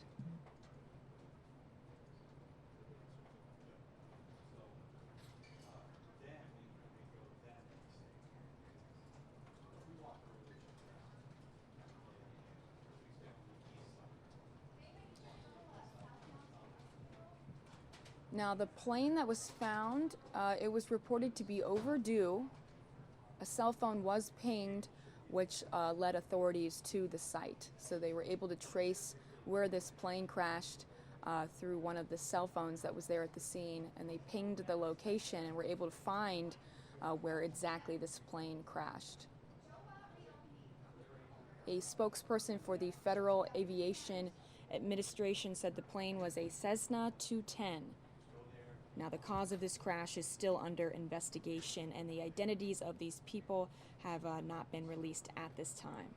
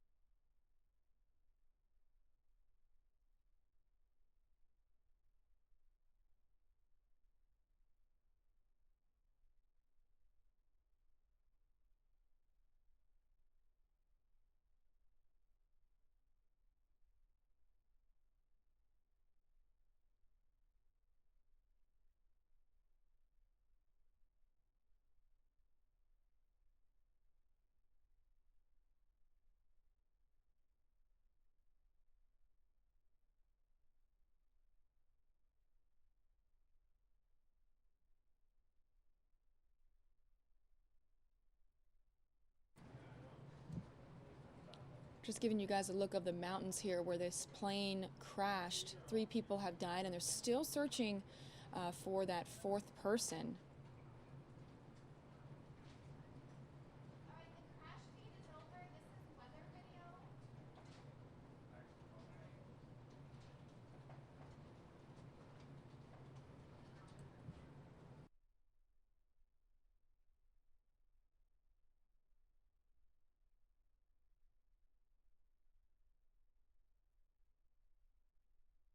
All right, let's take you back to House Speaker Paul Ryan, who's having his ceremonial swearing in. You guys are big Lions fans, I take it? You guys aren't big Detroit Lions fans? Oh! They don't win much. Yeah, but you're going to go to the playoffs.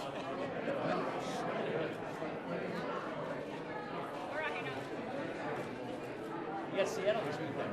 Yeah. Excited? Is this your guy right here? Yeah. Can we do another one? Yep, he's trying to get okay here. All right. Right, John. Right here. Put up with my Packer jokes. Greg, how are you doing? Good to see you. Good to see you. Nice to see you. Thanks for taking the gavel. Get ready. Face her. Right here. Thank you. Yeah, good staff work. Thank you.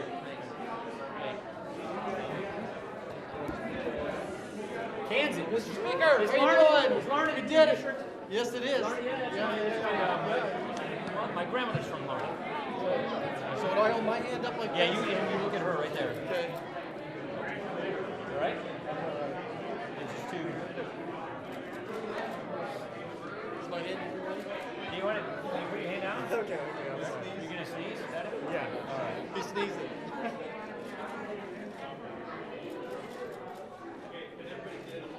Closer, closer.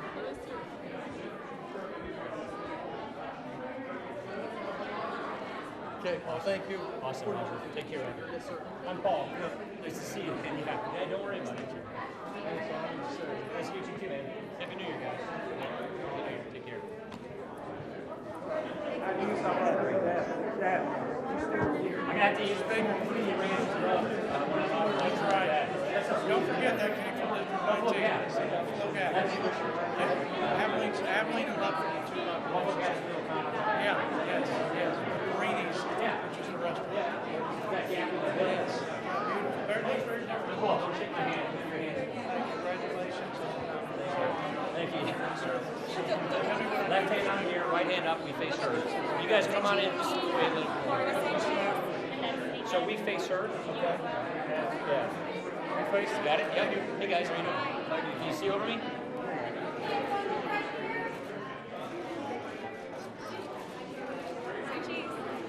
cheese? Oh, you made some cheese. That's what. Good job. Yeah, thank you. Appreciate it. Oh, you did? Oh, yeah. I went to camp in Texas. Yeah. Oh, you do? Huh? Yeah, okay. That's a cool area. Thank you. You know these Rutherfords. You know what? We got a clay Wisconsin together. Yeah. Good meeting you guys. Yeah. Shorts where there's 3. You guys ready? Yeah, look right there.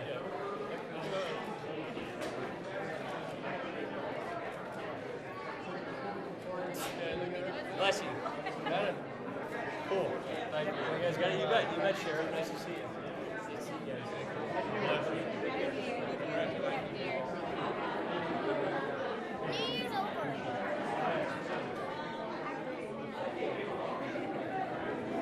We just want a momentum of you doing this. All right, you got it here. We face, you kind of turn and face. All right, right hand up. There you go. We're right there.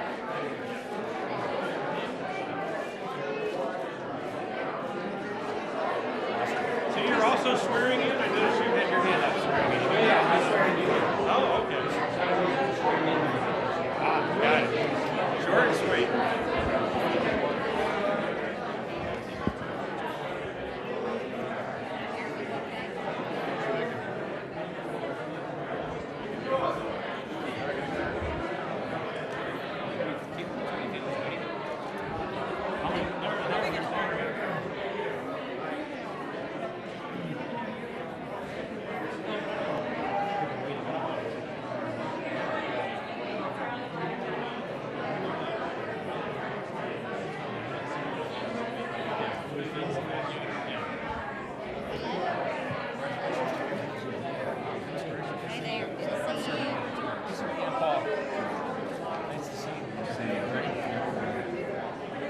Right up. Go ahead, right up. Thank you.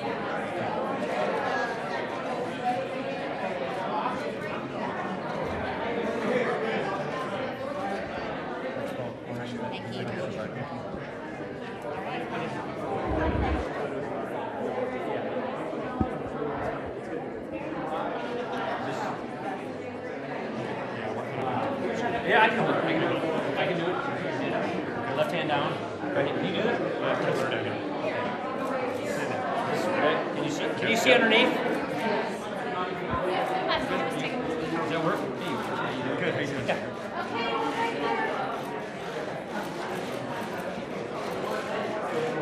Good? Ah. That's awesome. Go ahead, take one. The baby just woke up. Oh, she did. All right, who's going to make the distraction noise? Sean, come on. Get up. Take a picture. It's working. Wait, turn around. Turn around. Okay, we're going to try this again. You can do it. There, look at her. Left? Okay. Yeah, this way. Ready? Go. Take a picture. Oh, yeah, that was good. Boy, Thank you. You got it. Thanks, Victor. Hey, Rogers, how you doing? This is the Rouser team. Rouser team. Hey, guys. Yeah. All right, you ready? All right. Good? All right. Easy now. Congratulations. Congratulations. Thank you. You're done over here. You got it. Thank you.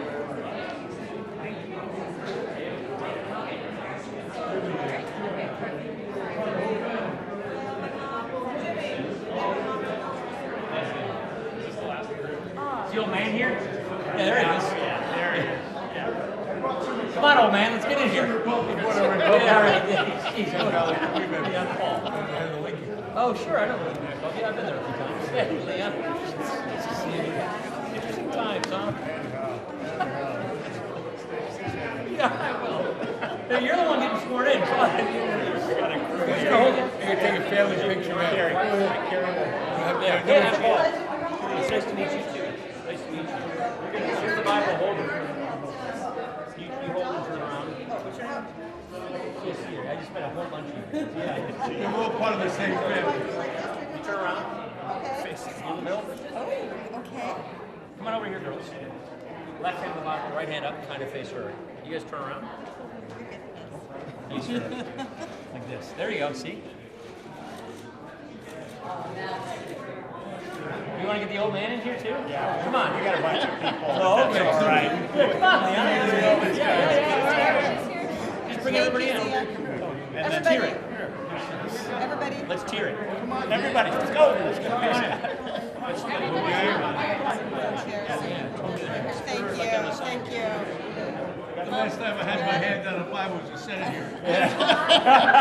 Can you just sit in for the photo if you don't want to? You don't want to? Okay, okay. Yeah. Okay, we'll get out. 1, 2, 3. 1, 2, 3. I like the courses doing it. Okay, we got everyone. All right, Congress, you're supposed to come in a little closer here. You gotta be able to reach that Bible. There. Now you don't know. Left hand the Bible right. There you go. There you go. Like this.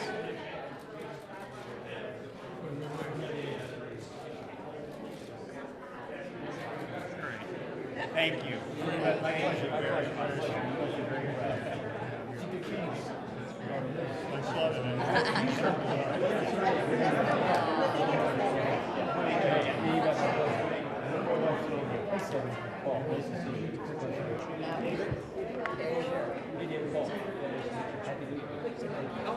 Yeah, I know. My dad died. Rugby, North Dakota. Rugby, North Dakota. Irish McIntyre. That kind of McIntyre or Scottish? Irish? Scott, yes. All right. Can I go up there? Yeah. You bet. Nice to see you, Dennis.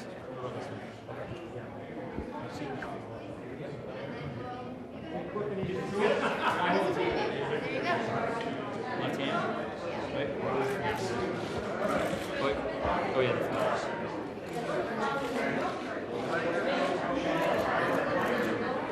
Great. Thank you so much. Too tall. You get it? You get it? All right. Thanks, guys. And then, Miss Cecily.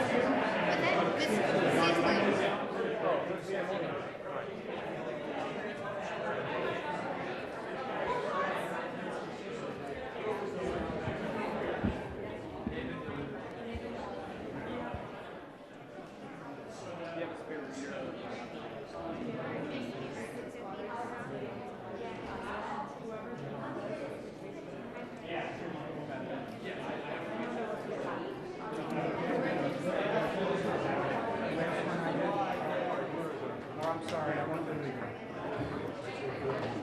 What do you see, my head or my shoulder? I see your camera. Oh, the camera. Yeah, a little bit.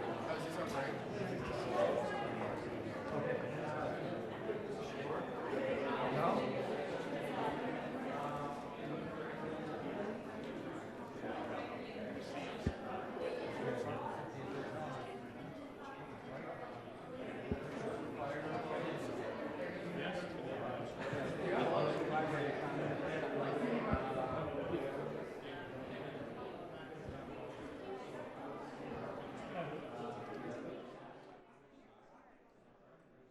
Well, that was the ceremonial swearing in of House Speaker Paul Ryan. You're watching live with us here on the Fox News Now stream, part of fox10phoenix.com.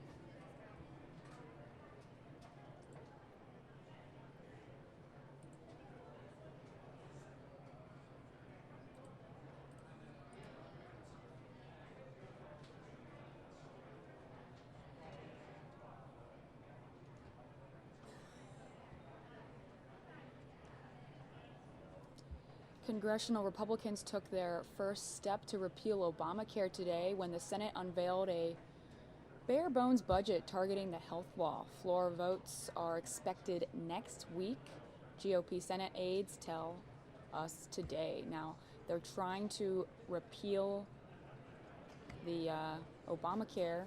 They're going to be voting on Obamacare repeal budget next week. Giving you guys a live look of the White House right now. Senate Majority Leader Mitch McConnell had promised to act on what he has dubbed the, quote, Obamacare repeal resolution as soon as the new Congress convened. Some Republicans had hoped to vote on the fiscal 2017 blueprint by week's end, but that's no longer considered feasible. Before votes can come, the Senate will first have to formally organize itself for the 115th Congress, which we just streamed live for you today. It will then spend 50 hours of debate on the budget and afterward hold a vote-a-rama in which senators take dozens and dozens of votes on amendments with no clear end. All of that debate will push a vote on adoption of the budget into next week, where Senate Republicans can pass it with a simple majority. The GOP-controlled House is expected to take up the budget resolution soon after. Again, we're talking about Senate to vote on Obamacare repeal budget next week. Streaming live for you guys here. This is a live look of the White House right now on the Fox News Now stream.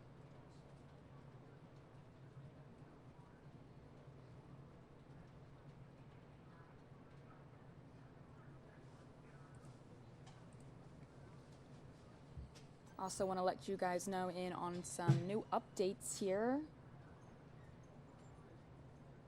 Bill and Hillary Clinton have announced they will be attending Donald Trump's inauguration. Former President George W. Bush and Laura Bush will also be attending President-elect Donald Trump's inauguration. This was all announced today.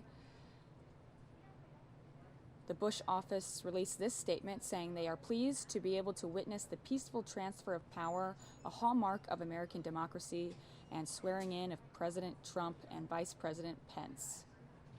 That was the statement coming down from the Bush office today. Bush will join President Barack Obama and former presidents Bill Clinton and Jimmy Carter as the former West Wing occupants to attend. Hillary Clinton will also attend. Now, George H.W. Bush will not be there, with a spokesman citing that the 92-year-old former president's age as the reason for his planned absence.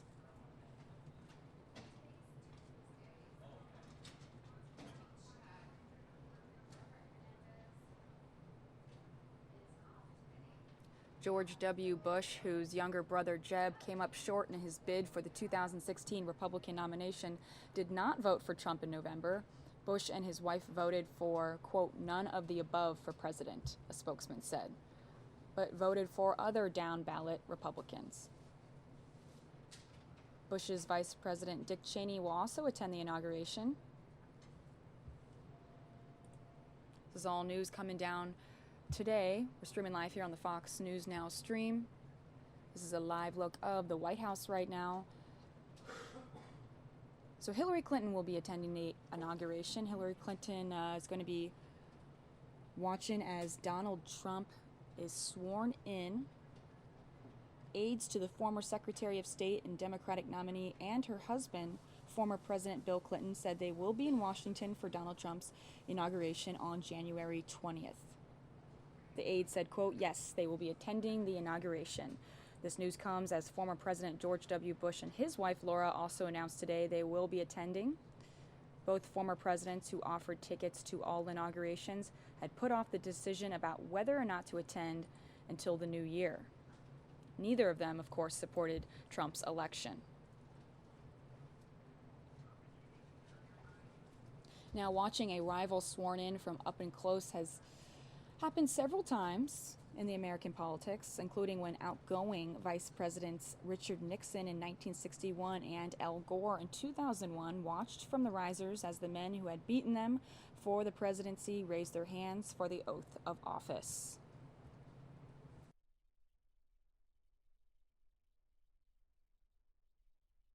Let's watch as Joe Biden shakes hands at the White House during the Senate swearing in.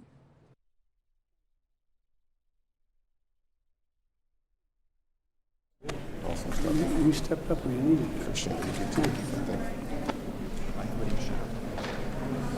Michael, come on, man. How are you, pal? Congratulations. Hey, Sean, how are you? Good memory. Pleasure to see you. Pleasure to see you. Come on, stand in the middle. We're going to ask you to hold the Bible. Mike, put your left hand in the Bible, raise your right. Do you solemnly swear to support and defend the Constitution of the United States against all enemies, foreign and domestic, that you will bear true faith and allegiance to the same, that you take this obligation freely without any mental reservation or purpose of evasion, that you will well and faithfully discharge the duties of the office upon which you're about to enter, to help you God? Yes, I do. You gotta make one more promise. I must fill out the scheme, right? Yes. Always. Good. Forever. Great to see you, Michael. Congratulations to you. You got your hands free. Well, no, it may could be real good, but you're gonna be speaking up and proud of you. It's good to see you in our chair. You're kind to say that. You're just, very at home there. I love that. Hi. What's your name? Hi, Eliza. How are you? She was only 10 the last time we met her. 16, man. I tell you what. Hey, nice to meet you. I'm John. Hey, John. Good to see you. I'm James. James. This is my wife, Cassie. Hey, Cassie. James You and James, come on over this side. Okay? When did you get married? Just like a month ago, Thanksgiving. Well, I'll tell you what. You've got very good taste, like your father. Okay, just look this way. It's great to see you guys. Thank you so much. Congratulations. Thank you. Are you from Utah? I'm from California. California. All right, so you imported from Utah. Sure did. Okay. So, you know I've been working with John Hunter, cancer stuff. And so I may be giving you a call. Yeah, please do. Please do. If you're, as we speak, the snow is falling. Yeah, good snow out there. It's the best snow. It's the best snow. I used to, when I got elected the first time, my wife and daughter were killed in a real accident right after I got elected on November 7th and they killed December 18th. So I didn't get sworn in with everybody else. I wasn't going to come anyway. They swore me in the hospital. My two sons were injured. And badly, as they recovered, my sister, who's my best friend, moved in to help me raise my children. She and her husband. And she started this thing when they were 5 and 6. She called the Boys Make Out. And I would take my two sons and we'd go to Utah and ski for a week. Which resort? And Deer Valley was one of them. But at one point, as a matter of fact, at Deer Valley, about 8 years later, I'm a pretty good skier. About 8 years later, I'm going on a black diamond and I'm feeling skiing the best I've ever skied in my life, and all of a sudden I hear from your voice, on your left, for my son Bo, on your right, my son Hunter. And instead of being upset, I was proud as hell. I know that feeling. I know that feeling well. Believe me, it does now. Well, it's good to see you guys. Thank you. Thanks for doing Have a this. wonderful afternoon. Thank you. Congratulations, Mike. See you. Nice to meet you. This fine thing. Keep an eye on it. I will. Husbands are very hard to find. Nice to meet you. Thank you. Nice to see you, man. Thank you. Hey, Red. How are you, Sam? Good to see you. Awesome. Are you going to miss having to do this every day? I like this. It's a happy moment. Happy This is my son, Robert. Hey, Robert, how are you? Like my sons, you couldn't deny it. Yeah. There's no way out for you. He's a senior in high school at Gonzaga. Oh, is that right? Yeah. Great. And thinking about being an engineer. Well, good for you. Are you what schools you looking to? Looking at Virginia Tech, Georgia Tech, Duke's, where he went, and so yeah, those are my top 3 choices. Oh, great. Hi, how are you? Nice to see you. Great to see you. Congratulations. Thank you. All right, Mom, we're going to put you in the middle. Okay. And we're going to have you hold the Bible. Rand, if you will, you come over my side, big guy. You stand right next to me, so you're in the picture. Okay? Left hand on the Bible, Rand, and raise your right hand. We'll reenact this. All right. Do you solemnly swear to support and defend the Constitution of the United States against all enemies, foreign and domestic, that you will bear true faith and allegiance to the same, and that you take this obligation freely without any mental reservation or purpose of evasion, and that you will well and faithfully discharge the duties of the office upon which you're about to enter, so help you God? I do. I don't have a doubt in my mind. No doubt in my mind. Well, it's great to see you. Yep. And you got to be patient. Fathers are hard to raise. You know what I mean? That's what my sons told me anyway. Did they say they wanted just one with you and I too, or not? Yeah. You can. Sure. Yeah. Hey, Robert, slip off for just a second. We're going to do one just your mom and I. I'll get this out of the way. Unless you want to hold No. it. All right, here we go.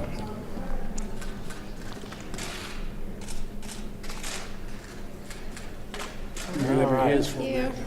Absolutely. I'm counting on you. Yeah. Tell Jill I said hello. I We're will. going to miss her. I She will. always hosts us at Yeah, such nice she things. enjoyed it. Thank you. The Vice President's residence. We Thank really you. enjoyed it. All right. Amy. Tammy, who's that beautiful child? My daughter, Mr. Vice President. Who is This that beautiful child? This is Abigail. Abigail. How you Can doing? stand Abigail up? says, when's this over, Mom? This is Grandma, my mom. Hey, Mom, how are you? Dr. Warren. Congratulations. My husband, Brian. Hey, Brian, how are you? Mom? You're in the picture No, too. Mom, you gotta be in this picture. Matt. Mom, bring the baby. And you're gonna stand in the middle and hold the Bible, okay? Yep. As we Mom, set. you're going to be in the middle right here. You got right. Okay. No, we'll do the Constitution. All right, that makes sense, okay. You ready? Put your right hand in the Constitution.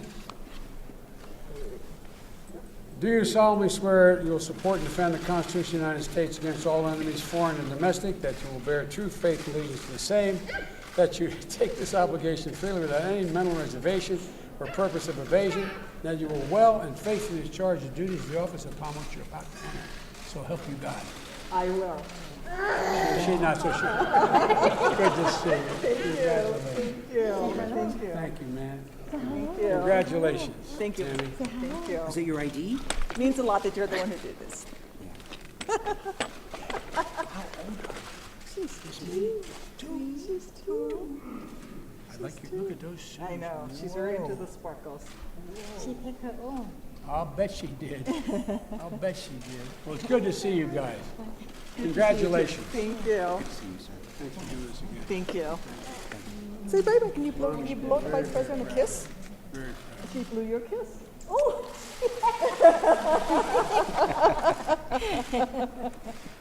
See you, Tammy. I beg your pardon? I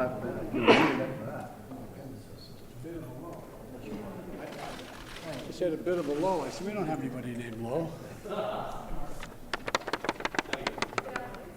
How you guys doing? I tell you what, at least I get to talk. You guys, you know, stand here, you must be getting tired holding that camera. So. Cramp it up. How many more we have?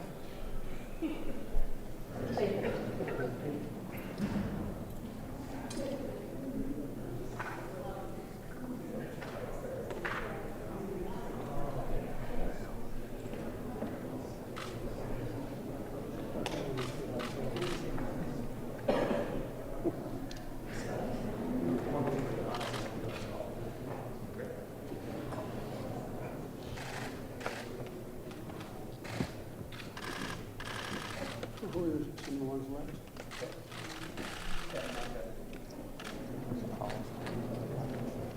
And Holland, who else?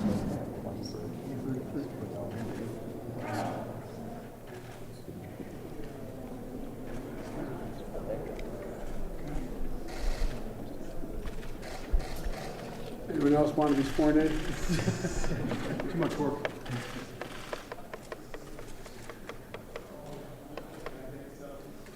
Sure it can. You know, everybody said, why on the campaign trail, you know, a campaign, why would I do selfies?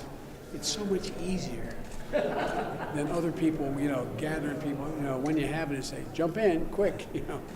If you don't do it by then, thank you.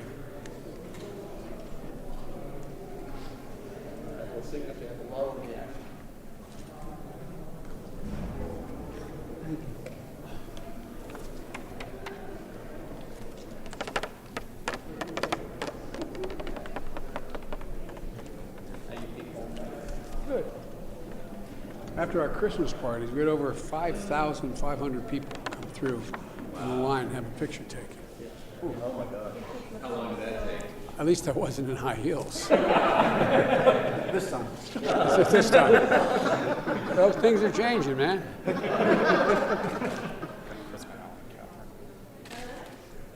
Catherine, you can leave him out there. Why? Good to see you. Congratulations.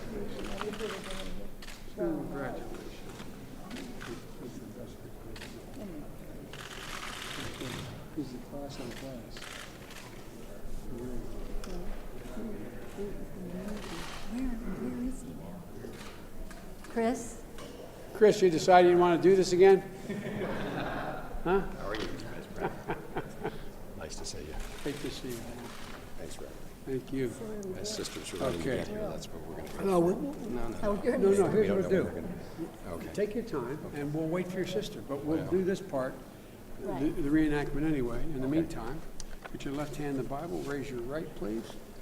Do you solemnly swear that you will support and defend the Constitution of the United States against all enemies, foreign and domestic, that you will bear true faith and allegiance to the same, that you take this obligation freely without any mental reservation or purpose of evasion, and that you will well and faithfully discharge the duties of the office upon which you're about to enter, so help you God? I do. Don't have a doubt in my mind. Thank you very much. Thank you very much. No, That's stay good. here, stay here. All right. Can we get members Sure, of of course we can. Yeah, bring the whole family. Okay, Come on. everybody up. Come on out. This ain't the house. You're the Vice President. You met. Hey, man, good to see you again. Good to see you. Hi, how are you? Good to see you. Nick. How are you? Mom, how are you? Welcome. Hey, Dad, how are you? Good. How are you? Great to see you, man. Great to see you. Thanks for wearing that. I really mean it. All right. By the way, Are they just here? Are they here? No, we have time. We have time to wait. Is there anybody on deck? We have time. That's all right. We'll wait. It's not a problem, man. They said you were going fast. No. Ahead of time. Well, no one ever believes I can go faster than anything. Did you see that article in the paper, the POW, where they found evidence that Nixon actually just interfered with the peace process so that Johnson would not be able to deliver going into the election? Something he had tried to hide his entire career. It finally came out. Yeah. Things come out. Isn't that Eventually, amazing? things come out even without the internet. You guys got good blood. You know what I love you, Tyler? He's absolute integrity. Absolute, complete We integrity. were together on the Biden Commission. We were together on all this so-called First Super Tuesday debate stuff that I and the had debate. was one of the hardest debates that I had because it was in the Time magazine when the debate was over. They had a picture of the governor from Alaska jumping over a high jump bar that was about 2 feet off the ground, and she said, "I made it." She's on her back. Had I missed one beat on that, I would have been dead. Yeah, that's true. And this guy was like, okay. That's one of his fondest memories. He talks about that on the trail. No, I'm serious. I'm serious. Being Paul Ryan for you. That's right. And then Ryan was a hell of a lot, but he, every single solitary question I got asked, I knew Paul Ryan answered. Yeah. No, I'm serious. Yeah, no, it was Think it of was good. And by the way, that I can say this in the family. Had I not become one that debate so clearly, we would have been in the election. Not a joke. The president had, remember blowing that? He had fumbled that first one. 9 points in it. It was an important time. And he called me immediately. He called me immediately after on the stage. He said, "Oh, thank God you saved Jesus." I said, "No." It was the malarkey line, which we never even did in the practice. Spontaneity won. That was good. That was you being you that won. All right. I guess we better move on. Yeah. All right. No, we're. I don't know how far back they are. We just don't know. We don't Well, know. if you guys can hang, I'm happy to do it for a few minutes, We'll okay? hang. We'll hang. All right. You may have somebody else. No, I'll go ahead and do the next one. And just hang to your sister's gate. Okay. In my family, as you know, sisters matter. Yes, indeed. Sisters matter. Thank you for that. Better. Okay. No, Because they're not going out. They're we're just going to keep them here. So. Okay. Yeah. Sit in the seats. Yeah. Okay. Senator Young. Hey, man. How you doing? Good to see you again. Congratulations. Mr. Vice President. Congratulations. Thank you. Come on, kiddos. Tucker, Hey. come on. Hey, Chuck, how you doing, man? The Vice President of the Good to United see States you. right here. He said, "Big deal, Dad." Yeah. How you doing? How old are you? Oh, you're getting old, and you're 10? Ava? I'm 9, and you're 12, 13. 10. She's just tall, sir. My wife, Jenny. Very nice to Jenny, meet you, how are sir. you? Great. You got a wonderful mommy and daddy. Mom, I'm going to have you stand right here in the middle. Thank you. If you come around. And you guys, can you come over and stand by me? And we're going to reenact the swearing in, okay? You jump right in the front here. If you go right in the end here, okay? Go on, Senator. And if you put your left hand on the Bible and raise your right hand, son. Excuse me. All right, we can do this again. Do you solemnly swear that you will support and defend the Constitution of the United States against all enemies, foreign and domestic, that you will bear true faith and allegiance to the same, that you take this obligation freely without any mental reservation or purpose of evasion, and that you will well and faithfully discharge the duties of the office upon which you're about to enter, so help me God? I do. Congratulations, man. Thank you.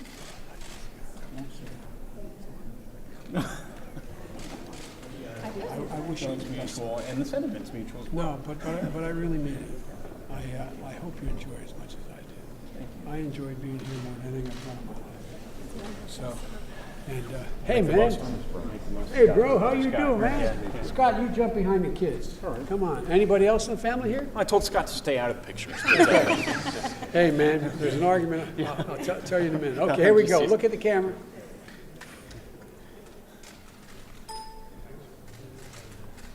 I have two brothers, and the constant argument is who's the heavier one to carry. And they all vote, I'm the biggest burden. I'm the biggest burden. Well, girls, I tell you what, your brother's got a hard time, man. My dad used to say one job. Your brother has one job, keep the guys away from your sisters. He has a tough job. Yeah. Tucker, did you hear that? You need to keep him away, Look, buddy. his eyes are darting around like a Secret Service agent right now. Okay. Well, good to see you guys. All right. Thanks a lot. Yeah, thanks. Yeah. I wish you the best of luck. Hope you enjoy it. Thank you. All right, everybody. Well, coming up is your host, Mike Page, taking you into the next few hours of the show here. Let's give you a look of the Dow right now.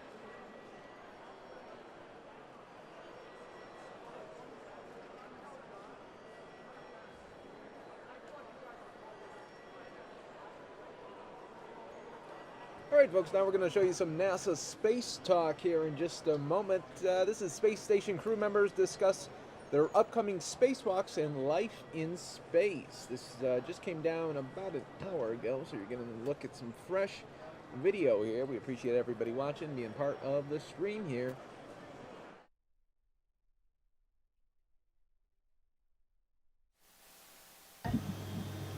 Houston, we are ready. Associated Press, this is Mission Control Houston. Please call station for a voice check. Station, this is Marcia Dunn with Associated Press. How do you hear me? Hello, Marcia, loud and clear. Well, Happy New Year to you both. Greetings from the Kennedy Space Center in Florida. Tell me, how did you ring in 2017? Any special foods, and what did you use for the toast? Well, we had a great meal actually provided by Thomas, our French astronaut counterpart. He had special food made from kind of regions in France that he is from or parts of his family are from. So we enjoyed that down in the Russian segment. So we made it a truly international celebration for 2017. Well, you're going to have to tell me what French delicacies you dined on. I'm curious. And I'm assuming there was no champagne. So what did you use instead of bubbly? Unfortunately, no bubbly. We just had juice, but we had we had ox tongue, which I'm not a big fan of. But Shane thought it was pretty good. I liked the chicken. It was in a white wine sauce, and then for dessert, it was a gingerbread with lots of vanilla in it. It was very tasty.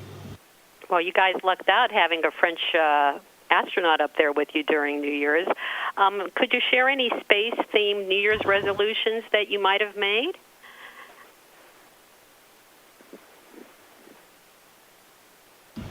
Well, I haven't thought of that one, I guess, Marcia, but we're really geared up right now for our spacewalks that are coming up over the next few weeks. So I think all of our focus right now is on those. And to me, thinking about it now, just to have those be successful and everything to go well would be a great resolution.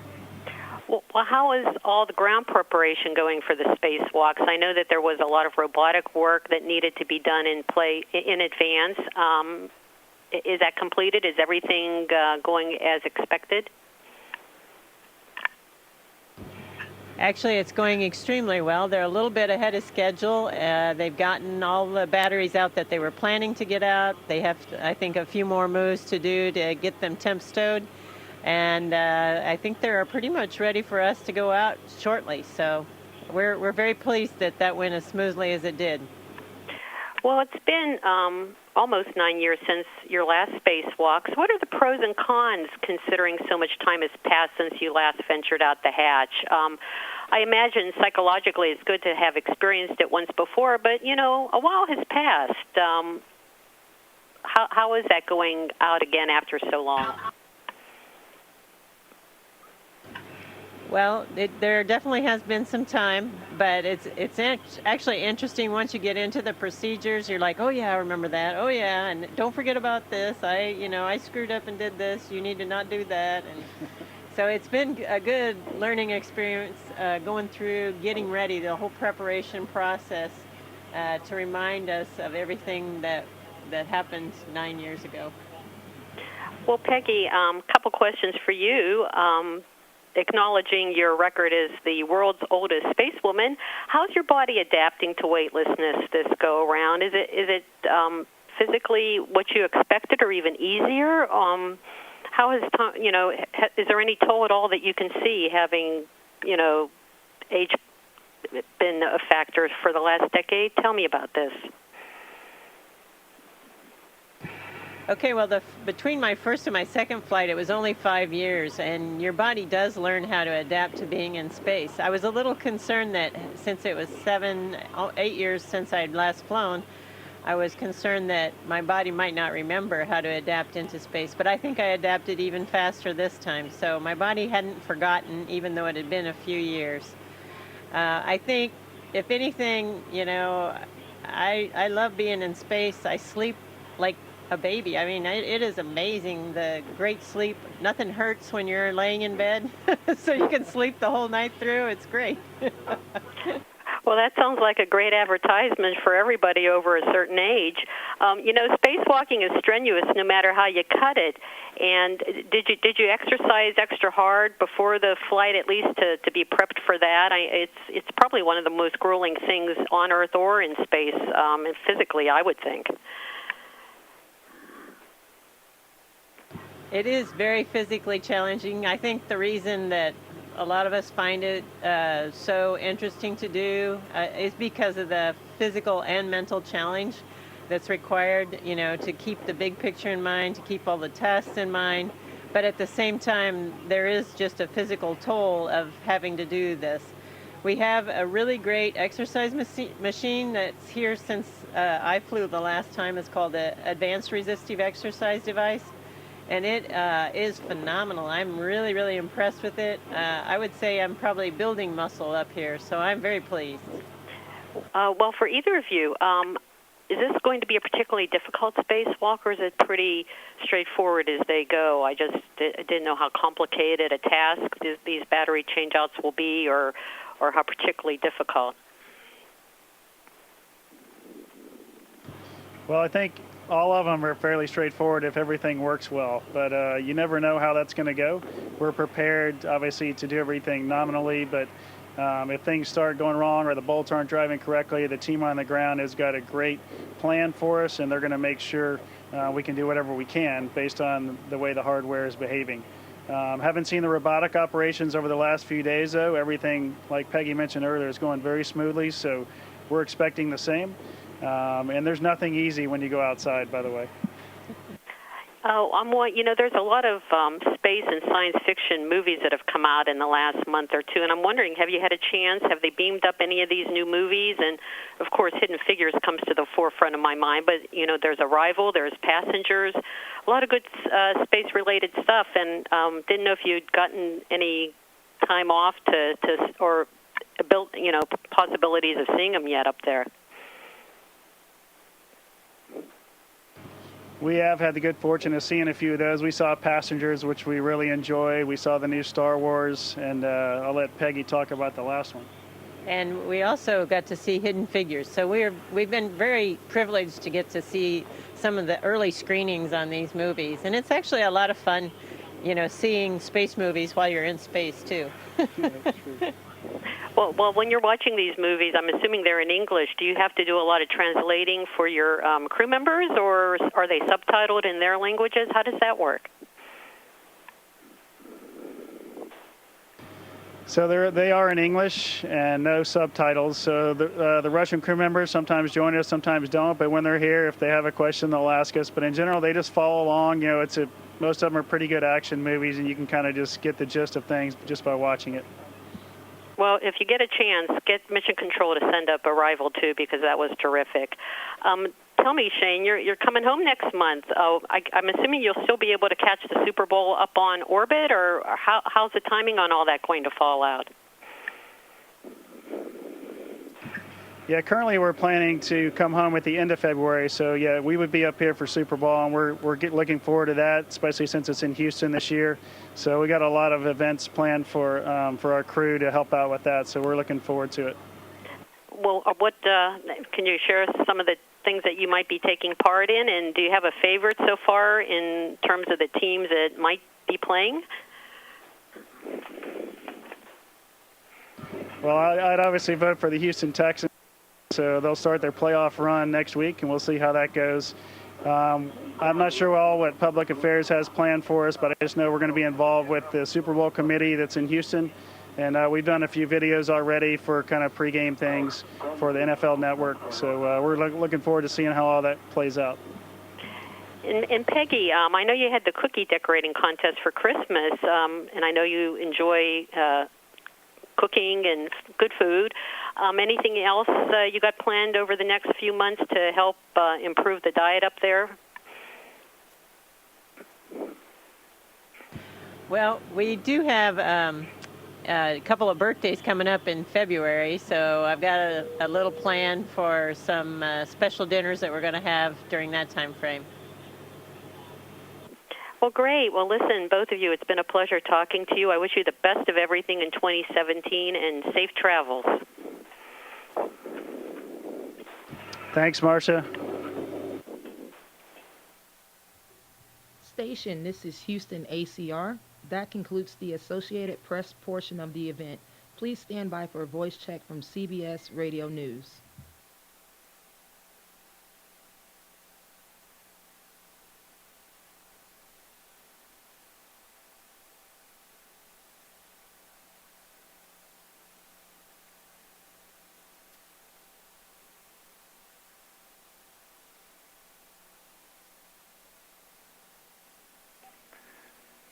CBS, this is Bill Harwood, CBS News at the Kennedy Space Center. How do you copy?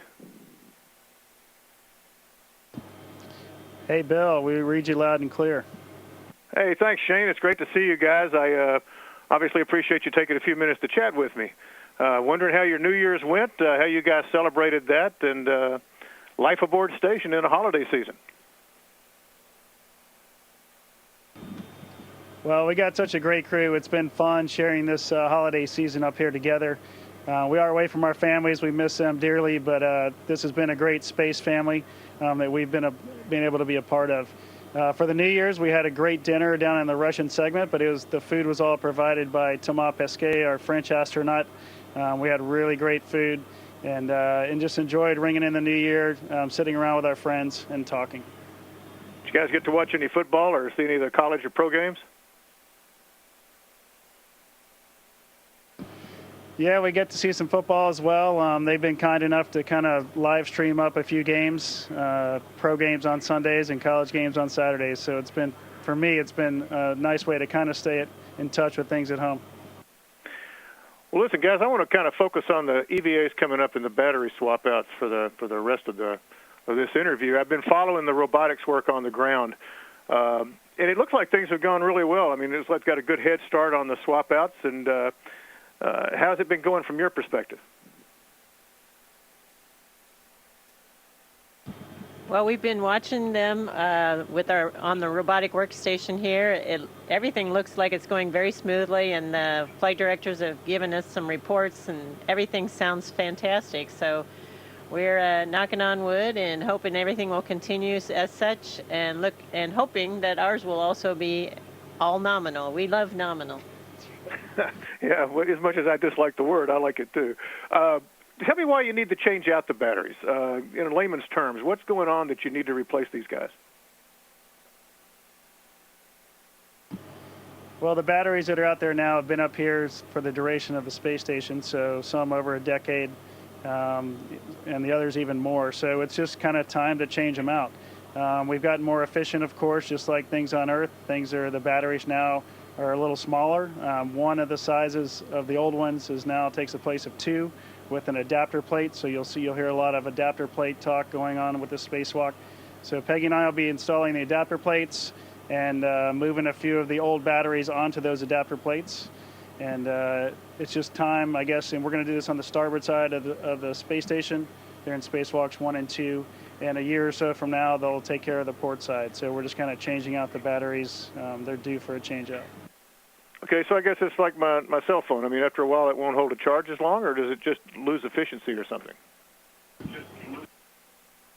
It's actually exactly just like that. Or your power tools that, they just won't hold very much charge. And so even though the guys on the ground deep cycle ours very frequently, it has to be more and more frequently, we need just new batteries up here. So it'll hold more of a charge. And yet, you remember, we have to have the charge when we're in eclipse. The station is entirely powered by solar energy. So when the Earth is between us and the sun, we are in the dark, and we have to have the power stored by those batteries. This is probably the most complicated remotely controlled arm work that I can recall anyway. And obviously using Dexter is another major milestone. How's Dexter been doing? Yeah, it's been doing great. We don't really have any interface with the crew anymore with it, so that's unfortunate for us. But the ground teams are phenomenal. They've been flying it really flawlessly over the last few months, and obviously this past few days, getting ready for our activities have been really fun to watch. How much of a time saver is the robotics work from JSC in terms of the number of EVAs you guys would have to do if the robotics works wasn't there?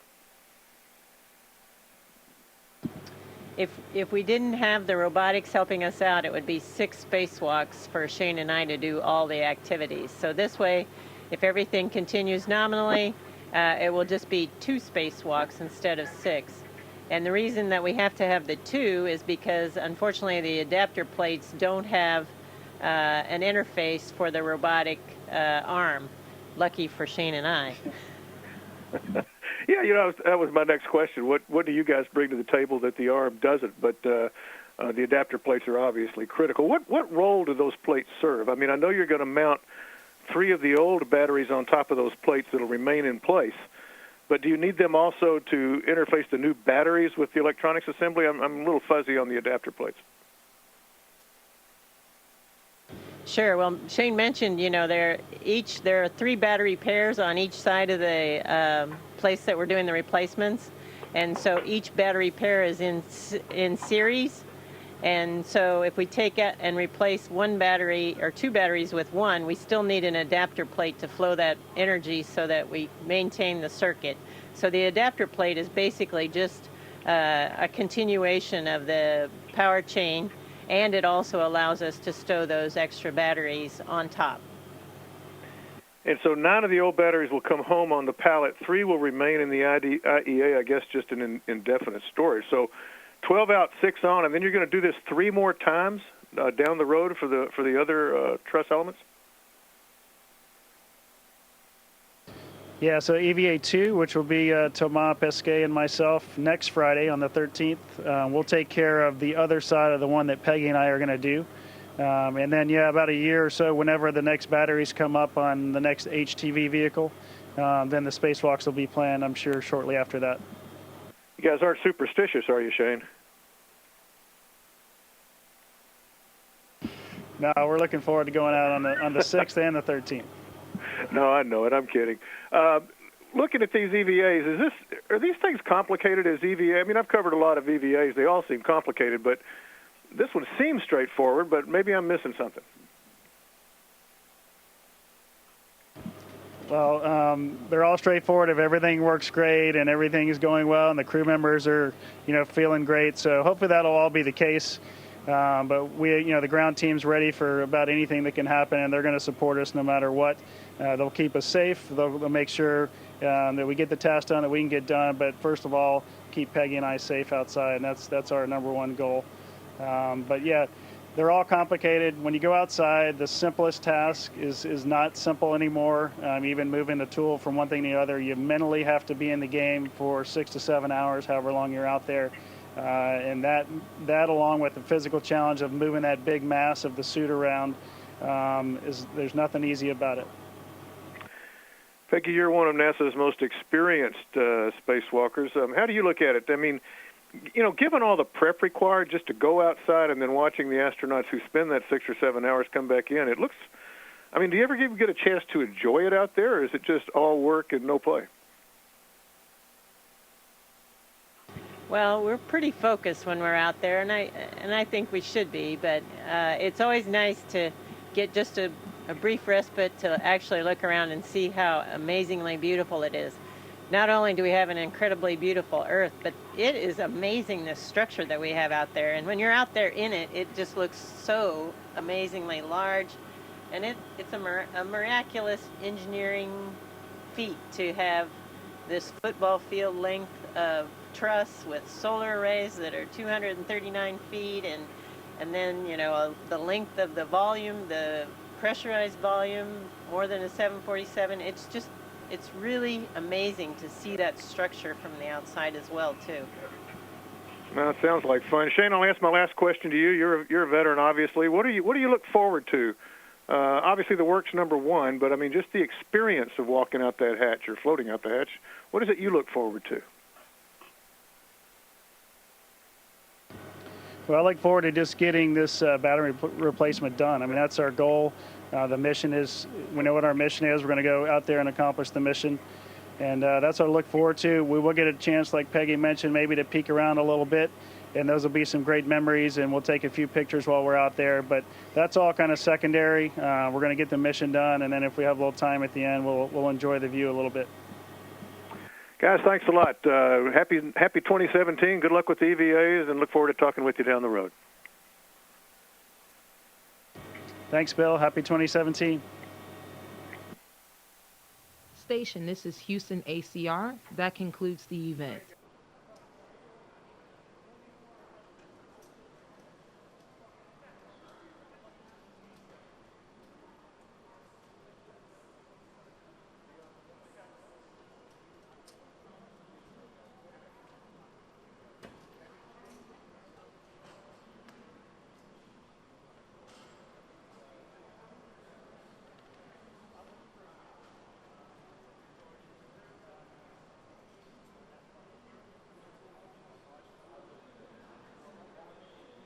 I'm familiar with persuasion and how to manipulate people. Some aspects, it is true to the struggles of the women at the center of the story: Katherine Johnson, Dorothy Vaughan, and Mary Jackson.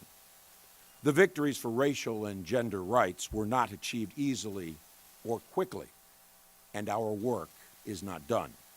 Today, NASA strives to make sure their legacy of inclusion and excellence lives on.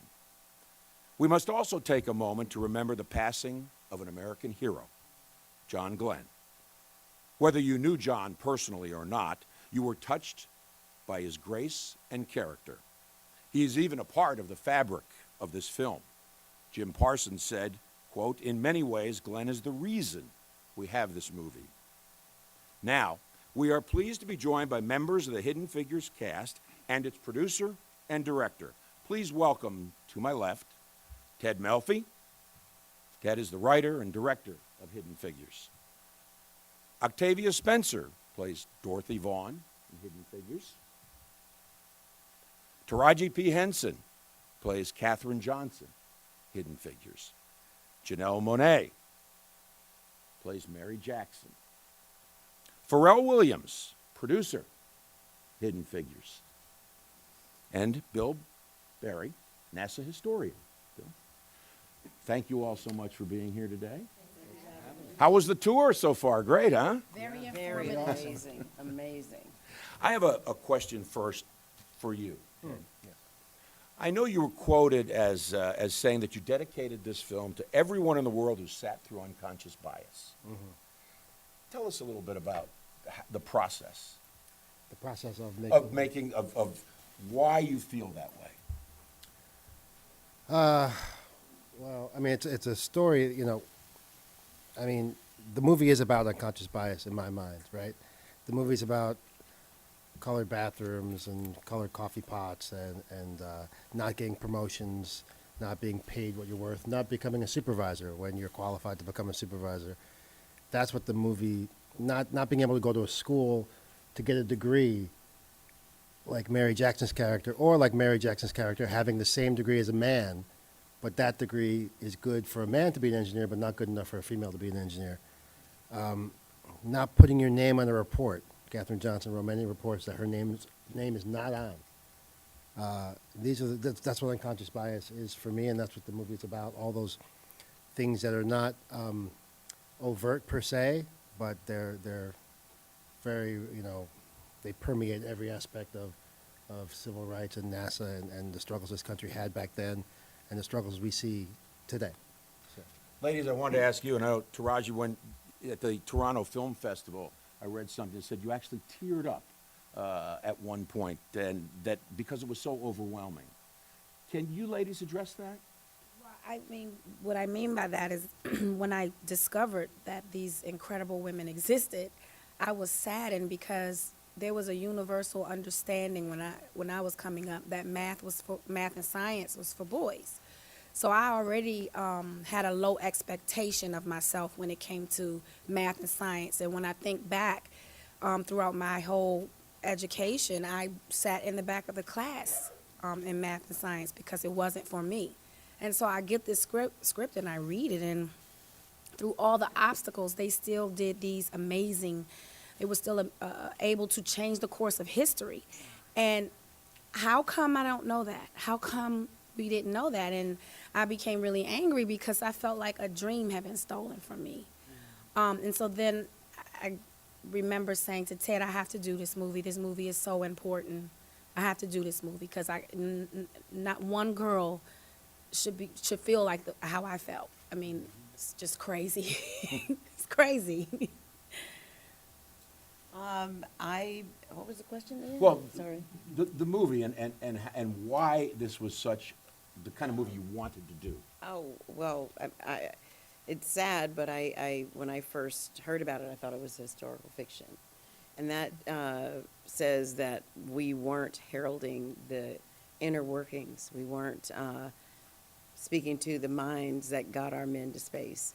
And I just knowing the contributions that all of these women made, as well as the white computers who weren't even honored, I wanted to be a part of their telling, the telling of their story. Janelle? Yes, this is a part of American history, and an important American history. These are American heroes. And for me, when I read the script and heard about their contributions and learned more about the women, and what NASA did during that era, when they put aside the isms, the sexism, the racism, the classism, when they realized that at the end of the day we all bleed the same color, that's when we achieve the extraordinary. And I just pray that it serves as a reminder of what we can do when we put those things aside and become one living, breathing organism moving forward. Pharrell, how do you decide when you're thinking about the music for a movie like this? How does it come together? Well, this one was a bit different for me because I started working on music toward the end of 2014. That was 1960s-esque. And then somewhere in 15, we got the call about the project. And it was like, okay, the universe was sort of tuning my mind to be able to write songs that were going to be bespoke for the film, such as Running and I See a Victory. And while in the process, it's like you think about why songs made it back in those days, and it's because there were so many, walls of adversity and so many barriers for race and for gender and just advancement, period, that when people made music, they called it soul music because the music literally came from their souls, and it had to be able to tear through and cut through all those barriers to make it on the other side to the ears of any race.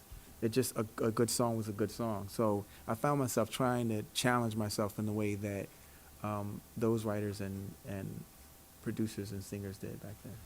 Bill, lastly to you. So, was there a lot of give and take, or were there times where you're talking to Ted, you're going, no, you can't do it that way, Ted. It doesn't work that way. Well, Ted and I and a number of other folks at NASA helped a lot with providing all sorts of information for things. We talked quite a bit about the script. We went back and forth on a couple different versions of it. There was a lot of great material from Margot Shetterly's book that the movie is based on that really helped a lot. And to me, the great part of being a historian, actually getting to work on something like this, is that the people dedicated to the movie, particularly Ted and the cast and the production team, were so into telling the story and getting it right. And they wanted as much detail and as much accuracy as possible. And I was delighted to help them in that direction. Thank you. Yes, thank You made Now us we're going look to take smart. questions here at the Kennedy Space Center. Wait for the mic to get to you, and then name and affiliation, please. I'm an investigative reporter with the CBS station in Orlando. Thank you all so much for coming here today. My question is, for each of your characters, Octavius, Taraji, and Janelle, what were some of the biggest challenges that your character had as a black woman in NASA during this time that you, playing this character, like really almost took you back? Like, I cannot believe they had to do, like, I guess surprised you, but they still managed to, go forward and challenge forward. What would you say for each of them? Well, I just think, I can't speak for the two ladies, but I just think that I actually had to and a chance to meet Katherine Johnson. She's still alive. She's 98 years old. And I kept asking her those questions because, you know, I'm a new millennium woman, and we have rights, and, you know, we can speak our minds. And so I kept asking her, like, what was it like? You know, you had all the obstacles stacked against you. And she just said it was what it was. You know, that's how things were. I just went to work every day. And I thought, wow, what a strong approach, because you can always sit and complain about how bad things are, but then what is that accomplishing, you know? And so I was like, wow, that's pretty amazing. That's pretty selfless, because obviously what you're doing, even though you're not thinking I'm going to change the world by my actions, but you are. And the fact that these ladies did not complain, they just got up every day and fought the good fight, now we have a space program. Yeah, I think that's the most inspiring thing, is knowing that they were able to persevere through those obstacles during a time where laws really prohibited them from achieving their dreams. And my character in particular, Mary Jackson, she believed that everyone deserved a right to the American dream. She believed in equal footing, equal opportunity, not just for herself, but for the rest of the women who worked at NASA. And so when she was fighting, it wasn't just for herself, it was for everyone else who was told that they were not good enough because of their gender or their race. And I just hope that whenever any young girl or anybody sees this film, that they can look to them for hope and inspiration, and know that they'll come out on top and at the end of the day.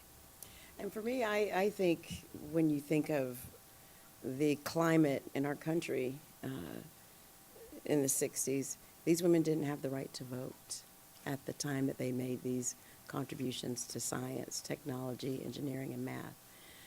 But they didn't look externally for that validation. They knew that their contributions would be a part of something greater than themselves. So when you think about the fact that racism was the law of the land, segregation kept us separated from our white counterparts, and it didn't change their minds that they were able, what they were able to contribute. But it's definitely, it was pervasive, and it's something that you have to keep in mind when you do a period film. Like Taraji said, you know, as modern day women, we have agency that they did not have. And it's what we do with that now that's important. And being a part of this film with two wonderful actresses that I admire, and then having Kevin Costner, Jim Parsons, Kirsten Dunst, Mahershala Ali, Aldous Hodge, that amazing cast, and then all the wonderful talent behind the scenes. People weren't signing on to get million-dollar paychecks. They signed on because they believe in this story, and it deeply affected all of us, and hopefully it will have a lasting impact to the next generation of young girls of color in STEM. Down here in front, and then Ken will come to you. Hi, this is a question. Robin Semangle with the Observer Media.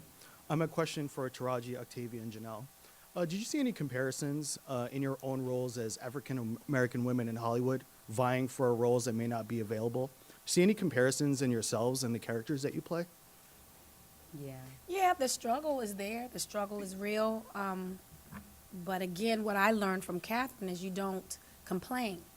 I can sit here and say, oh, they didn't pay me enough for this role, or I didn't get this role or that role, but what am I going to do? What is that helping, you know? So even in an industry, I really can't sit here and say Hollywood hasn't been good to me. I've been working. Have they written enough zeros on my check? That's the question. But that's not the question you ask me, because I don't write the checks, you know. But yeah, Hollywood has been good to me. I don't complain. I just do the work. And, you know, I look up one day, I'm nominated for an Oscar. I look up one day, I have a Golden Globe. I look up one day, and, you know, so you just do the work, and all that other stuff comes. I'm pretty sure Katherine or none of these women thought they were going to NASA to change the world. They were just excited to have a job in the field that they studied in school. That was just a blessing for them. So just to go to work every day. But see, they were prepared. And when opportunity meets preparation, you can change the course of history.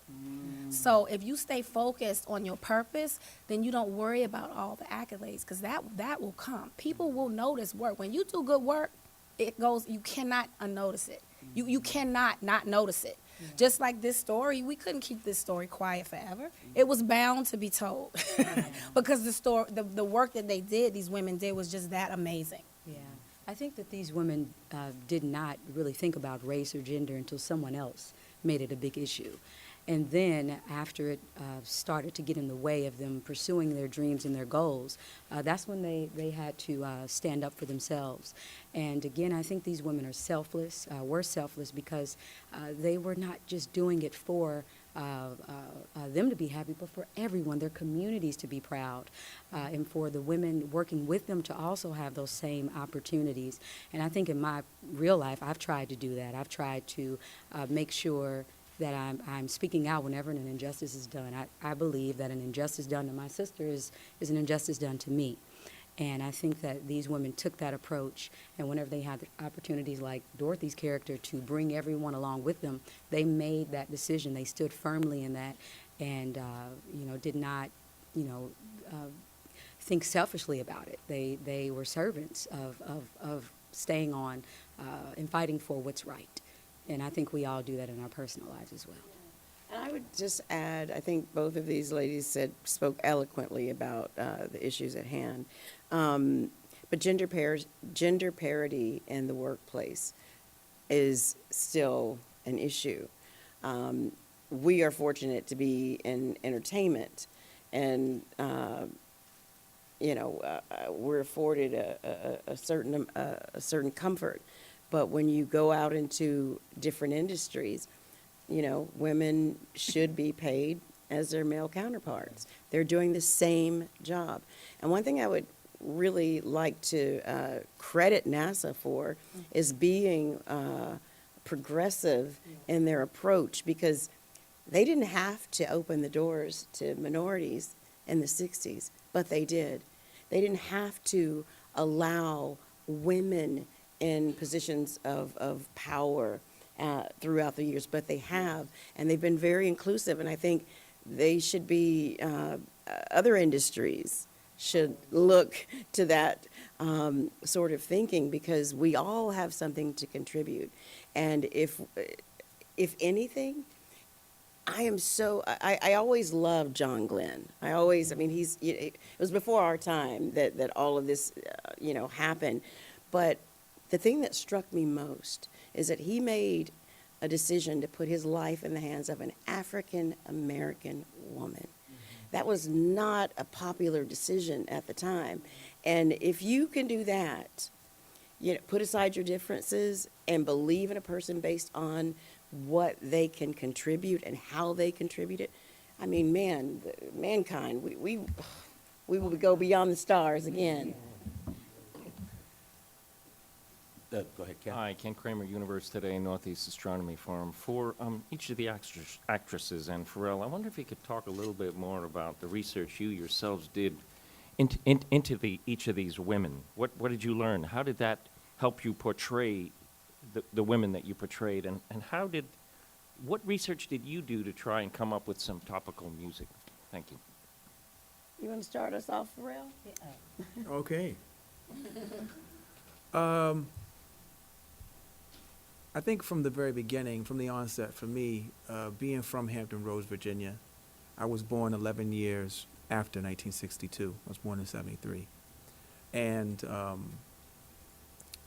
I grew up with that music in my atmosphere. That was a part of my environment. That was my life. And then there was when we I reached out to Hans Zimmer to work on the score, which he pulled me right back into it. And we also worked with Ben Wallfish. And I think what we did is our first objective was to make sure that we had a score that did not sound like you would expect it to. So when you think about films, their heroic moments or their sad moments or, their devastating moments, there's usually a set of chords or chord progressions that will be very Anglo and Euro leaning. And we thought, well, look, this is the 1960s. This is the 1960s Matrix, where the gravity and the physics was much heavier on African Americans. and twice as hard on African American women. So we needed to give those considerations real breathing room in our work.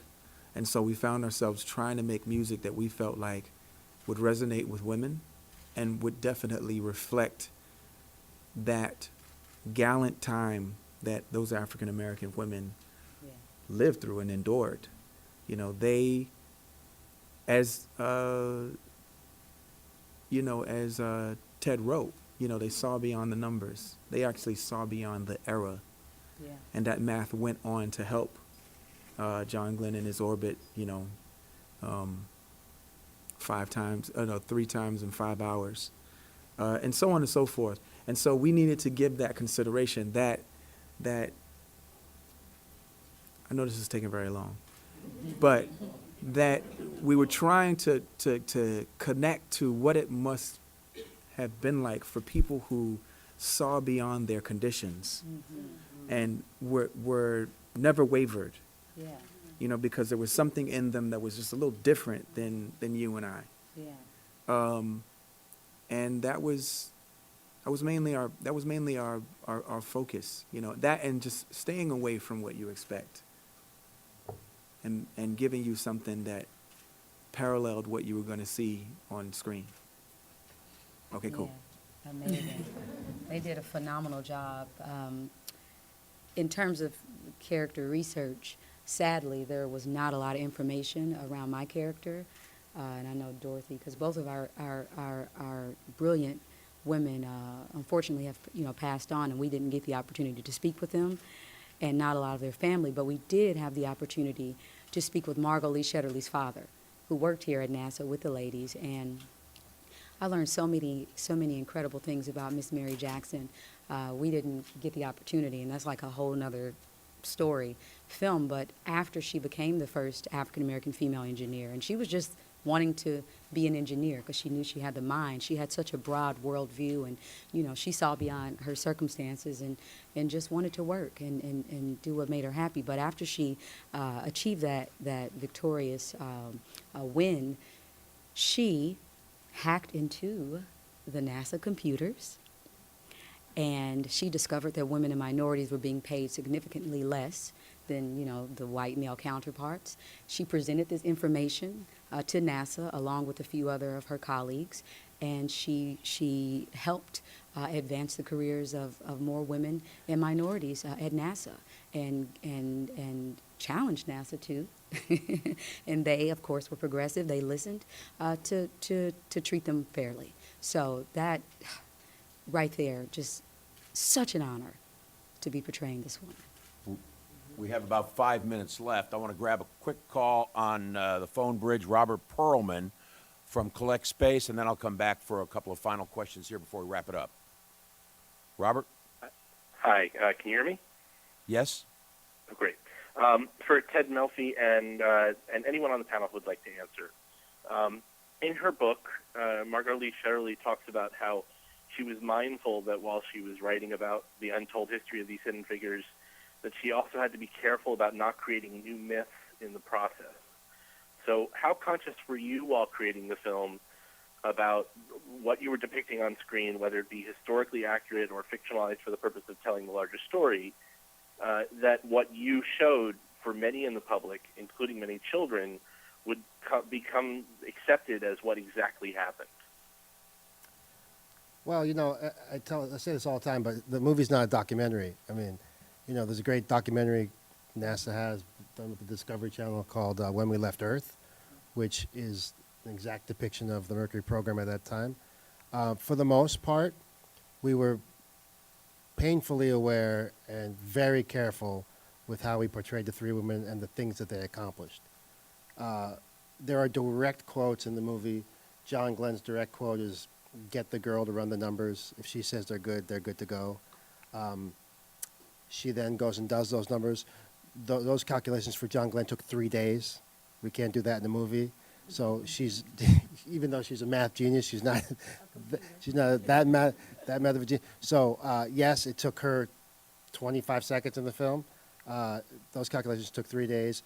Mary Jackson, petitioned a court in Virginia and became the, and got approval to go to an all-white school and got that degree and became NASA's first African-American aeronautical engineer. Dorothy Vaughan became NASA's first supervisor. These things are all facts. The space race is obviously pretty much verbatim, factually and chronologically.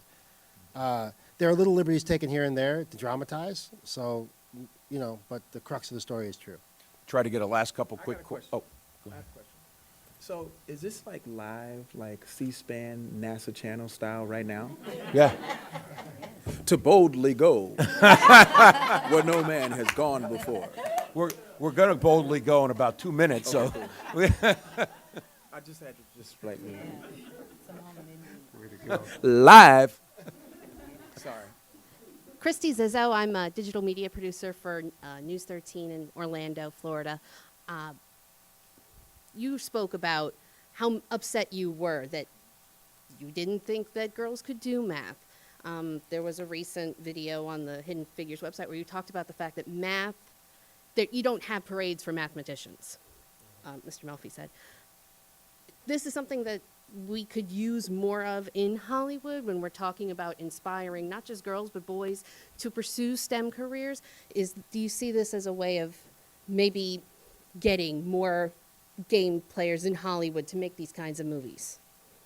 That's what I hope. That's my hope, because this movie is so new. It's so fresh. We've never heard this story before. It's not the, 5,000 ways to play JFK. I love JFK. We know his story. We know the man before he became president. You know what I mean? This is just a new, fresh story, and I just hope it leaves Hollywood with a hunger and a thirst to discover more unheard of stories, because, if this story exists, it's one of a million. So I just hope this movie hits, because that's what Hollywood pays attention. Oh, it's making money? Right. Let's find some more stories we don't know about, So that's what I honestly hope that's what happens. Yes, let's make more films about smart black people. I know that sounds crazy. I know that sounds crazy. Jack Warner of Warner Brothers, one of the original founders of Warner Brothers, said movies have to educate, enlighten, and entertain. And lately, we've just been entertaining. But you have to educate and you have to enlighten people. You have to raise the human. We'll talk later.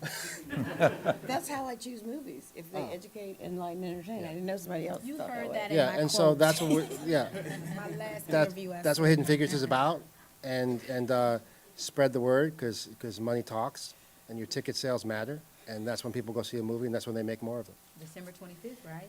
Select theaters, January 6th, worldwide. Yeah. Final quick question, and then we're going to wrap it and boldly go. Where no man has gone Exactly. before. Quick question for Pharrell. Michael Phillips with weatherboy.com. Who do you find inspirational today as relates to science and technology fields? Myself? Yourself. Dava, who runs JPL, she's another level. She's also a female. Oh, I'm so sorry. All right. Okay. Dava, who runs JPL, she's amazing. Also, Elon Musk. I feel like he is a savior for this mission in a lot of ways. We don't know what's going to happen in the next 4 years with the space program, but there are private organizations like his that are definitely going to go, and no one can necessarily stop that, as we lose our EPA and all these other things. I'm very excited about these individuals that recognize the importance of space, just like these 3 African-American female protagonists in the 1960s. They recognized that math was going to be integral to make advancement in space. And we all know any advancement in space is advancement for our species. So we need more people like that. And I think Elon is kind of like, because think about it. He has SpaceX, he has Tesla, and he has Solar City.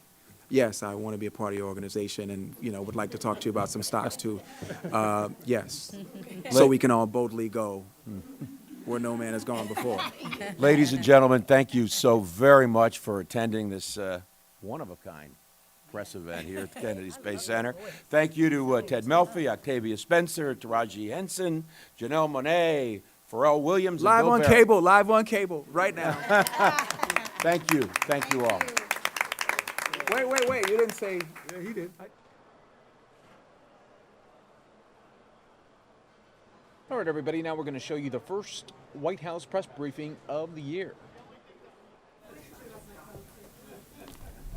Good afternoon, everybody. Happy New Year. Hope you all got some quality time with your families over the last couple of weeks. I know the President did while he was in Hawaii, and I hope you were able to do the same thing. Before we get started, I actually wanted to mark a little a memory with all of you. Today actually reflects the 9th anniversary of the President's victory in the Iowa caucuses. And he, I was fortunate enough to have worked on his Iowa caucus campaign, and so this is a day that I know that many of my colleagues at the time will mark in their own way. I thought I would actually do it by reading just a couple of short excerpts from the speech that he delivered that night. This was the President speaking to a group of very excited supporters. There are some famous lines in this speech, but my attention, as I was reading this last night, are actually attracted to a couple of different paragraphs. And let me read them to you now. Years from now, you'll look back, and you'll say that this was the moment. This was the place where America remembered what it means to hope. For months, we've been teased, even derided for talking about hope. We always knew that hope is not blind optimism. It's not ignoring the enormity of the tasks ahead or the roadblocks that stand in our path. It's not sitting on the sidelines or shrinking from a fight. Hope is that thing inside us that insists, despite all the evidence to the contrary, that something better awaits us if we have the courage to reach for it and to work for it and to fight for it. He went on to say that hope is the bedrock of this nation, the belief that our destiny will not be written for us, but by us, by all those men and women who are not content to settle for the world as it is, but who have the courage to remake the world as it should be. I didn't deliver that speech nearly as well as he did that night. And I certainly, well, I tried. I gave it the old college try. And I certainly can't take credit for having written this powerful speech, but I think it is an apt illustration of how remarkably committed President Obama has been over the course of his presidential career to a core set of principles that aspire to something great, that put their hope in the American people, to build the kind of country that we all believe in, where we all have an opportunity to succeed regardless of what we look like or where we come from.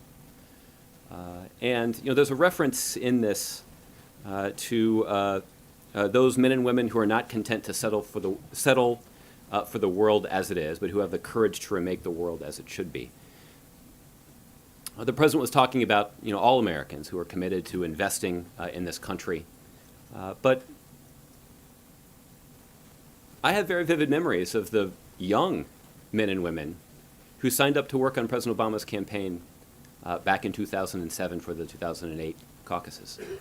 And I say young men and women because even back at the time, 9 years ago, when I was at the ripe old age of 32, I was the old guy.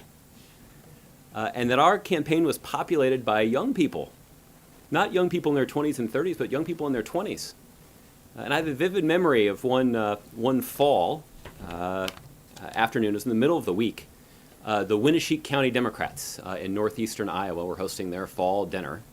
And there were two Obama campaign organizers who were eager to have somebody from the campaign come and speak at the fall gathering for all the Democrats. This is a prime opportunity to recruit supporters and other influential people in the community, particularly Democrats, to win over their support. And the campaign, unfortunately, was not able to find anyone for them, so I went up there. So I made the more than 4-hour drive from Des Moines, Iowa to Decorah, Iowa. Winneshiek County is in the northeastern part of the state.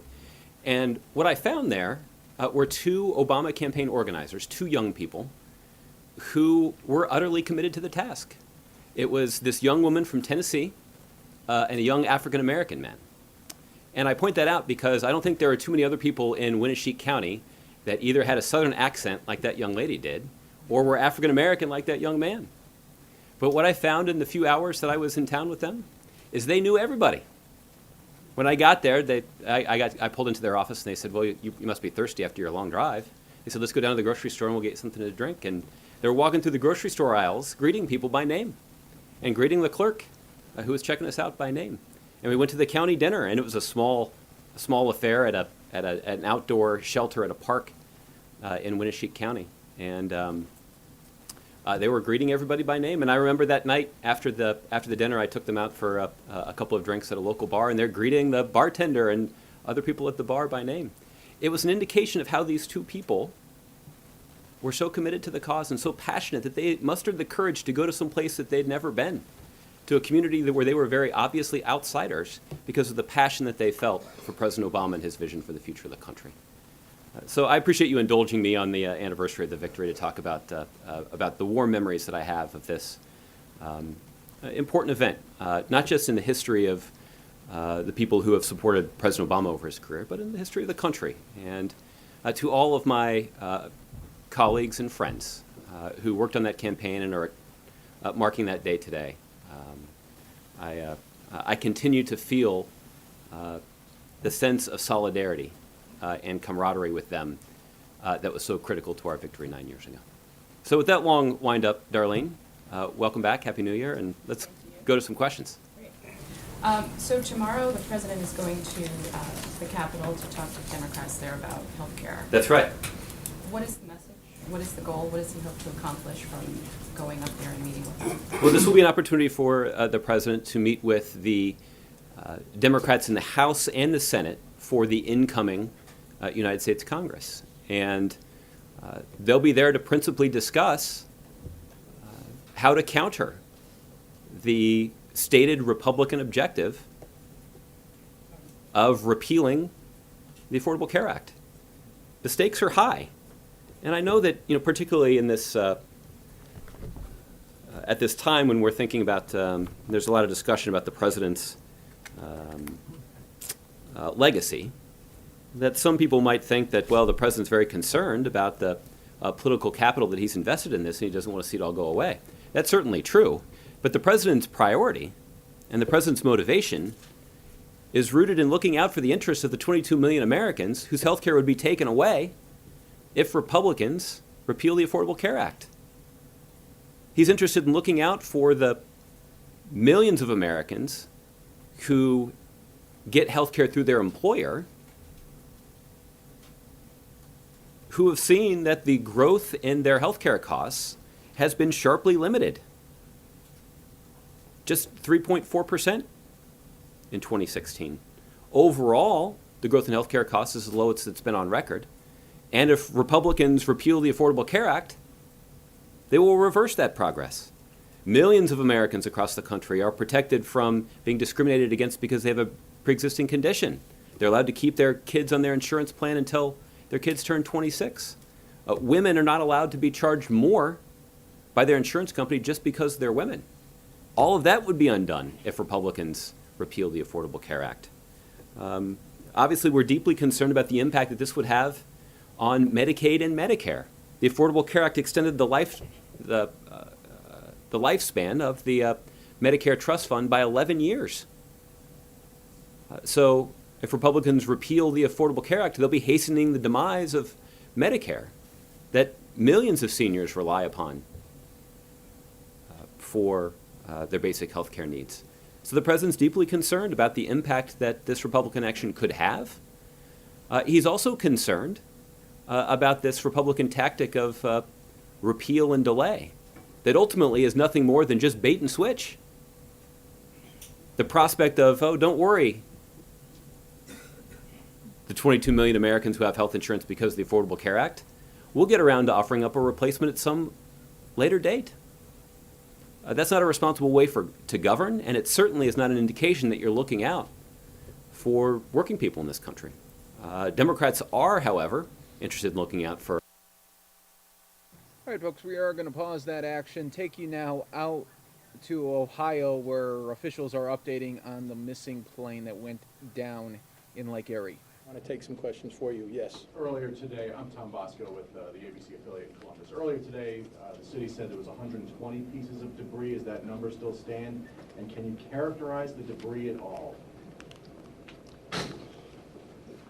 There was approximately 20 pieces of debris recovered. Some of the debris we have identified as coming from the aircraft, and that's about as far as we can go in the investigation as far as providing information relative to what's been recovered so far. Talk to us about how the weather has impacted your search or the inability to do so. The weather actually has been cooperative. The lakes had a light chop, the winds have been light, and the captains are operating out there quite efficiently. Has any more debris been recovered today? Because that 120 debris number was released last night. Has any more debris been found today? There has been. There's been some debris recovered from about east 170th and Lakeshore, and there's some debris that was recovered from this side of Bratnell Place, which is about east 104th and Lakeshore Boulevard. It was recovered on the shoreline. How far in the lake are you looking, sir? How, mile, east, west, north? Sir, I'll turn that over to the Commissioner. He's the incident commander for this particular unified command. To give you perspective on the search area, the search area currently is 4 miles long, 2 miles wide, approximately 12 square miles, and basically right in front of us here. How long will the search continue? When will you end the search? We're going to continue searching until we find something, and it's on a day-to-day basis. That I can't answer that question today, but we're going to continue to move forward. Do you anticipate the plane is still largely in one large piece, or because we've heard about these debris pieces coming up? Well, I'm hoping we find a big piece. I don't want to speculate that, the condition of the aircraft right now, our goal is to find the aircraft. How are the crews holding up? I'm sorry? How are the crews holding up? Dive teams, everybody's out there? Dive teams are very passionate at what they do. They are out there. They're working extremely hard. They're tough conditions out there because the dive teams have to get into the water. The water's cold. It's dark in the water. If you look out right now, it's foggy. It's wavy. So there are a lot of challenges, but our team is a team of professionals. They're very committed, and they're not complaining. They're out there, and they want to find this thing. What's the involvement of the FAA and the NTSB? Do they have investigators here? Are they sending investigators? I'll turn that over to Interim Director Zabo to come. There's two entities of the FAA that are involved. The local entity is called the Flight Standards District Office. They're here in Cleveland. They've been in daily contact with us. They work in conjunction with the NTSB. The NTSB has not been here yet. We are, however, in constant contact with them by telephone. And with my previous comment, you have to understand their mission is to find the cause of the crash. So in that endeavor, they have to find the engines and the black box, anything that might help them finish their assignment. So they haven't been here yet, but we certainly have been in contact with them. Was there a certain type of black box on board? I know that there's different types of black boxes on planes. There's a cockpit voice recorder, and there's also an emergency locator transmitter, and that emits a beacon, and that's what we've been attempting to locate along with some other materials. Do you know if the beacon's been sounded? I mean, have you heard the beacon, or are you still trying to find that? We've heard some reports. We haven't been able to isolate it to the aircraft. There's actually a piece of equipment on its way to Cleveland now that's specifically designed to detect that particular frequency, and we're hopeful that that'll find it for us. Has sonar hit on objects underwater that you pulled up that have been debris from the plane? The sonar has hit on multiple objects. You have to understand that there's a lot of objects on the bottom. If it looks suspicious, they'll dive on it. So we've seen rock formations, things of that type. And just to give you an idea of how specific the sonar is, they actually recovered a bottle, which is about this big, that small, but the sonar hit on it. They looked at it to see if it was anything of significance, but it wasn't. But that's how specific the sonar operates. So at what point would the NTSB respond to start its investigation into the crash? Is it after you find some larger wreckage or find one of the boxes? I think it'll be, I don't want to speak for the NTSB, but the experience we've had in the past is that they will respond once they find items that would assist them in determining the cause. That would be the engines, mechanical systems, flaps, wings, obviously the ELC, the black box. So those are the items that they're concentrating on. Is the crew still hopeful that they will find this plane at this point? We're certainly committed to do that. There's some very experienced, very professional people here. We're meeting on a daily basis multiple times a day, and we're using their experience to help us guide us for the next day. One last question. When might we expect another update, sir? Gandino. Well, we'll send out an update this evening, as we do every day, at least twice a day. And if there's another one that we feel significant enough information, there may be another one that will be televised, and we'll let you know about that as well. Thank you very much. I appreciate you coming. The search is over for the evening with darkness, or is it still continuing? No, we're going to have a debriefing here shortly. We're going to determine what our plan is for this evening. And that will come out in the briefing later.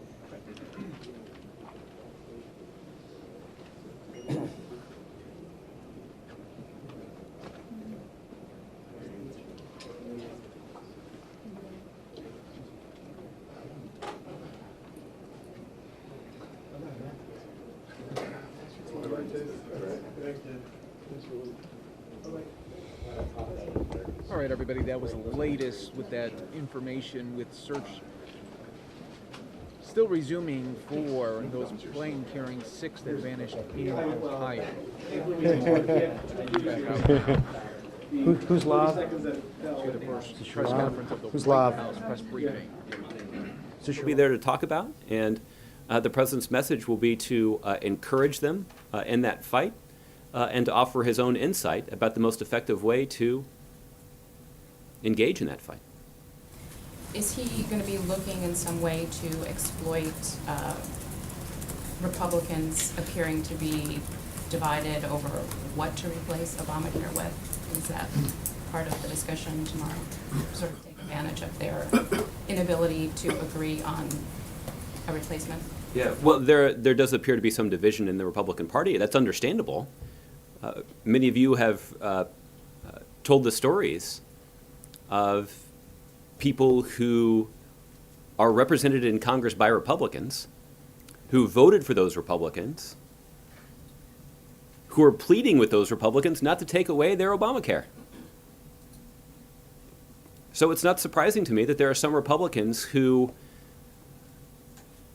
are now a little queasy about the prospect of the impact that repealing Obamacare would have on their own supporters, on people in their congressional districts, because we know there are people all across the country who benefit from this law, who are protected from this law, whose lives have been saved by this law. And the prospect of taking it away is a question of life or death for some people. And so it's not surprising to me that that does leave some Republicans queasy.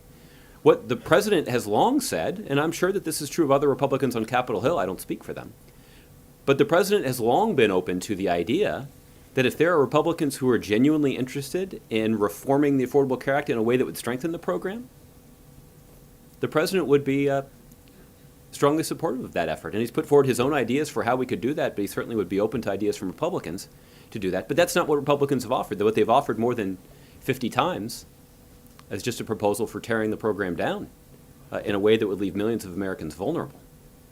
So there is this division in the Republican Party that does leave them vulnerable because they haven't actually indicated any desire to work with Democrats to strengthen the program, which means that there's a premium placed on Republican unity. And if they're not able to preserve that unity, it will pose a challenge to their efforts to accomplish this goal. But there are a lot of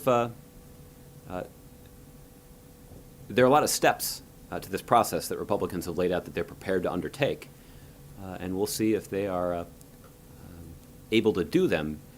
The country would be much better served by them looking to work in a genuinely bipartisan fashion to strengthen the Affordable Care Act, and not just extend, but actually strengthen the many protections that benefit millions of Americans across the country. Last one on this. The president has said on a few occasions that his administration has been good on policy, but where they've fallen down has been in communicating policy to the public. And I'm wondering, I try not to take that personally when he says that. So I'm wondering if the trip up to Capitol Hill tomorrow and then this healthcare-related interview that he's doing later in the week on Friday, is this some sort of attempt to kind of do the sales job on ACA over or better Well, that you've done in the past? No, look, I don't think, I think as you all have seen in covering the president over the last 8 years, there aren't many do-overs. I can't think of any. No, this is not a do-over, but I think this is an opportunity for the president once again to make what he finds to be a particularly persuasive argument about the benefits of the proposal. And the one thing that we have long said that has proved to be true is that the more that people understand what's included in the Affordable Care Act, the more that people see firsthand how they benefit from the Affordable Care Act, the more popular it's likely to be. And there's no denying that Obamacare has been subjected to hundreds of millions of dollars of political attacks. Many of them, if not most of them, false about the impact of the law. So there are stiff headwinds that we have encountered in trying to make the argument in favor of the Affordable Care Act. But the one thing that has proved to be true is that the more that people understand what's included in the Affordable Care Act and how they benefit from it, the more popular the program is. And the harder it is for Republicans to build political support for tearing it down. Jeff. Josh, North Korea said it is close to testing an intercontinental ballistic missile. As the Obama administration comes close to its end, what more can you do with North Korea in the remaining 3 weeks of the president's term, and what kind of advice do you have for the incoming administration? Well, Jeff, the most important thing that any commander-in-chief has to do is to protect the American people. And for years, the United States has, at the direction of the commander-in-chief, President Obama, has increased the defenses that are deployed in the Pacific region to protect the American people from this threat. So there are radar facilities and anti-ballistic missile facilities that have been installed in places like Japan and Guam and in Alaska. There are naval vessels, ballistic missile defense ships that are patrolling the Pacific Ocean. The number of them has been increased as a result of a decision made early on by the commander-in-chief to make sure that we could protect the American people from this threat. And I can confirm once again that the United States military does believe it has the capacity to protect the American people from the threat that's emanating from North Korea. But these defenses are not the only steps that the commander-in-chief has ordered. The United States has also engaged in a rigorous, intensive diplomatic effort to build international support for tough sanctions against the North Korean regime.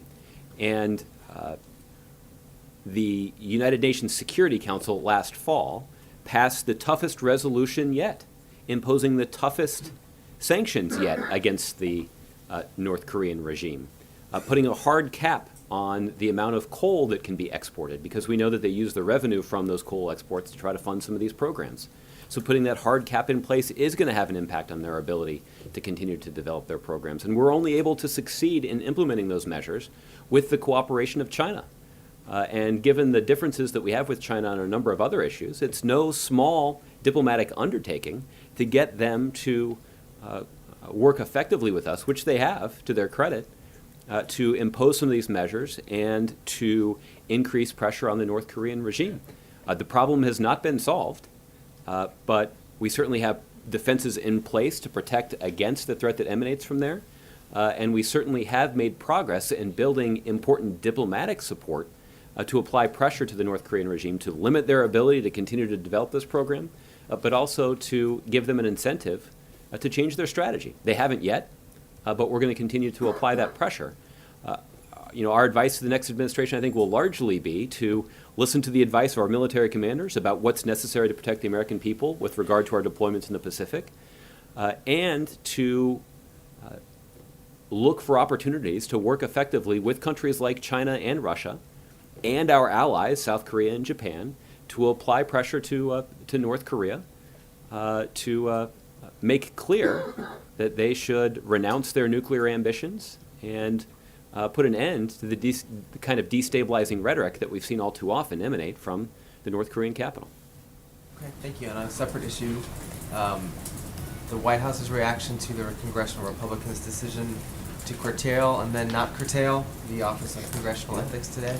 Is this one of those perhaps rare instances where you agree with President-elect Trump? Well,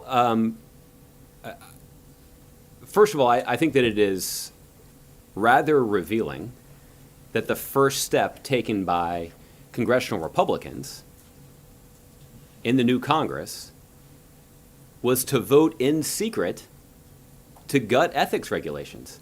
These are ethics regulations, by the way, put in place by Democrats in response to ethical scandals plaguing congressional Republicans.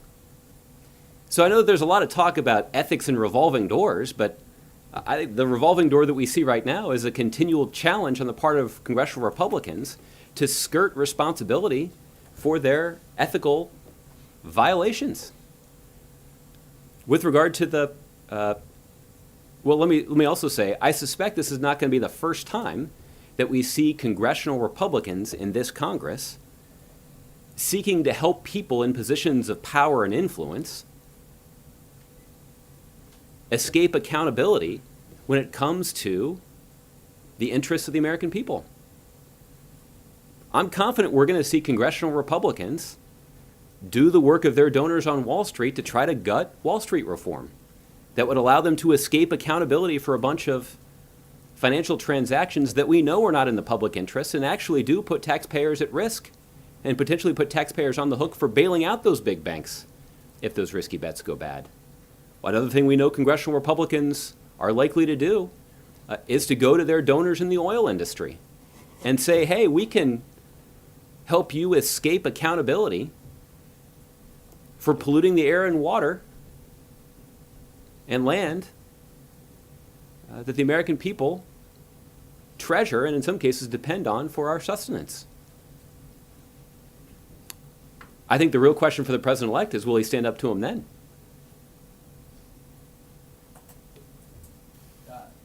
Would you agree then with my, I guess, question that this is a rare instance where you agree with the president-elect's criticism? Well, first of all, I'll let the president-elect's team explain exactly what he was intending to communicate in his tweet. It was not immediately obvious to me that he was indicating opposition to the gutting of ethical requirements.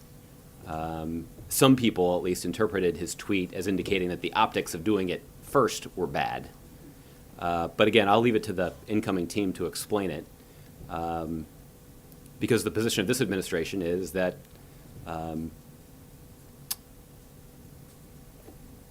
people who are entrusted with positions of authority in the United States government do have certain ethical obligations, and they should be held independently accountable for adhering to those ethical requirements. Certainly the executive branch does in a variety of ways. And I do recall that when President Obama served in the United States Senate, he was one of a small number of members of the United States Senate who championed legislation to create an independent ethical oversight structure on the Senate side too. Unfortunately, that effort did not succeed. But the president's views on the importance of these kinds of ethical oversight structures are well known, and the president has long placed a priority on ensuring that they are strong. Okay, Michelle. You didn't paint a very hopeful picture at one point there, but the fact that this did die, that leadership took it out, I mean, do you see that as promising at all? Well, again, I started out reading a speech about hope, so I try to be an optimistic guy. But you know what I also, just to go back to that speech, we know that hope is not blind to optimism. It's not ignoring the enormity of the tasks ahead or the roadblocks that stand in our path. So when you have a bunch of Republicans who campaign for their office saying that they want to gut regulations that prevent Wall Street bankers from taking advantage of middle-class families, when you have a bunch of Republicans who run for Congress saying that they're going to make it easier for their largest contributors in the oil industry to pollute our water and our air, it's hard to feel particularly optimistic about their willingness to look out for the American people. But like I said, if the president-elect is willing to stand up to him in those instances, that would be welcome news. So we'll just have to wait and see exactly how that plays out. I will say that it is, even in the face of all that optimism, it is disheartening that the very first thing that Republicans in Congress chose to do was to vote in secret to gut ethical accountability. That's not draining the swamp. But that's day one. We'll see what the days in the future lead to. Okay, so you talked about the president on the Hill tomorrow, talking to Democrats to encourage them and how best to counter gutting Obamacare. So what specifically does he want them to do? I mean, I'm confused on what there is that can be done. Well, you'll have an opportunity, as Darlene referenced, to hear from the president at greater length about this later this week. But I think you can certainly anticipate that the president will encourage Democrats to focus on those aspects of the Affordable Care Act that are strongly supported in bipartisan fashion all across the country. The best example for this is the consumer protection that prevents insurance companies from discriminating against people that have pre-existing conditions. There's nothing ideological or partisan about that notion. It's actually just a matter of basic fairness. And what we have found is now that that law or that rule has been in effect for the last few years, we've actually seen Democrats and Republicans both come together and acknowledge that that's a good idea, that actually is fair. And so the question really for Republicans is, how do you construct a policy that protects that fairness? Right now, what Republicans are suggesting is that they would basically take away the requirement that everybody has health insurance. And that ultimately is going to interfere with the ability to ensure that insurance companies sign everybody up. So that's ultimately something that Republicans are going to have to reconcile. And I think this is something the president has talked about at some length, which is that there's a difference between campaigning and governing. There's a difference between going out there on the campaign trail and using all kinds of rhetoric saying you're going to repeal the Affordable Care Act because of the impact it's having on our economy. So you have to ignore a lot of facts in order to make that kind of rhetorical statement. But once you are faced with actually implementing it, the questions get a lot harder. And your ability to follow through on that promise that sounded really good on the campaign trail is called into question. So he wants Democrats to pressure their Republican colleagues to, when you say focus on that, what does he expect them to be doing right now? Well, I think the president's message to them is that they should be out there telling the stories of their constituents who are benefiting from this law. I think that's certainly the most important thing they can do. There are a number of Democrats on Capitol Hill who do have ideas of things that could be done that would strengthen the Affordable Care Act. So some of them may choose to use this as an opportunity to offer up some additional suggestions and try to seek Republican cooperation to strengthen the law. The president certainly would encourage them to do that. I think you can also expect to hear the president make the case that it's not just about protecting the Affordable Care Act, it's also about making sure that we're protecting Medicaid and Medicare. And if we tear down the Affordable Care Act, we're having a terribly negative impact on Medicare and Medicaid as well. So I think there are a lot of strong persuasive arguments to be made that would, I think, persuade many Americans that the idea of tearing down the Affordable Care Act is a bad idea. Okay, just quickly, does the administration believe that North Korea is that close to that ICBM capability? And what does the president think of Donald Trump's response to North Korea via his tweets? Yeah. Well, what I can, the intelligence community has previously said that the United States has not seen North Korea test or demonstrate the ability to miniaturize a nuclear weapon and put it on an ICBM. I'm not aware that that assessment has changed, and some of the administration, the intelligence community officials that I'd spoken to today were not aware that that assessment has changed. If it has changed, it's something that will come from the intelligence community.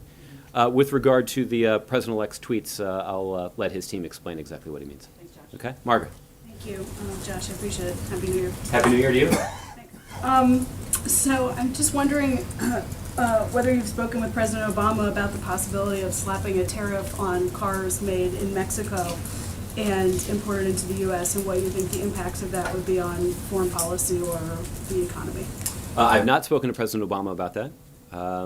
I know that that is contrary to the approach that President Obama has taken when it comes to trying to manage our trade relationships around the world. In fact, the president was strongly supportive of a Trans-Pacific Partnership Agreement that his administration negotiated that included Mexico, that would have raised labor standards, raised environmental standards, would have protected intellectual property, and would have made it easier and fairer for U.S. businesses that are competing against Mexican businesses. That would have been good for the U.S. economy. That would have been good for U.S. workers. It would have been good for U.S. businesses. The incoming president does not seem to share that view, and he believes in a different approach. And many economists have expressed concerns about how the imposition of tariffs, like some have suggested, would actually have a starkly negative impact on the economy, because it would not just result in higher prices being paid by American customers. It means that American goods that are shipped overseas face a similar retaliatory tariff.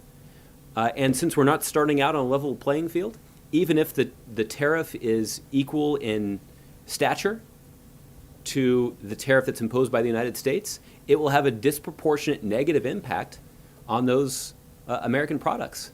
So many economists have made the argument that imposing a tariff like that is actually the worst of both worlds when it comes to the interests of the United States, our consumers, our workers, and our economy.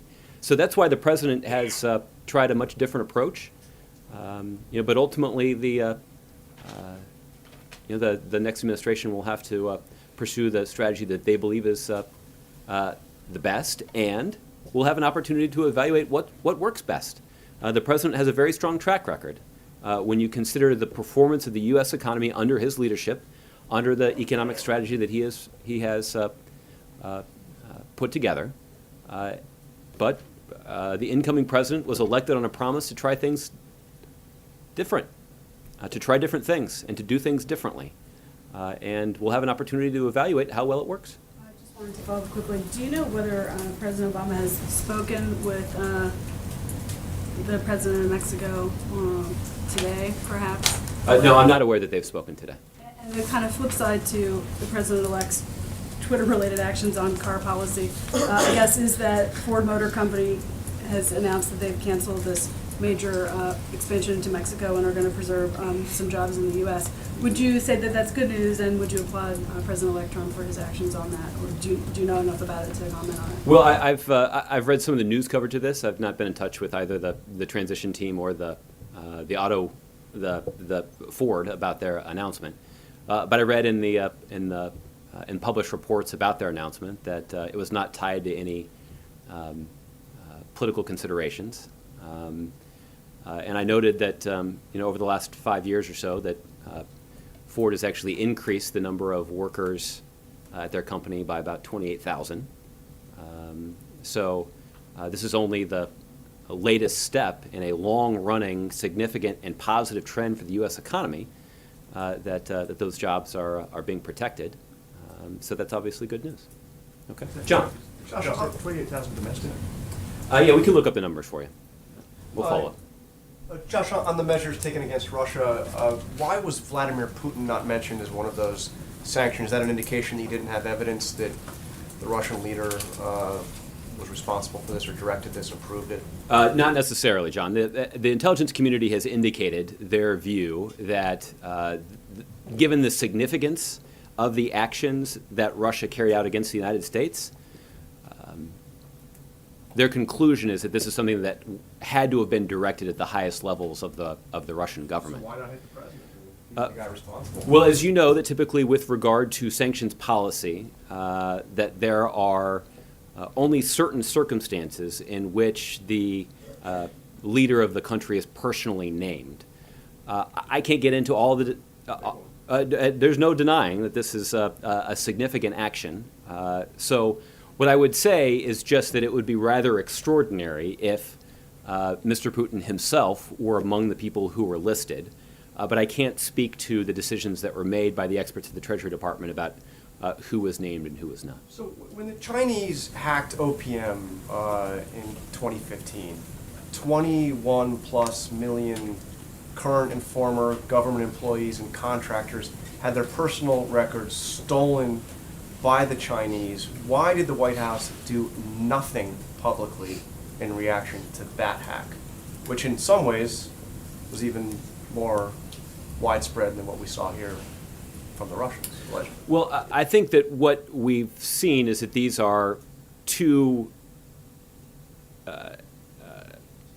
cyber incidents that are malicious in nature, but materially different.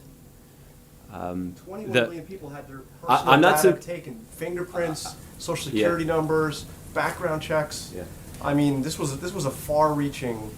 I'm not downplaying the significance of it. I'm just saying that it's different than seeking to interfere in the conduct of a U.S. national election. I can't speak to the steps that have been taken by the United States in response to that Chinese malicious cyber activity. But nothing was announced. There was not a single step announced by the White House in response to that. That is true that there was no public announcement about our response, but I can't speak to what response may have been initiated in private. But no diplomats expelled, no compounds shut down, no sanctions imposed, correct? Well, again, I can't speak to... You don't do that stuff secretly. I mean, that's... Well, certainly when it comes to the diplomats, that's right. There are no diplomats at P&G. That's something that we would announce publicly.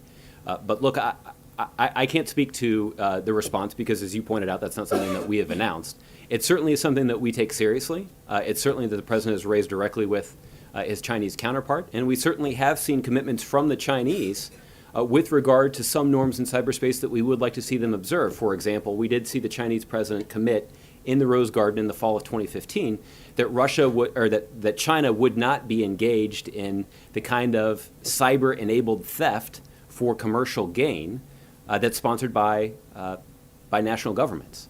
So that represents some progress, and that does represent the protection of U.S. Commercial interests here in the United States, and that certainly is an important step, an important part of establishing some of these rules of the road that will allow the international community to resolve how to limit the malicious behavior of some actors in cyberspace. But you see how there's just this widely different response. I mean, with the Russians, which of course is very politically charged, the White House takes this action, makes it public. With the Chinese, which was not so politically charged, but was absolutely as far-reaching a hack as we had ever seen in this country, nothing. At least done publicly. At least of the government. At least of the government, right? That there are ample examples of other malicious cyber actors in the private sector. The response to that OPM hack, exploiting personally identifiable information and engaging in other wide-reaching malicious cyber activity. But look, I'm not suggesting that somehow that's not important. What I'm just saying is that it's materially different than the kind of hack and leak strategy that we saw the Russians engage in to try to influence our democracy. That is significant. That's serious, and that explains the serious steps that President Obama has imposed against the Russians in response.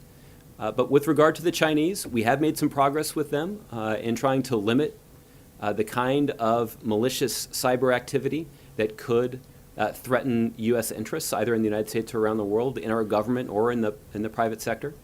And we're pleased with some of the progress that we've made, but there's no denying that the next administration will assume a significant burden in trying to craft a policy in cyberspace that effectively stands up to our adversaries and looks out for the interests of the American people. Okay, and just one other quick, Sean Spicer, I think this is your first briefing since he was announced as the incoming press secretary for the President Trump. It is. Any advice to Sean on how to conduct this job? Well, listen, I had an opportunity to congratulate Sean via email shortly after the announcement was made. As you all have heard me say on a number of occasions, the opportunity and the honor to stand before this podium and advocate for a set of values and a president that I deeply believe in is extraordinary. and it's the kind of opportunity that I wouldn't trade for anything. And I sincerely hope that he finds the same kind of challenge and satisfaction in the job that I have.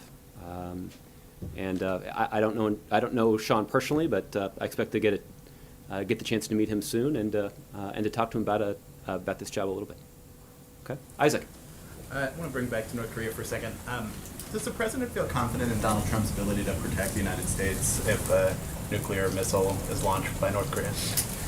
Well, I think that harkens back to some of the rhetoric that was used by both sides in the campaign leading up to the election. And the president expressed some rather profound concerns about the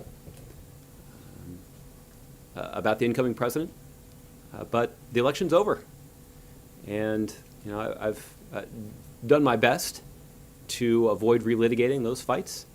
I think what I can tell you is that the president has strong confidence in the men and women of the United States military, the men and women of the United States intelligence community, the men and women in the United States State Department, who ultimately are responsible for implementing policies that protect the American people, including from the threats that emanate in North Korea. So we're going to be counting on our men and women in the intelligence community to continue to provide decision makers with the best available intelligence about North Korea's actions. We're going to rely on the Department of Defense and the men and women of the United States military to make smart strategic decisions about stationing equipment and anti-ballistic missile technology to protect the American people. And we're going to be relying on the men and women of the State Department to go and build an international coalition to increase the pressure on the North Korean regime to compel them to pursue a different path.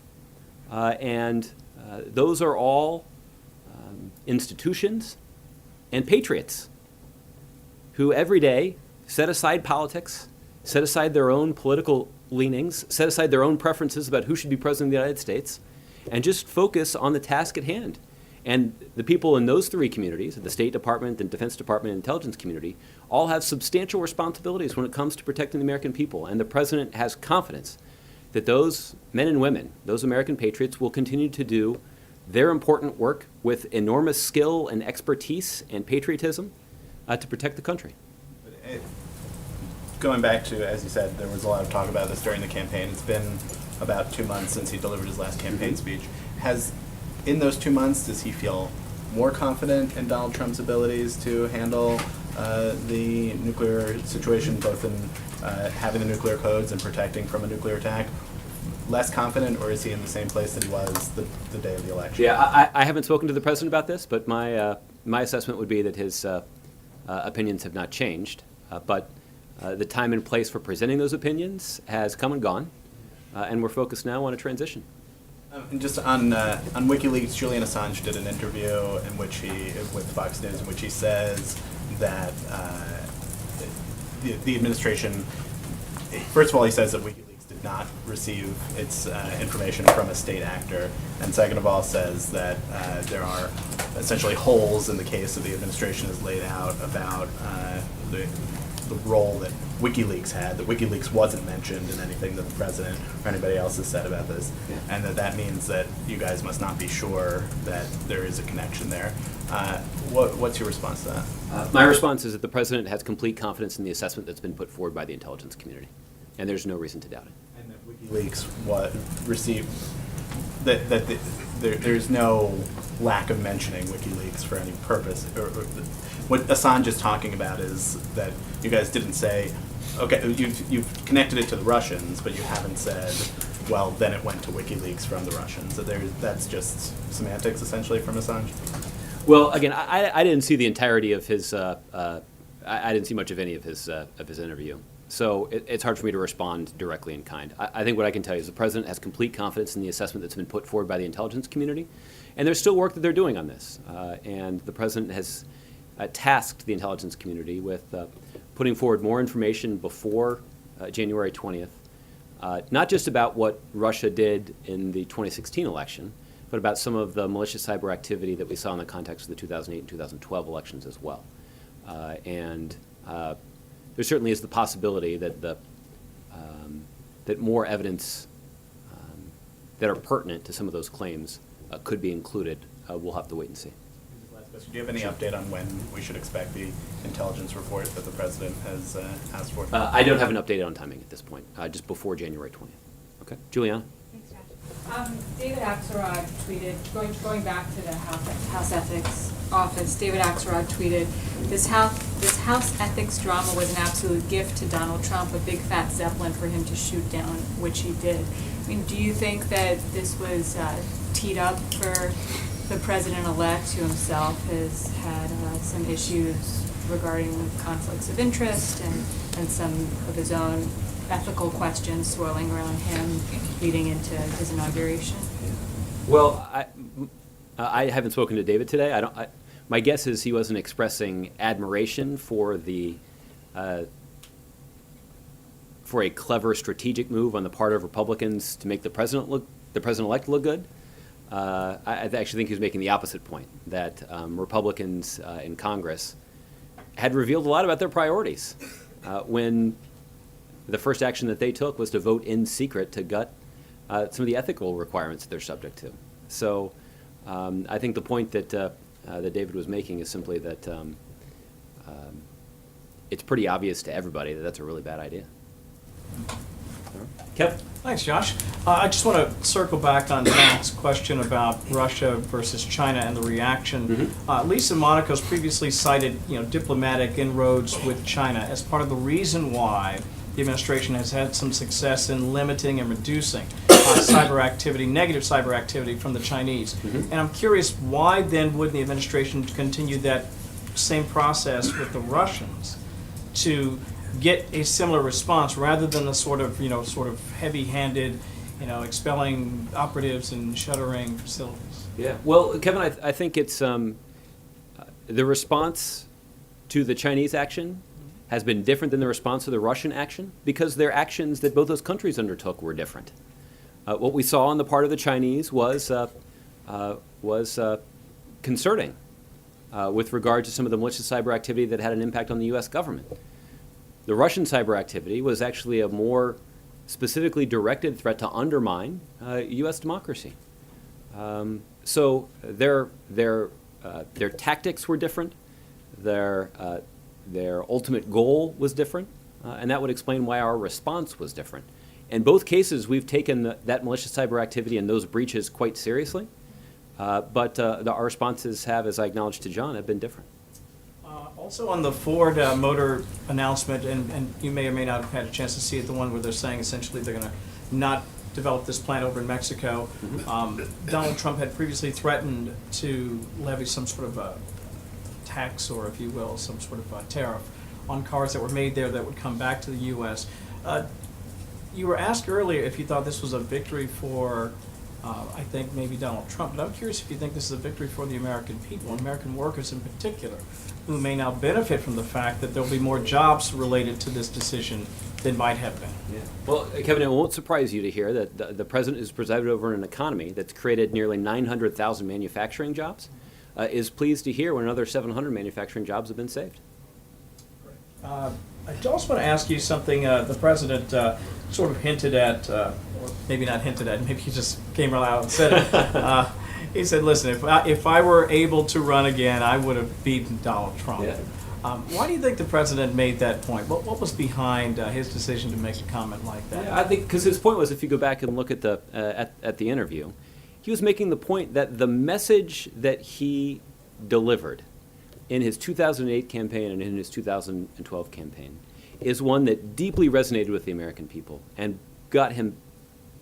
allowed him to build a strong coalition all across the country that allowed him to be elected in 2008 and reelected in 2012 with strong majorities, not just of the Electoral College, but actually a majority of the voting population.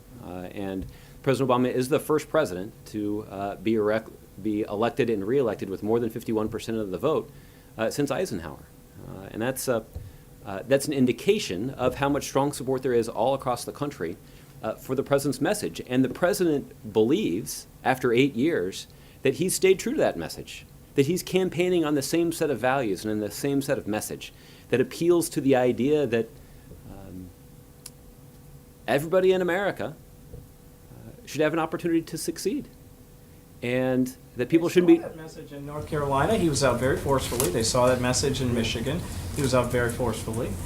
And neither state went for the Democrat in that particular circumstance. Yes. That's true. But I think what we found, and this is true when, in 2010, and to a lesser extent in 2014, but still in 2014, that when the president wasn't on the ballot, that he didn't have as much success as he would have liked in making that same argument in support of other candidates.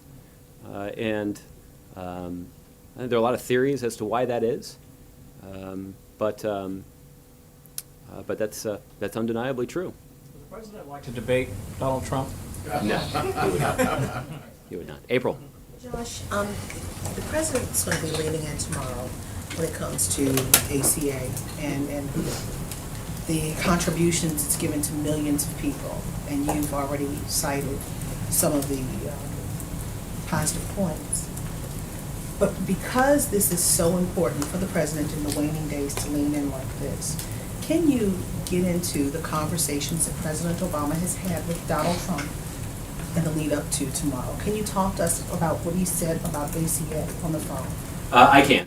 I've worked hard to try to protect the ability of the President of the United States to have private conversations with the President-elect. And when some of the fact of those calls has spilled into the public, we've done our best to try to confirm and explain to you the context of those conversations. But for the substance of the calls, I'm going to protect their ability to have those calls in private. The president here, the last day before he went on vacation, did say when he talks to Donald Trump, he explains the benefits of some issues. Was he talking about ACA as one of those conversations and the benefits that he was talking about? I wouldn't be surprised if the Affordable Care Act was among those. So when he says benefits, does he tout the things that we already know, or does he go into the weeds about things and talk about more that things that the average person doesn't know and how it works, what makes it work, what would be a problem if it's taken away? What does he say when he talks about the benefits to Donald Trump about that? Well, again, I'm just not going to get into the context of their, to the substance of the conversations that they're having. The president did allude to that, so he didn't allude to it, he did tell us that from this podium, so. Okay. Okay, so lastly, with everything going on now, the back and forth between the president-elect and the sitting president of the United States in the waning days of his presidency, is there a possibility, a strong possibility, that there will be a final press conference on President Obama before he leaves office? I don't have any scheduling announcements at this point, but I wouldn't be surprised if something like that happened. We'll keep you posted. Would it be to protect his legacy more so, or to put a final note to America? Well, we'll wait until we have something to announce before we describe why we announced it. Jordan. Thanks, Josh. While the president was in Hawaii, it was reported that the Obama administration it informed Congress that it could transfer up to 19 prisoners from Guantanamo Bay before the president leaves office. Are you able to confirm those reports? I'm not in a position to confirm individual notifications to Congress. As you know, Jordan, statute does require that when the administration is prepared to transfer a detainee from the prison at Guantanamo Bay to another country in the context of security requirements that would limit their ability to pose a threat to the United States, the administration is required to give Congress 30 days notice before completing that transfer. So this is part of our routine effort that we've undertaken over the last several years to reduce the population of the prison at Guantanamo Bay. But I can't speak to any individual notifications that have been made to Congress or give you a specific preview about potential upcoming transfers. But I think I would expect at this point additional transfers to be announced before January 20th. Yeah, on that note, Donald Trump tweeted today that there should be no further releases from Guantanamo. Is his attitude on that issue going to factor into the administration's decisions at all on transfers in the final days? No, it will not. He'll have an opportunity to implement the policy that he believes is most effective when he takes office on January 20th. Okay. Ron. On the Russia hacking thing, you've heard some of the statements from the president-elect that are somewhat skeptical of the intelligence assessments surrounding this issue. Has there been any conversation between members of this administration and the incoming administration about the skepticism about the intelligence, about Russia being behind this hack? Well, I can't speak to any specific conversations, but I'm confident that in the context of the transition and getting the President-elect's team up to speed on a range of important national security issues that we're currently dealing with here, I'm confident that officials in the administration, including at the White House, have represented to the transition team full confidence in the assessment and conclusions that have been announced by the intelligence community. So what do you make of the President-elect's statements that he knows things that others don't know and that he still is not convinced that the Russians are behind this? I'm glad that it's somebody else's job to explain exactly what he meant. Because I don't know. So presumably somebody who has an opportunity to speak to him directly can try to explain to those of us in the public who weren't quite sure what he was referring to. This is obviously a serious thing, though, because this was a matter of national security that the sanctions were levied and these diplomats were expelled. This was a big, big deal. But yet you have the... So how concerned is the president or the administration about the president-elect's attitude that he knows more or something different and that he's still not convinced? Well, in the context of the campaign, we had ample opportunity to... This is the real The campaign thing is now. over. That's right. The campaign is over. And so now we are in a position where our responsibilities as public servants in the Obama administration to do as much as we possibly can to help the President-elect's team get up to speed and understand the complexity and depth of the range of issues, both domestic and national security, that they're going to be tasked with managing starting just 16 days from now. Bottom line, you can't explain why there's this difference of opinion, if you will. Or difference of Bottom assessment. line, there is a reason that the President-elect has his own spokesperson, and that there will be somebody else standing behind this podium when he takes office. When you were talking about the review that's underway of cyber issues, I think you said that in terms of proof or evidence that there may or may not be a public release of what we would consider proof or evidence of the claims.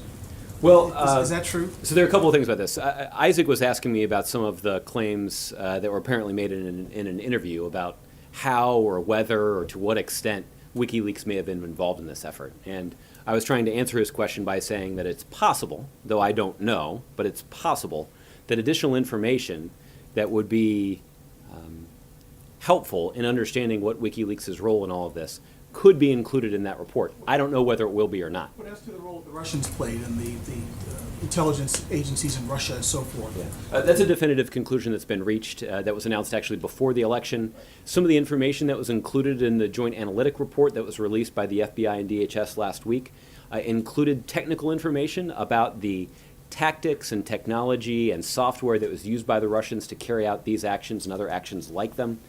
I think that's it's technical.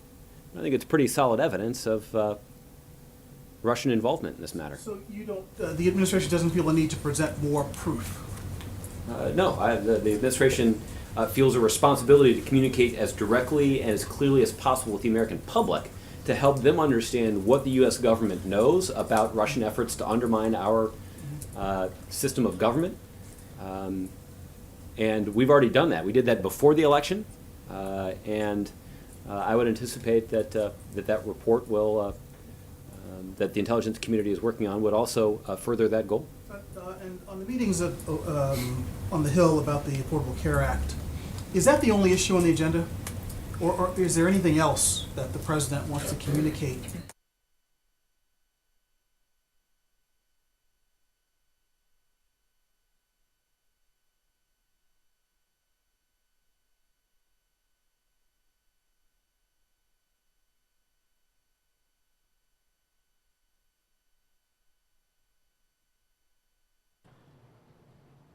All right, everybody, we are going to go to live breaking news here on the Fox 10 News Now stream. Copy.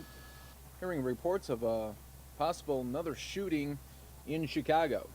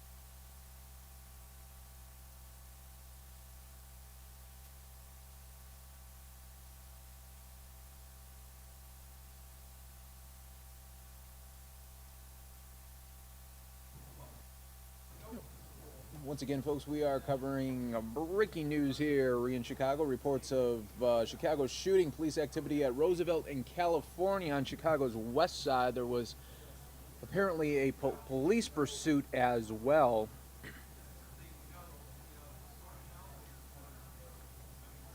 And earlier today, 2 teenage boys were killed and a woman was wounded in a shooting this afternoon in the East Garfield neighborhood.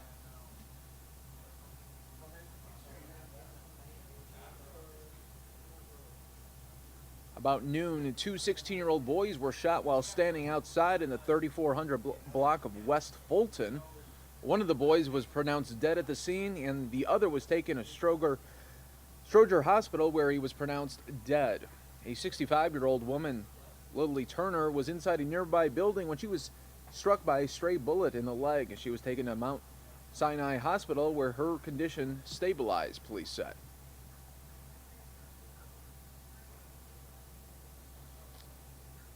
And 11 were killed and 48 were wounded during the Christmas weekend shootings in Chicago.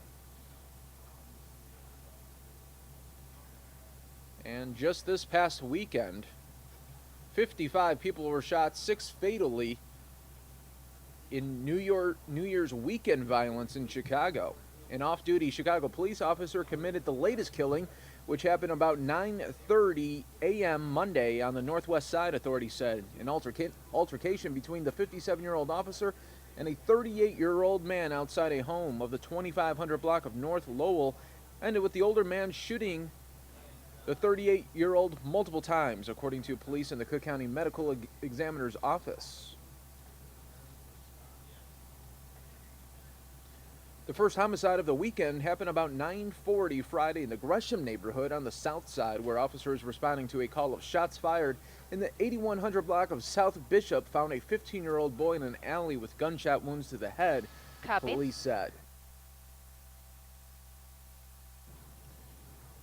And a couple days ago, Donald Trump put out the tweet to Mayor Rahm Emanuel talking about the explosion of Chicago violence and saying if you can't do it, there needs to be federal help.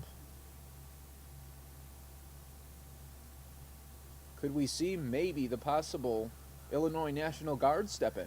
That could be one thing that we could see in 2017 for Chicago.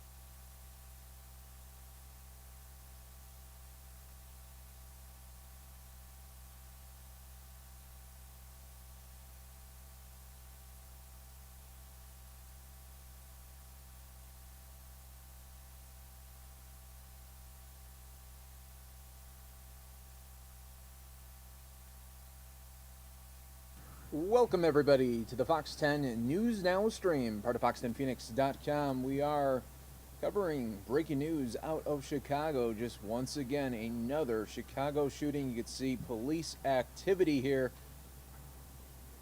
near Roosevelt in California on Chicago's west side. The police tape is up, and they do have a perimeter up on this location. This is just coming on the heels of a crazy New Year's Eve weekend violence that left 55 people shot and 6 fatal deaths coming from those 55. 6 people were killed and at least 49 others were wounded in shootings across the city over the New Year's holiday weekend, according to Chicago police. At 5:53 a.m. Sunday in the West Garfield neighborhood, officers responded to a call of a person down, found 39-year-old John Worship with multiple gunshot wounds in the 4600 block of West Monroe, authorities said. Worship, who lived nearby in the 4400 block of West Wilcox, was pronounced dead at the scene at 6:10 a.m. The city's first homicide of 2017 came less than 2 hours earlier during an uptown neighborhood gunfight that left 2 men dead on the north side.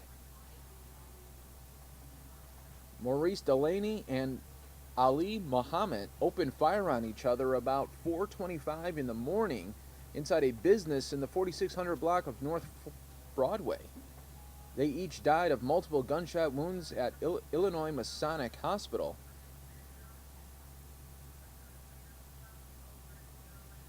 So you can see here, folks, thank you so much for joining us here on this breaking news once again in Chicago with more shootings. We don't know the extent of this shooting folks, here. Thank you so much for joining us here on this with the very latest, but we will try to get you details here. But this is coming off a weekend that has left 55 people shot in the city.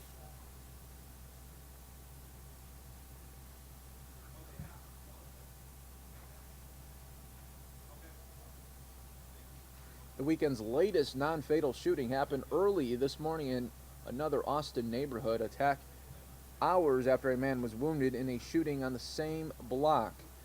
A 15-year-old boy was standing on the sidewalk at 12:30 in the morning when someone in a white vehicle nearby fired shots in his direction.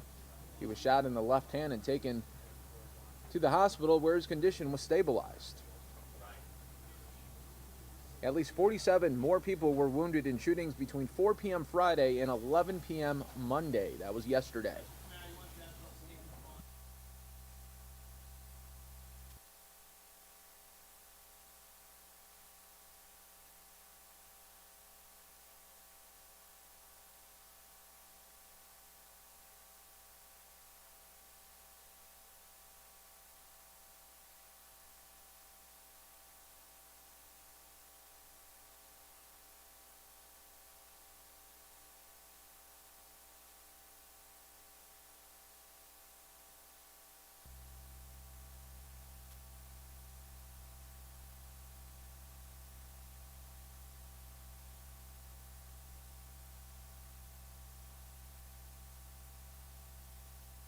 Yes, we understand. A lot of people are saying, why is this news if this is happening in Chicago, where this is just showing you just how the violence in that city is just non-stop.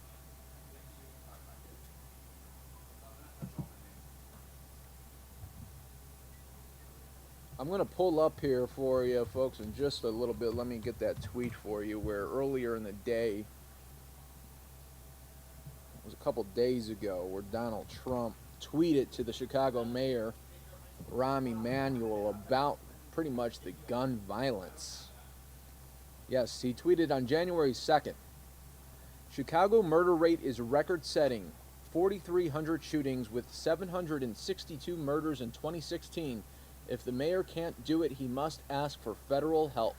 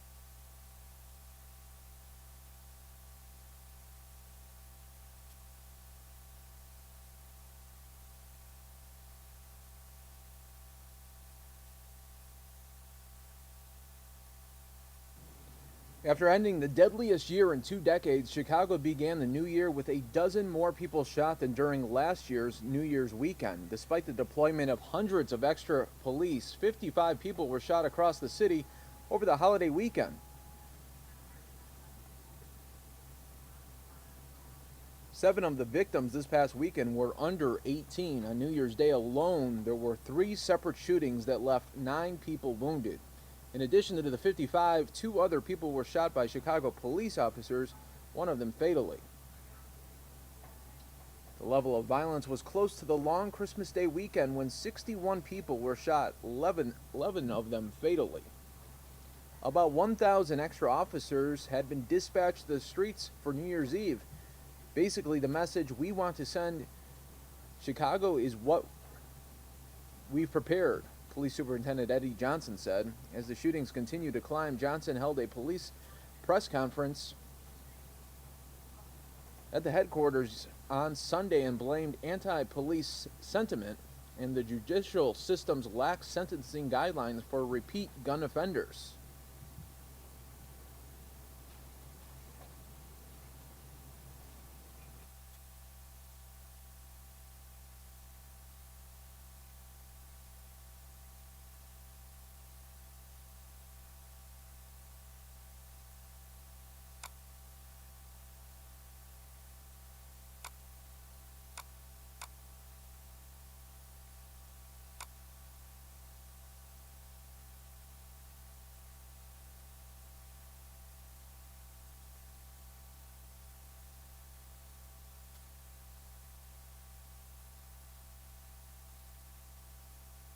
For too long, those calls have been ignored, but I am hopeful that we'll see some movement this coming January.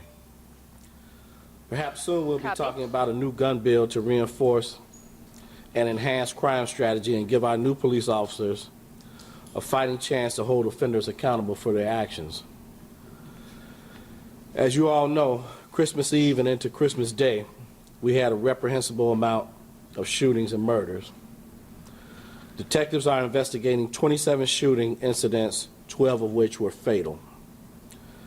The violence primarily occurred in areas with historical gang conflicts on the south and west sides of the city.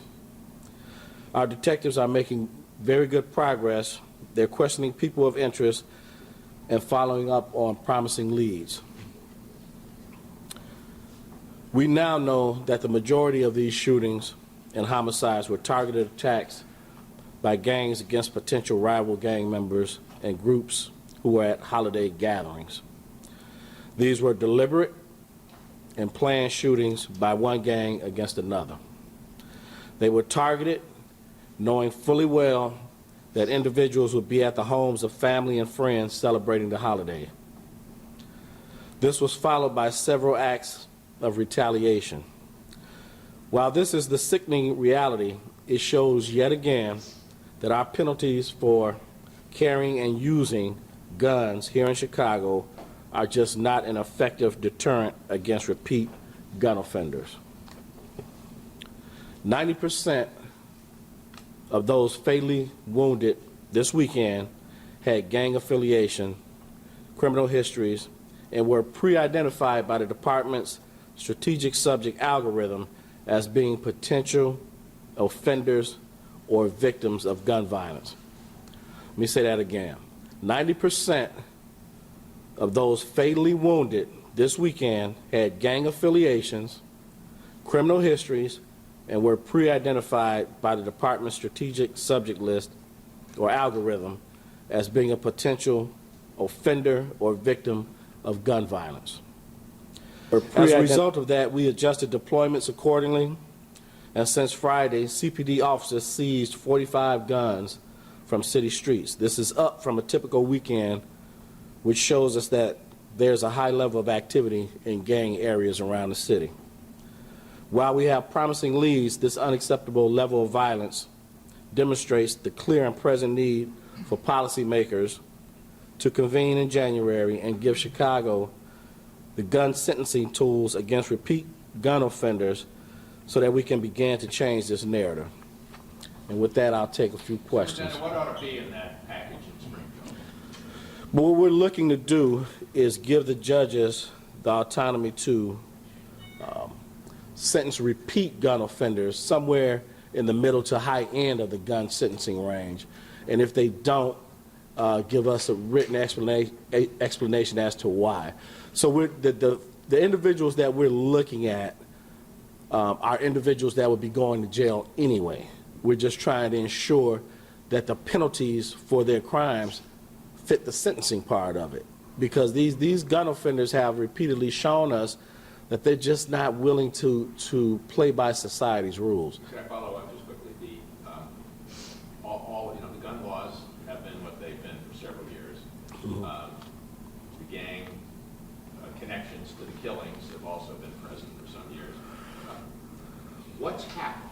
Why is this so bad right now compared gang to three connections to the gang? You know, I think there's no simple explanation, but I think to lay it out for you in the most simplistic terms, I think that, you know, last year a lot of the national narrative and here in Chicago, the anti-police rhetoric that we have nationwide has emboldened and actually empowered these gang members to do what they do. You know, when they feel that the public will speak out for them and not the police officers, that's giving them the power to go out and do what they do.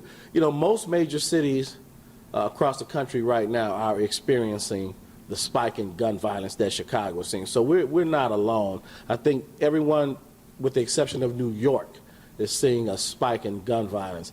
About a month ago, the Department of Justice put out a report that said attacks against the police had risen 300% for the year. That's ridiculous. You know, so that just kind of tells us that the national narrative is helping to perpetuate what we're seeing here in Chicago. But again, I just don't believe that we hold repeat gun offenders accountable for their actions. I just don't. You know, they think that the justice system in Cook County is a joke. You know, and until we change the mental narrative of individuals to make them not want to pick up a gun, we're going to continue to see this cycle. Superintendent, you mentioned the targeted attacks against gang members at holiday parties or holiday gatherings. Was that the scenario in East Chatham? And can you give us any more details about what happened? Yeah, that was, we think right now is what happened over there. You know, it's still an ongoing investigation, and we're still in the preliminary stages, so we don't want to give out too much because we think we have some pretty good leads on the individuals that carried it out. It had been said that the individuals there knew their attackers. You believe that was the case? Probably, yeah. Superintendent, you say that this was a deliberate attack, and that, but can you clarify, do you believe that this one event in Chatham is connected to others that happened throughout the weekend? Because No. I think that was a separate occasion, but I do believe that those individuals targeted them specifically, but it wasn't in retaliation for anything that occurred early in the weekend that we know of right now. Now that narrative could always change, you know, because these events are complex. You know, we need the public's assistance in bringing these individuals, holding them accountable for what they've done. Because here's the thing, the police very rarely witness these incidents. You know, sometimes we do, you know, that we had a couple of weeks around Thanksgiving where we had six incidents where these offenders, we actually witnessed 2 murders. And that's unusual. You know, sometimes we do, you know, that absolutely still need the public's help in helping us bring these crimes to a successful conclusion. Because here's the thing, if we all in Chicago, everybody, the police department, the elected officials, judiciary, business owners, community people, clergy, we all have a vested interest in reducing this gun violence. We do. And if anybody thinks that this is okay or that it's normal, then you're wrong, because it's not okay and it's not normal. You know, when I go home and my neighbors see me, they are constantly asking, what can we do to reduce this gun violence in our city? Now, let's not get it twisted. We know that the long-term solutions is to invest in these impoverished areas, provide more jobs, better education. We know that, but for that's the long term. The urgent solution right now is for our state legislators to help us with this gun bill. And again, I am not a fan of mass incarceration or disproportionate arresting of minorities. But the simple fact of it is, I don't care how you're wrapped. If you pick up a gun and shoot somebody, you should go to prison, period. That's the end of that story. The notion that you should get a pass, you don't get a pass from me. You pick up that gun, you still know right from wrong. I talk to gang members all the time. And what's amazing to me is that they will admit, I knew it was wrong when I did it. I just chose to do it. Well, some people want to give them a pass for it. I don't. These officers work too hard out here every day. Do you realize we're over 8,000 guns recovered for the year? 8,000. One illegal handgun or one handgun recovered every hour of the year of 2016. Every time those officers recover that weapon, make an arrest on it, that's an armed encounter where they could be shot at. Superintendent, let me ask you, you say that gang members feel empowered in the current environment against the police, but we've also heard a lot about morale being so low in the ranks that there's just not a lot of proactive policing going on, and that's what's led to the increasing violence. The police are not the reason this violence is occurring. That's nonsense. If the police weren't doing their jobs out here, we wouldn't have over 8,000 guns recovered this year. That says it all right there. If the police were not doing what we need them to do, we wouldn't be recovering all those weapons. Now, I'll give you that some of the gun recoveries are from the gun turn-in program, but a lot of it is from police activity. If the police officers were not out there doing what we do, we wouldn't have that. And here's, just let me put this in context too. The one thing we cannot measure ever is how much crime we actually prevent by doing that. We catch a guy with a gun, he's not gonna say, "Oh, officer, I was just heading down there to shoot Bobo." They ain't gonna tell you that. So we can't measure what we prevent. But I can tell you this, the majority of your officers in this city want to be out there doing the job correctly, professionally, and respectfully. One more question. One more question. Superintendent, Automobile told me he'd like to see 150 additional officers deployed here in 6 and 150 additional officers in 5. Can you do that? We'll see how once these new officers, these new hires, so we're getting almost 1,000 in the next 2 years, right? Once they well, we'll see. We'll take a look as we get closer. We'll look at the crime picture, see what we need across the city, and then we'll make a judgment. As you all know, I put a panel in place now to finally look at how we do our deployments and give us a baseline so that we'll know exactly what we're doing. But these areas are definitely going to get additional police officers. Thank you. May I ask you a question, please? Superintendent, One question, on please. the anniversary of the Betty Jones and Antonio shooting. Say again?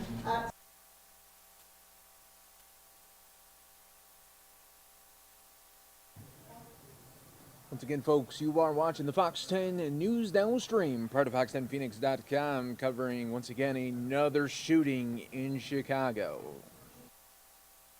55 people shot, 6 fatally over New Year's weekend.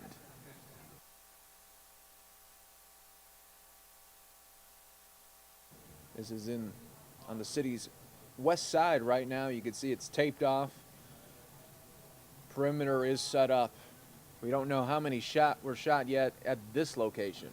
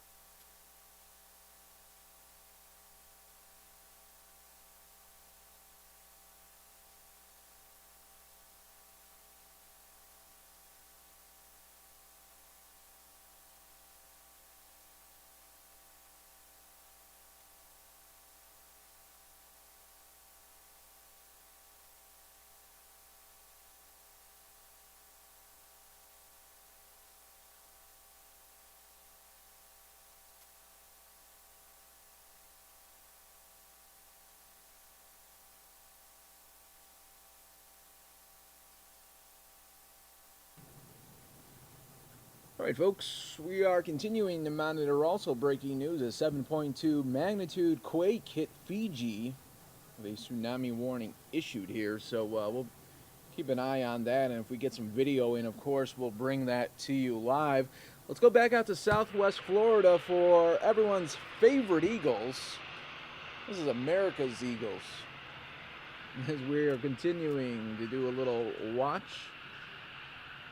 We're waiting for one more to hatch here.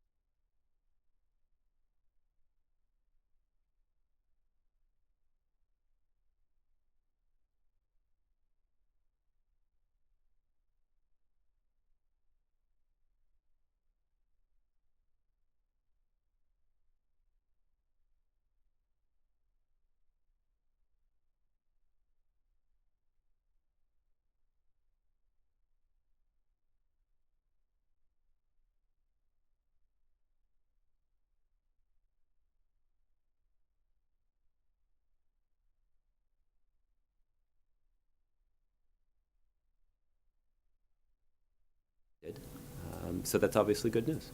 Okay. John. Josh, 28,000 domestic. Yeah, we can look up the numbers for you. We'll follow up. Josh, on the measures taken against Russia, why was Vladimir Putin not mentioned as one of those sanctions? Is that an indication that you didn't have evidence that the Russian leader was responsible for this or directed this, approved it? Not necessarily, John. The intelligence community has indicated their view that given the significance of the actions that Russia carried out against the United States, their conclusion is that this is something that had to have been directed at the highest levels of the Russian government. So why not hit the president? Who's the guy responsible? Well, as you know, that typically with regard to sanctions policy, that there are only certain circumstances in which the leader of the country is personally named. I can't get into all the. There's no denying that this is a significant action. So what I would say is just that it would be rather extraordinary if Mr. Putin himself were among the people who were listed. But I can't speak to the decisions that were made by the experts at the Treasury Department about who was named and who was not. So when the Chinese hacked OPM in 2015, 21+ million current and former government employees and contractors had their personal records stolen by the Chinese. Why did the White House do nothing publicly in reaction to that hack, which in some ways was even more widespread than what we saw here from the Russians? Allegedly. Well, I think that what we've seen is that these are two cyber incidents that are malicious in nature, but materially different. 21 million people had their personal I'm not data taken, fingerprints, social security numbers, background checks. Yeah. I mean, this was a far-reaching. I'm not downplaying the significance of it. I'm just saying that it's different than seeking to interfere in the conduct of a U.S. national election. I can't speak to the steps that have been taken by the United States in response to that Chinese malicious cyber activity. But nothing was announced. There was not a single step announced by the White House in response to that. That is true that there was no public announcement about our response, but I can't speak to what response may have been initiated in private. But no diplomats expelled, no compounds shut down, no sanctions imposed, correct? Well, again, I can't speak to... You don't do that stuff secretly. I mean, that's... Well, certainly when it comes to the diplomats, that's right. There are no diplomats at P&G. That's something that we would announce publicly. But look, I can't speak to the response because, as you pointed out, that's not something that we have announced. It certainly is something that we take seriously. It's certainly that the President has raised directly with his Chinese counterpart, and we certainly have seen commitments from the Chinese with regard to some norms in cyberspace that we would like to see them observe. For example, we did see the Chinese President commit in the Rose Garden in the fall of 2015 that Russia would, or that China would not be engaged in the kind of cyber-enabled theft for commercial gain that's sponsored by national governments. So that represents some progress, and that does represent the protection of U.S. Commercial interests here in the United States, and that certainly is an important step, an important part of establishing some of these rules of the road that will allow the international community to resolve how to limit the malicious behavior of some actors in cyberspace. But you see how they're just this widely different response. I mean, with the Russians, which of course is very politically charged, the White House takes this action, makes it public. With the Chinese, which was not so politically charged, but was absolutely as far-reaching a hack as we had ever seen in this country, nothing. At least of done publicly. At least of the government. At least of the government, right? That there are ample examples of other malicious cyber actors in the private sector. The response to that OPM hack, exploiting personally identifiable information and engaging in other wide-reaching malicious cyber activity. But look, I'm not suggesting that somehow that's not important. What I'm just saying is that it's materially different than the kind of hack and leak strategy that we saw the Russians engage in to try to influence our democracy. That is significant. That's serious, and that explains the serious steps that President Obama has imposed against the Russians in response. But with regard to the Chinese, we have made some progress with them in trying to limit the kind of malicious cyber activity that could threaten U.S. interests, either in the United States or around the world, in our government or in the private sector. And we're pleased with some of the progress that we've made, but there's no denying that the next administration will assume a significant burden in trying to craft a policy in cyberspace that effectively stands up to our adversaries and looks out for the interests of the American people. Okay, and just one other quick, Sean Spicer, I think this is your first briefing since he was announced as the incoming press secretary for the President Trump. It is. Any advice to Sean on how to conduct this job? Well, listen, I had an opportunity to congratulate Sean via email shortly after the announcement was made. As you all have heard me say on a number of occasions, the opportunity and the honor to stand before this podium and advocate for a set of values and a president that I deeply believe in is extraordinary. And it's the kind of opportunity that I wouldn't trade for anything. And I sincerely hope that he finds the same kind of challenge and satisfaction in the job that I have. I don't know Sean personally, but I expect to get the chance to meet him soon and to talk to him about this job a little bit. Okay. Isaac. I want to bring back to North Korea for a second. Does the president feel confident in Donald Trump's ability to protect the United States if a nuclear missile is launched by North Korea? Well, I think that harkens back to some of the rhetoric that was used by both sides in the campaign leading up to the election. And the president expressed some rather profound concerns about the incoming president. But the election's over. And I've done my best to avoid relitigating those fights.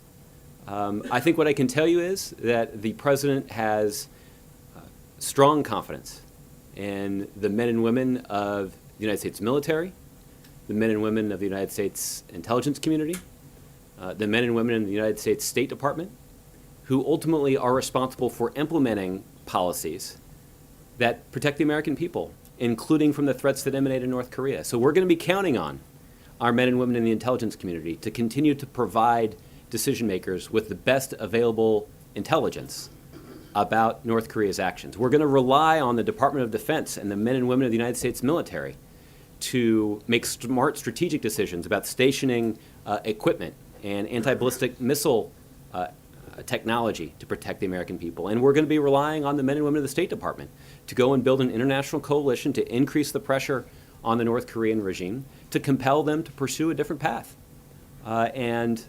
Those are all institutions and patriots who every day set aside politics, set aside their own political leanings, set aside their own preferences about who should be president of the United States, and just focus on the task at hand. And the people in those three communities, the State Department, the Defense Department, and Intelligence community, all have substantial responsibilities when it comes to protecting the American people. And the president has confidence that those men and women, those American patriots, will continue to do their important work with enormous skill and expertise and patriotism to protect the country. Going back to, as you said, there was a lot of talk about this during the campaign. It's been about 2 months since he delivered his last campaign speech. In those 2 months, does he feel more confident in Donald Trump's abilities to handle the nuclear situation, both in having the nuclear codes and protecting from a nuclear attack? Less confident, or is he in the same place that he was the day of the election? Yeah, I haven't spoken to the president about this, but my assessment would be that his opinions have not changed. But the time and place for presenting those opinions has come and gone, and we're focused now on a transition. And just on WikiLeaks, Julian Assange did an interview with Fox News in which he says that the administration, first of all, he says that WikiLeaks did not receive its information from a state actor, and second of all says that there are essentially holes in the case that the administration has laid out about the role that WikiLeaks had, that WikiLeaks wasn't mentioned in anything that the president or anybody else has said about this, and that means that you guys must not be sure that there is a connection there. What's your response to that? My response is that the president has complete confidence in the assessment that's been put forward by the intelligence community, and there's no reason to doubt it. And that WikiLeaks received there's no lack of mentioning WikiLeaks for any purpose. What Assange is talking about is that you guys didn't say, okay, you've connected it to the Russians, but you haven't said, well, then it went to WikiLeaks from the Russians. So that's just semantics, essentially, from Assange? Well, again, I didn't see the entirety of his, I didn't see much of any of his interview. So it's hard for me to respond directly in kind. I think what I can tell you is the president has complete confidence in the assessment that's been put forward by the intelligence community, and there's still work that they're doing on this. And the president has tasked the intelligence community with putting forward more information before January 20th, not just about what Russia did in the 2016 election, but about some of the malicious cyber activity that we saw in the context of the 2008 and 2012 elections as well. There certainly is the possibility that that more evidence that are pertinent to some of those claims could be included. We'll have to wait and see. Last question. Do you have any update on when we should expect the intelligence report that the president has asked for? I don't have an update on timing at this point, just before January 20th. Okay, Juliana? Thanks, Josh. David Axelrod tweeted, going back to the House Ethics Office, David Axelrod tweeted, this House Ethics drama was an absolute gift to Donald Trump, a big fat Zeppelin for him to shoot down, which he did. I mean, do you think that this was teed up for the president-elect, who himself has had some issues regarding conflicts of interest and some of his own ethical questions swirling around him leading into his inauguration? Well, I haven't spoken to David today. My guess is he wasn't expressing admiration for for a clever strategic move on the part of Republicans to make the president-elect look good. I actually think he was making the opposite point, that Republicans in Congress had revealed a lot about their priorities when the first action that they took was to vote in secret to gut some of the ethical requirements that they're subject to. So I think the point that David was making is simply that it's pretty obvious to everybody that that's a really bad idea. Kevin? Thanks, Josh. I just want to circle back on Matt's question about Russia versus China and the reaction. Lisa Monaco's previously cited, diplomatic inroads with China as part of the reason why the administration has had some success in limiting and reducing cyber activity, negative cyber activity from the Chinese. And I'm curious, why then wouldn't the administration continue that same process with the Russians to get a similar response rather than the sort of heavy-handed, expelling operatives and shuttering facilities? Yeah. Well, Kevin, I think it's the response to the Chinese action has been different than the response to the Russian action because their actions that both those countries undertook were different. What we saw on the part of the Chinese was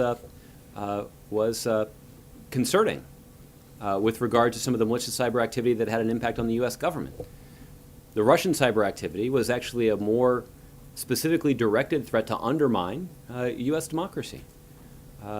So their tactics were different. Their ultimate goal was different, and that would explain why our response was different.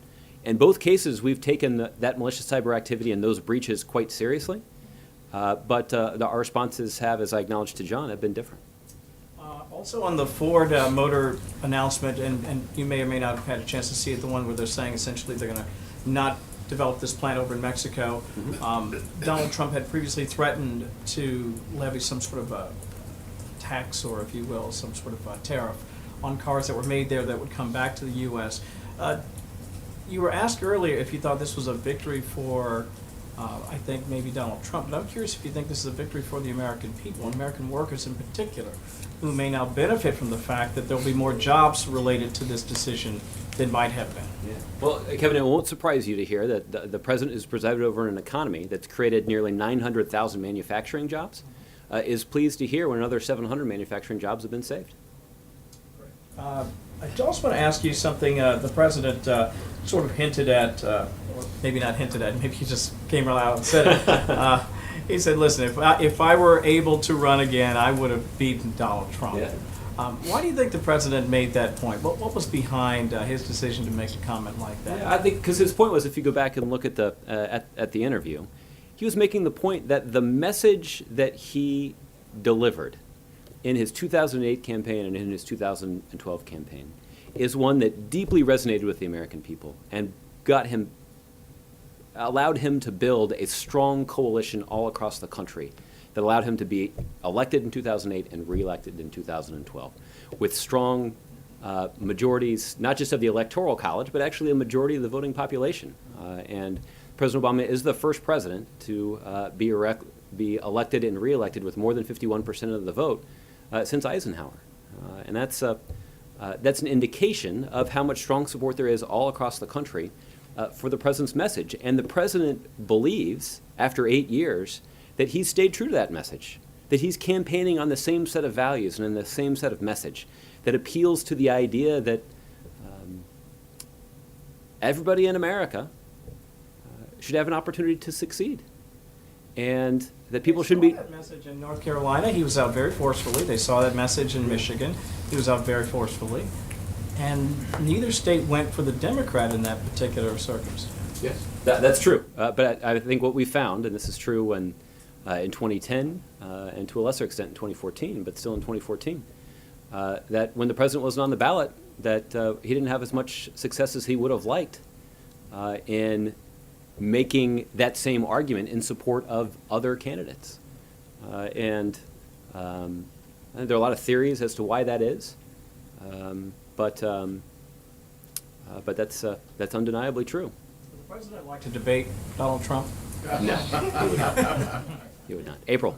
Josh, the president's going to be leaning in tomorrow when it comes to ACA and the contributions it's given to millions of people. And you've already cited some of the positive points.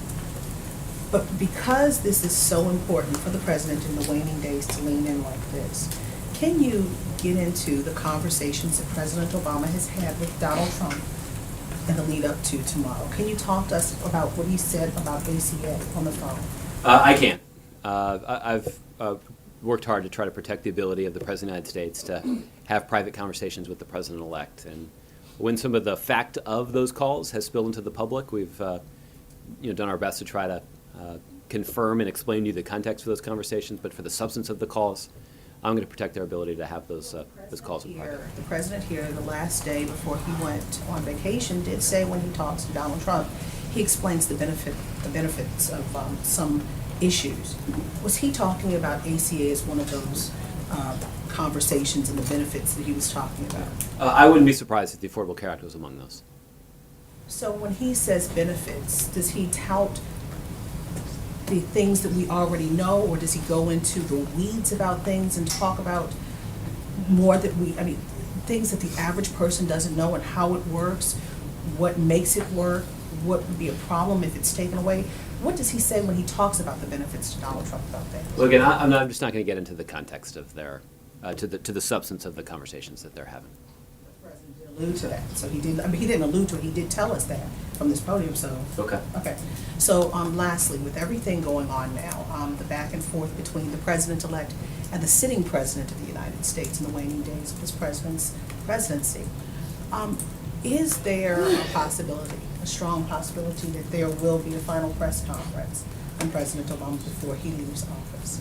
I don't have any scheduling announcements at this point, but I wouldn't be surprised if something like that happened. We'll keep you posted. Is it to protect?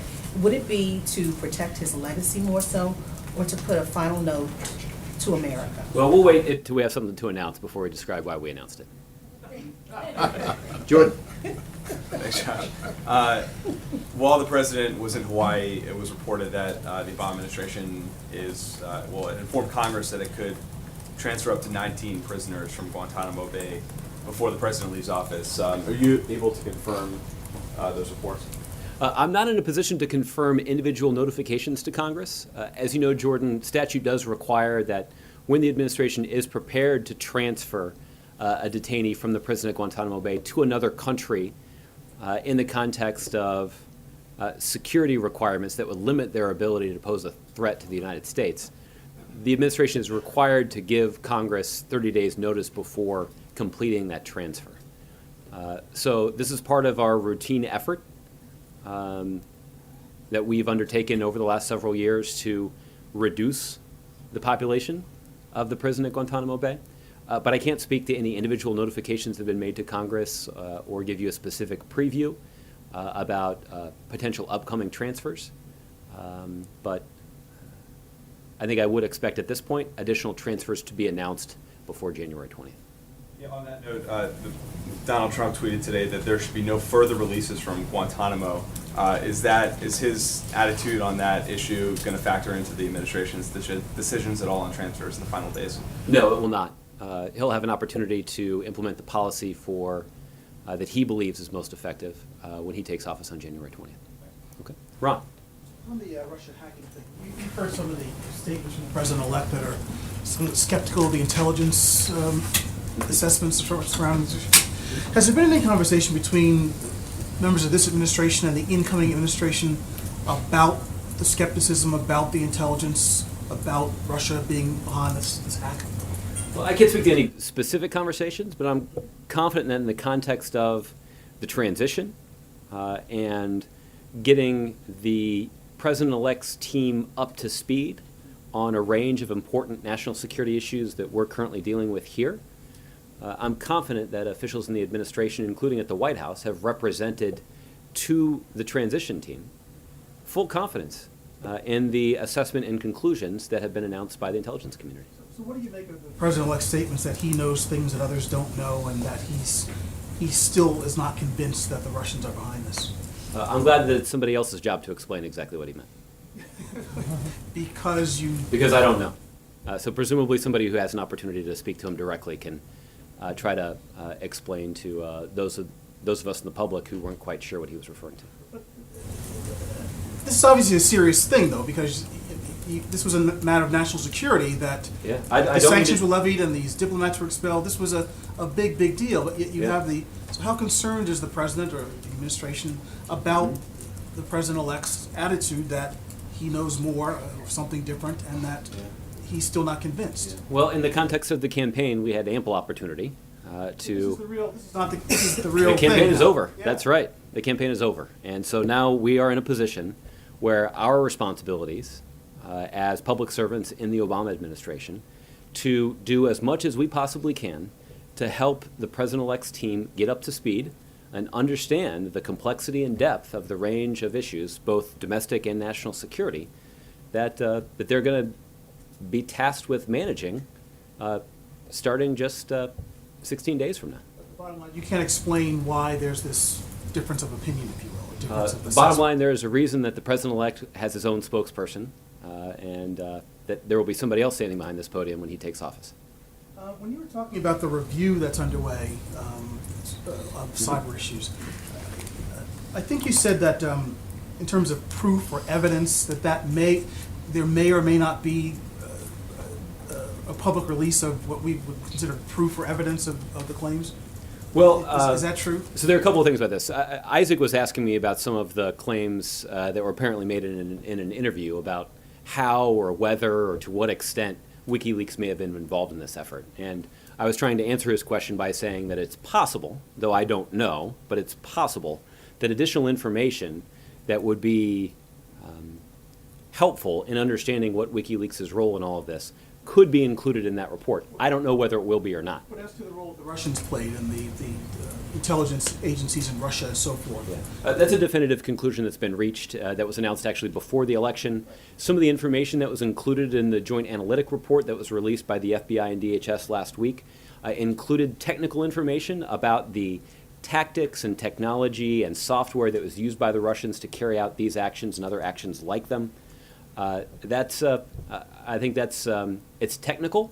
I think it's pretty solid evidence of Russian involvement in this matter. So you don't, the administration doesn't feel a need to present more proof? No, the administration feels a responsibility to communicate as directly and as clearly as possible with the American public to help them understand what the U.S. government knows about Russian efforts to undermine our system of government. And we've already done that. We did that before the election, and I would anticipate that that report will, that the intelligence community is working on, would also further that goal. And on the meetings on the Hill about the Affordable Care Act, is that the only issue on the agenda?